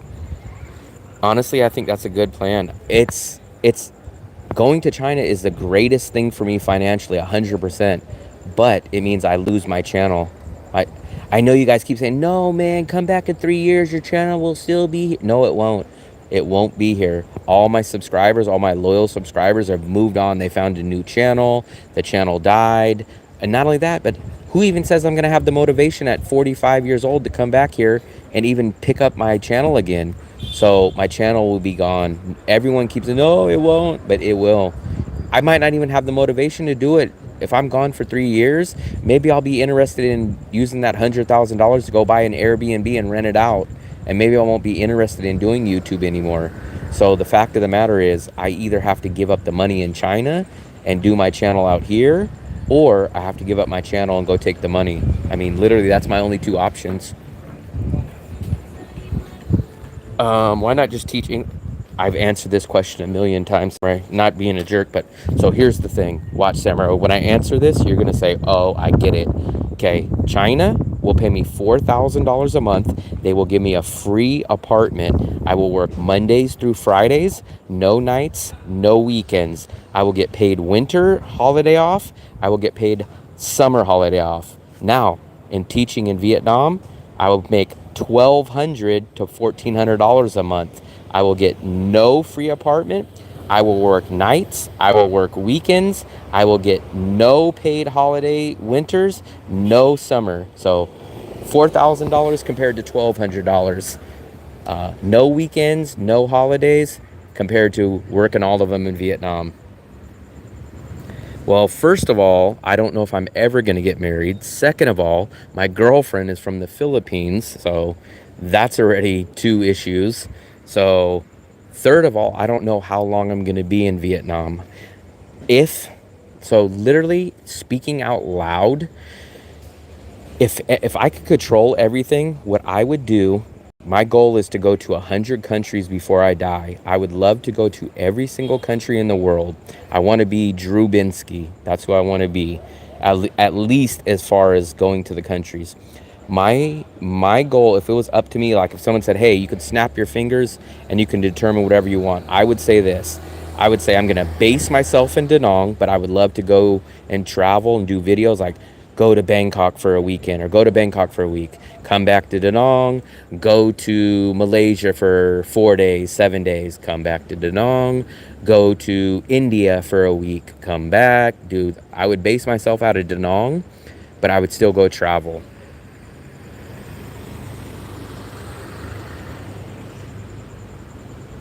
Richard, no, you do not need to speak Chinese. You literally only speak in English over there, teaching English, so nothing like that. And I hate to say it, man, because I know people are going to get mad, but I'm almost like a prostitute for best countries that fit my needs. Like, I don't have any loyalty to any country. If tomorrow Da Nang became expensive, I would have no problem packing up and going to, let's say India became the hottest spot. It became an amazing place and it was cheap. I'd go to India tomorrow. I don't have any loyalty to any country. I will go wherever the best situation is for me. So I don't say like, oh, I love the Philippines. I cannot imagine myself not. I'm a prostitute to the best situation for me. I mean, that's as honest as I can be. If Da Nang became expensive, I would leave Da Nang. And I would say, man, I had a great time, but guess what? It priced me out. It's not me anymore. And I would look and say, okay, maybe now Chiang Mai is my new place. I'd go to Chiang Mai. When that gets too expensive or the vibe changes, okay, I'm gone from Chiang Mai. I'm a hired gun. I'm a prostitute for the best situation for me. I have 20 countries. I've been 10 countries in Asia, 9 countries in Europe, and Mexico. So I've been to 20 countries. You'll go first, I'll go second. We can have passing travel contests. How many countries? I've been to 20 total. 10 in Asia, 9 in Europe, and 1 in Mexico. Albania, so listen real quick. So in 2020, I had an Eastern European trip. I still remember it like it was yesterday. April 28th was the date I was supposed to go in 2020. I had Ukraine, I had Georgia, I had Poland, I had Serbia, I had Albania, Bulgaria, Romania. I had them all booked on Airbnb. April 11th, I remember it like it was yesterday. April 11th, the plane shut down, everything got shut down, COVID hit. So I was actually going to go to Eastern Europe and all that whole trip got canceled. Stuart, I am in DaNang, Vietnam. Oh yeah, I know, fam. I tell people, you probably never heard me say it, but I said Vietnam is probably the worst place for scooters, but there's only one other place worse, and it's called India. But I still want to go to India. People tell me, they ask me, they're like, are you crazy? Why would you want to go to, I want to go to India. I want to go to Pakistan. Now, I'm not saying I'm going to love it or hate it or be there forever, but I do want to go there. Whether it's, I might hate it when I go there, but I do still want to go there and see what it's like. Mostly South America. It's not you, it's me. That's exactly what I say. I'm jealous that Eastern European. Yeah, I know it got canceled. I really wish, the one thing that everyone always rubs it in, they don't rub it in intentionally, but a lot of people on this channel, they'll say, man, X and X like so and so, their channel grew so big during COVID, man. And I realized so many channels manufacturing unnaturally grew during COVID because everyone was locked down. So many people's channels that were lame or shouldn't have grown artificially grew because of they were on YouTube all day and they grew. And I got locked in the USA, but I really, really wish I would have been locked out in a foreign country like Asia. I wish I was in Asia when the lockdown happened, because I mean, I can only imagine what my channel would have been if I would have been locked down for a year or two. My channel would have been amazingly high. I'm coming early next year and basically trying my hand at doing what you're doing, and I have no backup. I do have the sell of my house, so you have something. So I hate to sound like I'm crying or complaining, but I literally have nothing. So I sold my car. I have no retirement. I have no income. I'm living on the 1 year of cost of living savings that I saved up to come to Asia. So I have 1 year, well, not anymore, but when I left the USA, I had 1 year of cost of living to live out here and figure out a plan. So I have nothing to go back to. So either, like I said, this channel is either going to start breaking me even in the next 90 days, or I'm going to China to teach English. So one way or the other, something's happening. There's no such thing as a backup. I don't have a backup. You need qualifications. So to teach English, you need to have a university bachelor's degree. It could be in any subject. And you need to get something called a TEFL certificate, which you can get online, and it's not hard at all. So basically those two things. You do need a clean background check, and you need to be you usually need to be from one of the native English speaking countries. What would you do there? India looks like the worst place. I would just go there. Actually, there would be some very interesting vlogs. I would do some vlogs there. I probably wouldn't eat at those crazy places. I'd probably eat at the more safer, as far as I don't know how safe they are, but I wouldn't eat at the lowest form street food places. But I would try stuff out. I would go to a couple of different states or cities, whatever they call them out there in India, and then I would go to the border. I wanted to always go to the border of India and Pakistan, where they have that little march dance-off competition every day. So I would go out there probably for a week or two. I'd go do something like that. They have beaches out there. I'd go to a little beach city. Would you go to? Do you watch Marco Roams? I've never heard of it, but maybe if I seen him, maybe I would know. Hey, well, do you try the Rode Wi-Fi double mic? Yes, so you can use that, but the problem. So I just was speaking about this problem last night. Who asked me that? Dazzer. So I have the wireless Rode 2 wireless mics, and I have the DJI Pocket 2. I would love to use that system because it's a perfect combination. The problem is I have nowhere to put the mic, the receiver. So the receiver, you have to plug in with the TRRS cable. So it plugs into the DJI Pocket 2 one end, and then you plug the other one into the wireless receiver, but then it just dangles. And I was smart enough. I said, okay, let me get a piece of Velcro and Velcro it to the side of the camera. But the problem is when you hold the camera, it's so big and bulky because of the microphone. So I have to figure out another way. But you can hook it up. It's not a problem to hook it up. It's just a problem of it doesn't fit on the camera naturally to really be able to use it. I know you give lots of suggestions. I want to stay there as long as possible. That's me. I can get you consulted on how to be a massage spinner. I'm being genuine here. If I'm over there and you're still around, I'll keep going for a couple of months. I could have took a job in China in September, so I could have fixed my financial situation, but I'm the type where I said, like, I'm not a, what is it called? I don't need money for myself. I need money to just survive. So I could have just took a random stupid job in China but I have 4 cities that I'm only willing to go to, and I need to make sure I'm going to be in the right situation, the right price that they're going to pay me, the right cities. So I'd rather hold out and miss my opportunity for this semester, and I'd rather go and do it for next semester. And like I said, at the end though, I can't just be homeless in Da Nang and not being able to pay my bills. So once January comes, if my channel is not being successful, then yeah, obviously what I'm going to do is go take the money in China. And because I mean, I can't do vlog videos living homeless on the beach. I mean, maybe one of those videos would be interesting, but at a certain point, I can't be homeless in Vietnam.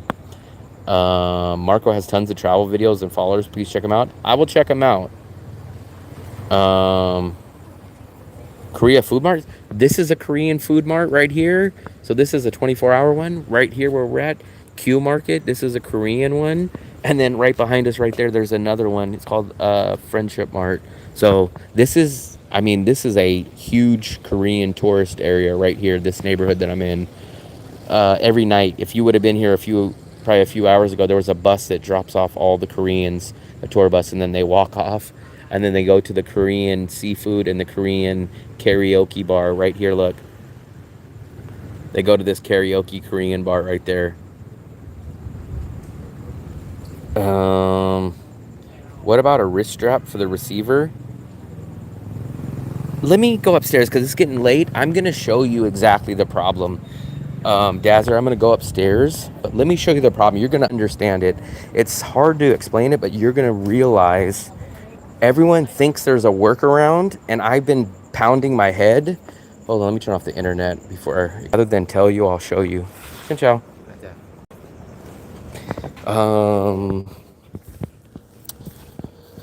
I wouldn't go to Wuhan. What I would go to is Shenzhen, Chengdu, Guangzhou, or Hangzhou. Those are the only 4 cities that I'm willing to listen to. Friendship Mart, I know. I have a feeling that they get translated into English or something, and they don't really translate that well. So I'll show you, Dazzer. I want to show you because I would love for someone to say, "Oh, you're doing it wrong. All you need to do is this." But I've been pounding my head and I can't figure out a solution. That's a good video. No more about the strap. It's flawed, period. I'll show you guys. Because I would love to figure out a solution because I think you guys like that camera better. I personally like that camera better because it's smaller and it's less bulky, but I just can't figure out what to do with the wireless microphone, the Rode 2. So there is a workaround solution. I could go get a tripod, which I really don't want to do because 1, it adds extra cost, but 2, it makes the DJI Pocket more bulky. And then I could add something that could attach to the tripod. But then at that point, it defeats the point of having the Pocket 2, which you have the Pocket 2 because it's light, it's small, and it's compact. But when you add a tripod to it, when you add a bracket to it, it kills the whole point of what the camera is for.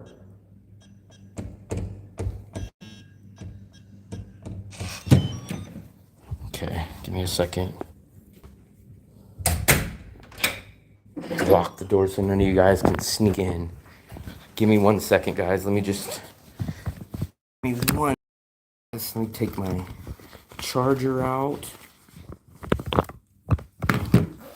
Give me 1 second, guys.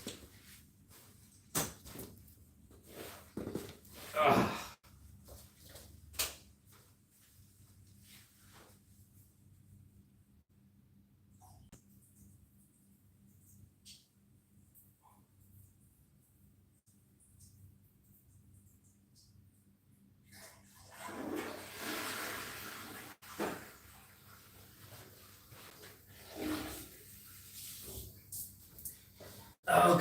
Okay, let's get down to business, guys.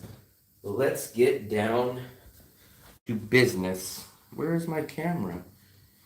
Okay, So hopefully Dazzer is still in here. So look at it. So this is why I love my GoPro. I love the handle. This is the wireless Rode microphone. It has the bracket. It's on the media mod. I love this. This is such a nice, easy system. I have the extending tripod. I can set this up. I love this, right? It's perfect. It's perfect for me. The problem with the GoPro is two things. The GoPro doesn't have a gimbal and it doesn't have a stabilizer. So when I do videos, you get the wobble, you get the shake. The second problem with the GoPro is that at night, the video quality is absolute garbage. So those are the two flaws with the GoPro. Now let me show you. Okay, we're on Wi-Fi now. So this is not a hotel, it's a condo. It's called Muang Tan. It's a condo. Now here, Dazzer. So here is the pocket, right? So this is why I love the pocket. So small, so compact, right? Awesome. Okay, you turn it on, boom. Awesome. It's so easy. It has the gimbal. It's much better at night, right? Right? Here's the problem. So now this is how you connect. This is how you connect the... So here's the first thing. This is the first flaw with the Rode. So with the Rode, it came with this mic, which, okay, great, no problem, perfect. You don't have to plug it in. You can just clip it on, right? Awesome, easy, cool. The problem with this microphone is garbage compared to the Rode. That's the first problem, right? And even if you could say, okay, it's a little bit worse quality, the problem is I need two mic setup. I need a two mic setup. I need to wear one, and when my girlfriend's here, she wears the other one. Or I wear one, and when I do an interview, the other person wears one. This DJI does not support two microphones. So even if I bought a second one of these, you can't pair them. They don't set up. That's the first flaw. That's the first design flaw from DJI. Now here's the workaround. Okay, so you get the TRS cable, you hook this up, right? Cool, no problem, awesome. Now you hook it into the Rode, right? Here's your issue. Here's the first one. Now I can walk around like this, right? And leave this hanging. Okay, cool. I guess technically this works. Now, here's the problem. I said, you know what? I think I figured it out. Let's put Velcro here and we'll mount this. Awesome, right? So let's put this here. I'm a genius, amazing. Now here's the problem. How do you hold this camera now? Look, look. I can't even wrap my hand around it. Here's the problem. But here, people say, oh, wait, no. Put it at the bottom. Put it at the bottom. That's where the tripod goes, so you can't put it there. Put it on the back. Put it on the back. That's where the charger goes. You can't block it. Put it up at the top. Put it up at the top. You can't, because now when you shoot your video and you move, the camera picks it up. So there's the microphones in your scene. So what do you do? So the problem is I don't want to be walked. So let's say I'm doing a cooking video. Do you think I want to have this giant cord hanging and someone bump into it or yank it out? I need this tucked away. I need this tucked away and out of the way. If I'm doing a video of someone deep frying something, I don't want this cord hanging in. I don't want this cord 4 feet long like I'm attached to something. The rope handle? What do you mean the rope handle? Can you be a little more specific?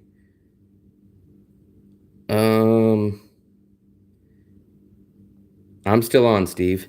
So the one solution that I supposedly had was the shorter cord doesn't make a difference though, because the problem is where do I put this? I don't want to dangle this. This, okay. So what you're saying is maybe that. It's still, it's a little bit better, but it's still not the system. I mean, I feel like this cord is going to stretch. It's a little bit better of a solution, a little bit. I will never do a gimbal because a gimbal means you're using it on your phone. I will never, ever, ever, ever shoot my videos with a phone. Higher to the base. What do you mean? There's no other. So salty crabs. Are you talking about up here? If you put it up here, then what happens is when you record, the camera, the gimbal picks this up. So you see this in the video. So it can't be there. You can't put it here because that's where the memory card is. So you can't put it here. I can't put it on this side because when I put it on this side, this is where I hold it. So on the right side, it allows me, I can't close my hand. No, dude, when I shoot on my phone, first of all, okay, so I'll just list the problems with the phone. When I shoot on the phone, I shoot 50 to 80 gigabytes. My phone can't hold that much. Second of all, I shoot for hours sometimes in a day. That means my phone, I'm going to have my phone plugged in the whole time. Second of all, I have 2 expensive cameras. Why would I scrap these great cameras to go shoot on an inferior phone? Like, it just doesn't make sense. Memory, have you had it before higher up? So the salty, so tell me where you can't. Anywhere here. So if you put it up anywhere past here, if you put it up here in the video, it picks up the mic. So if it's here, this microphone, I mean the camera picks this up and you see this in the video. So it can't go there. It can't go lower because this is where the memory card spot is. This video at night, this video is fine. The GoPro is terrible. So the GoPro, no matter what, I would, even if I had the greatest phone on the earth, I would never use a phone to shoot. The phone is for me to call people. The phone, I can't hold my phone hostage because I'm shooting a video all day. And then I have to go buy a gimbal too. Like, no way. I've spent $250 on this. I spent $250 on this. For me to just toss this and then go buy a $100 gimbal and then shoot on my phone, and then I can't even answer phone calls because I'm out shooting video and I'm holding up my phone as hostage. I wouldn't do that. Plus, I shoot 50 gigabyte videos. So the phone, the wrist support. This is what you guys are talking about. I don't want this though. I don't want it attached to me. So what I really, really would have liked is there something like this? Is there a device that only has the jack connection right here, no cord, and then somehow it turns this into a Bluetooth connection where I can Bluetooth connect it? Clip it to the wristband, but clip it so that it's hanging down. So the only workaround that I've technically found, which I'm going to try tomorrow, is it kind of screws me up because there is a tripod. So there's a tripod that I've seen, and it's kind of a little one. So I can get a tripod and put it here, right? So I can put this on a tripod, and then what I could do is I can attach the microphone down to the tripod. But then what I hate about that is this little small camera that I love, which is the reason why 50% why I got it is because it's small and easy and tuckable. Now that camera becomes this big. You can get a connector without the cable. I'm not the greatest electronic person. I have an amazing Samsung phone, but I will never do that. My phone, so what happens when I need to message someone on Facebook? What happens when I need to order a Grab, but I'm shooting a video? So like, I don't think you're understanding, fam. So if I'm out shooting a video and I need to record me going to get a Grab to go to the tea place, I can't because I'm recording video. So I can't do a video on my phone. Second of all, then I'm going to have to get a outstanding giant huge memory card. And then when then how do I take the memory? Then I got to take the memory card out of it every time and then load it to my laptop and then use that to edit on my Adobe Premiere. But the problem is my live streams, my live streams make up 1% of all my content. So if you guys see, I've only been live streaming for about 2 or 3 weeks. 99% of my content is uploaded videos. So what you guys are just seeing over the past 2 or 3 weeks is just brand new. But for the past year, all I've ever done is uploaded content. GS, I would love to know what you mean. Double-sided.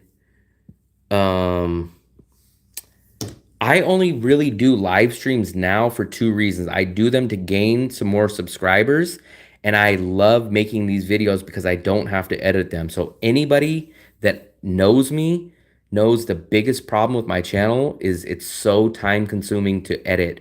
So if I go shoot a video, it will take me 3 or 4 days to edit just to get that one video out. So I love interacting with the audience. That's 1. For 2, I love that I don't have to edit any of this. For 3, the bonus is I usually pick up some new subscribers doing the live chat.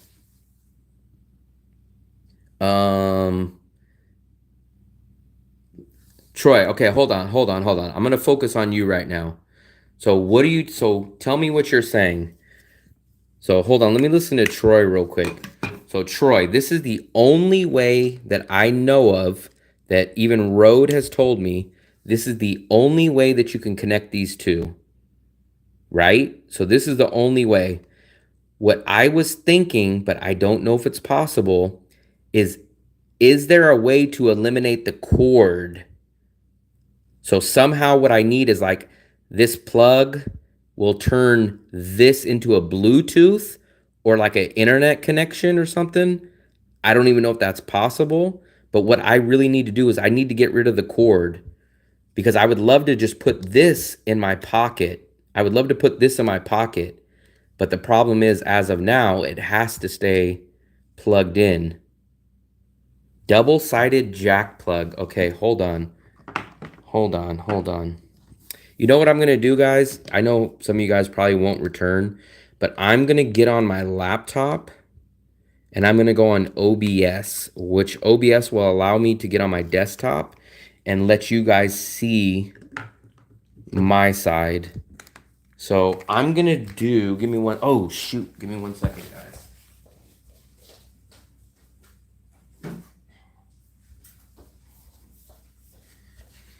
Give me 1 second. Ugh!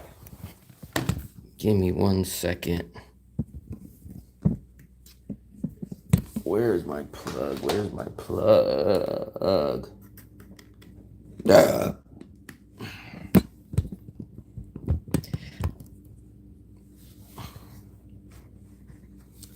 Double-sided jack. Okay, so, oh, you know what? I have another phone here. A double-sided jack.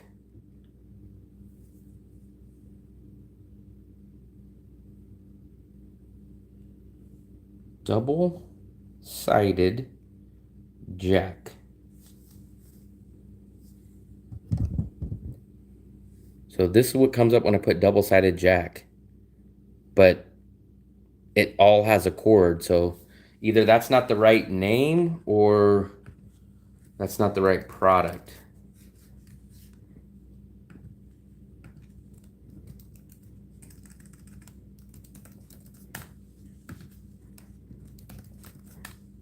Why the hell does it keep saying wrong? There we go.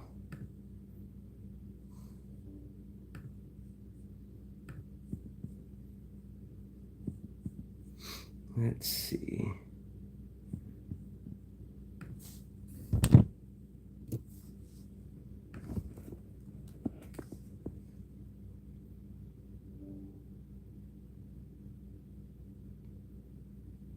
Okay, give me a second. I'm setting something up real quick. Trying to open up OBS. I have the same setup, just mounted it different with my phone on the gimbal. I don't want to do the gimbal. There's many problems with the gimbal. So the gimbal problem for me is for the gimbal that I want is $100. Remember, I'm already on a tight budget. So $100 for something that I only would use for live streams is overkill. So I use live stream in my phone this much, and I use my other cameras this much. So it'd be overkill for one, it would be too expensive for two, and for three, I just don't have the room to pack a gimbal. Like I got way, way, way too much stuff in my bags already. Let me do manage broadcast.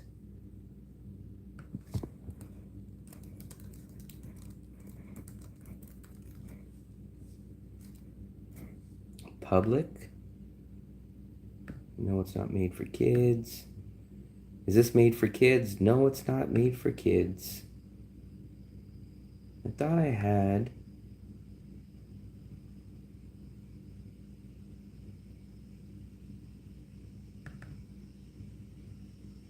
Here we go. Create broadcast. SP, what's up, buddy? Wireless 3.5. Okay, give me a second. Give me a second. I'm just gonna try to set this up because I'm gonna switch over to content live.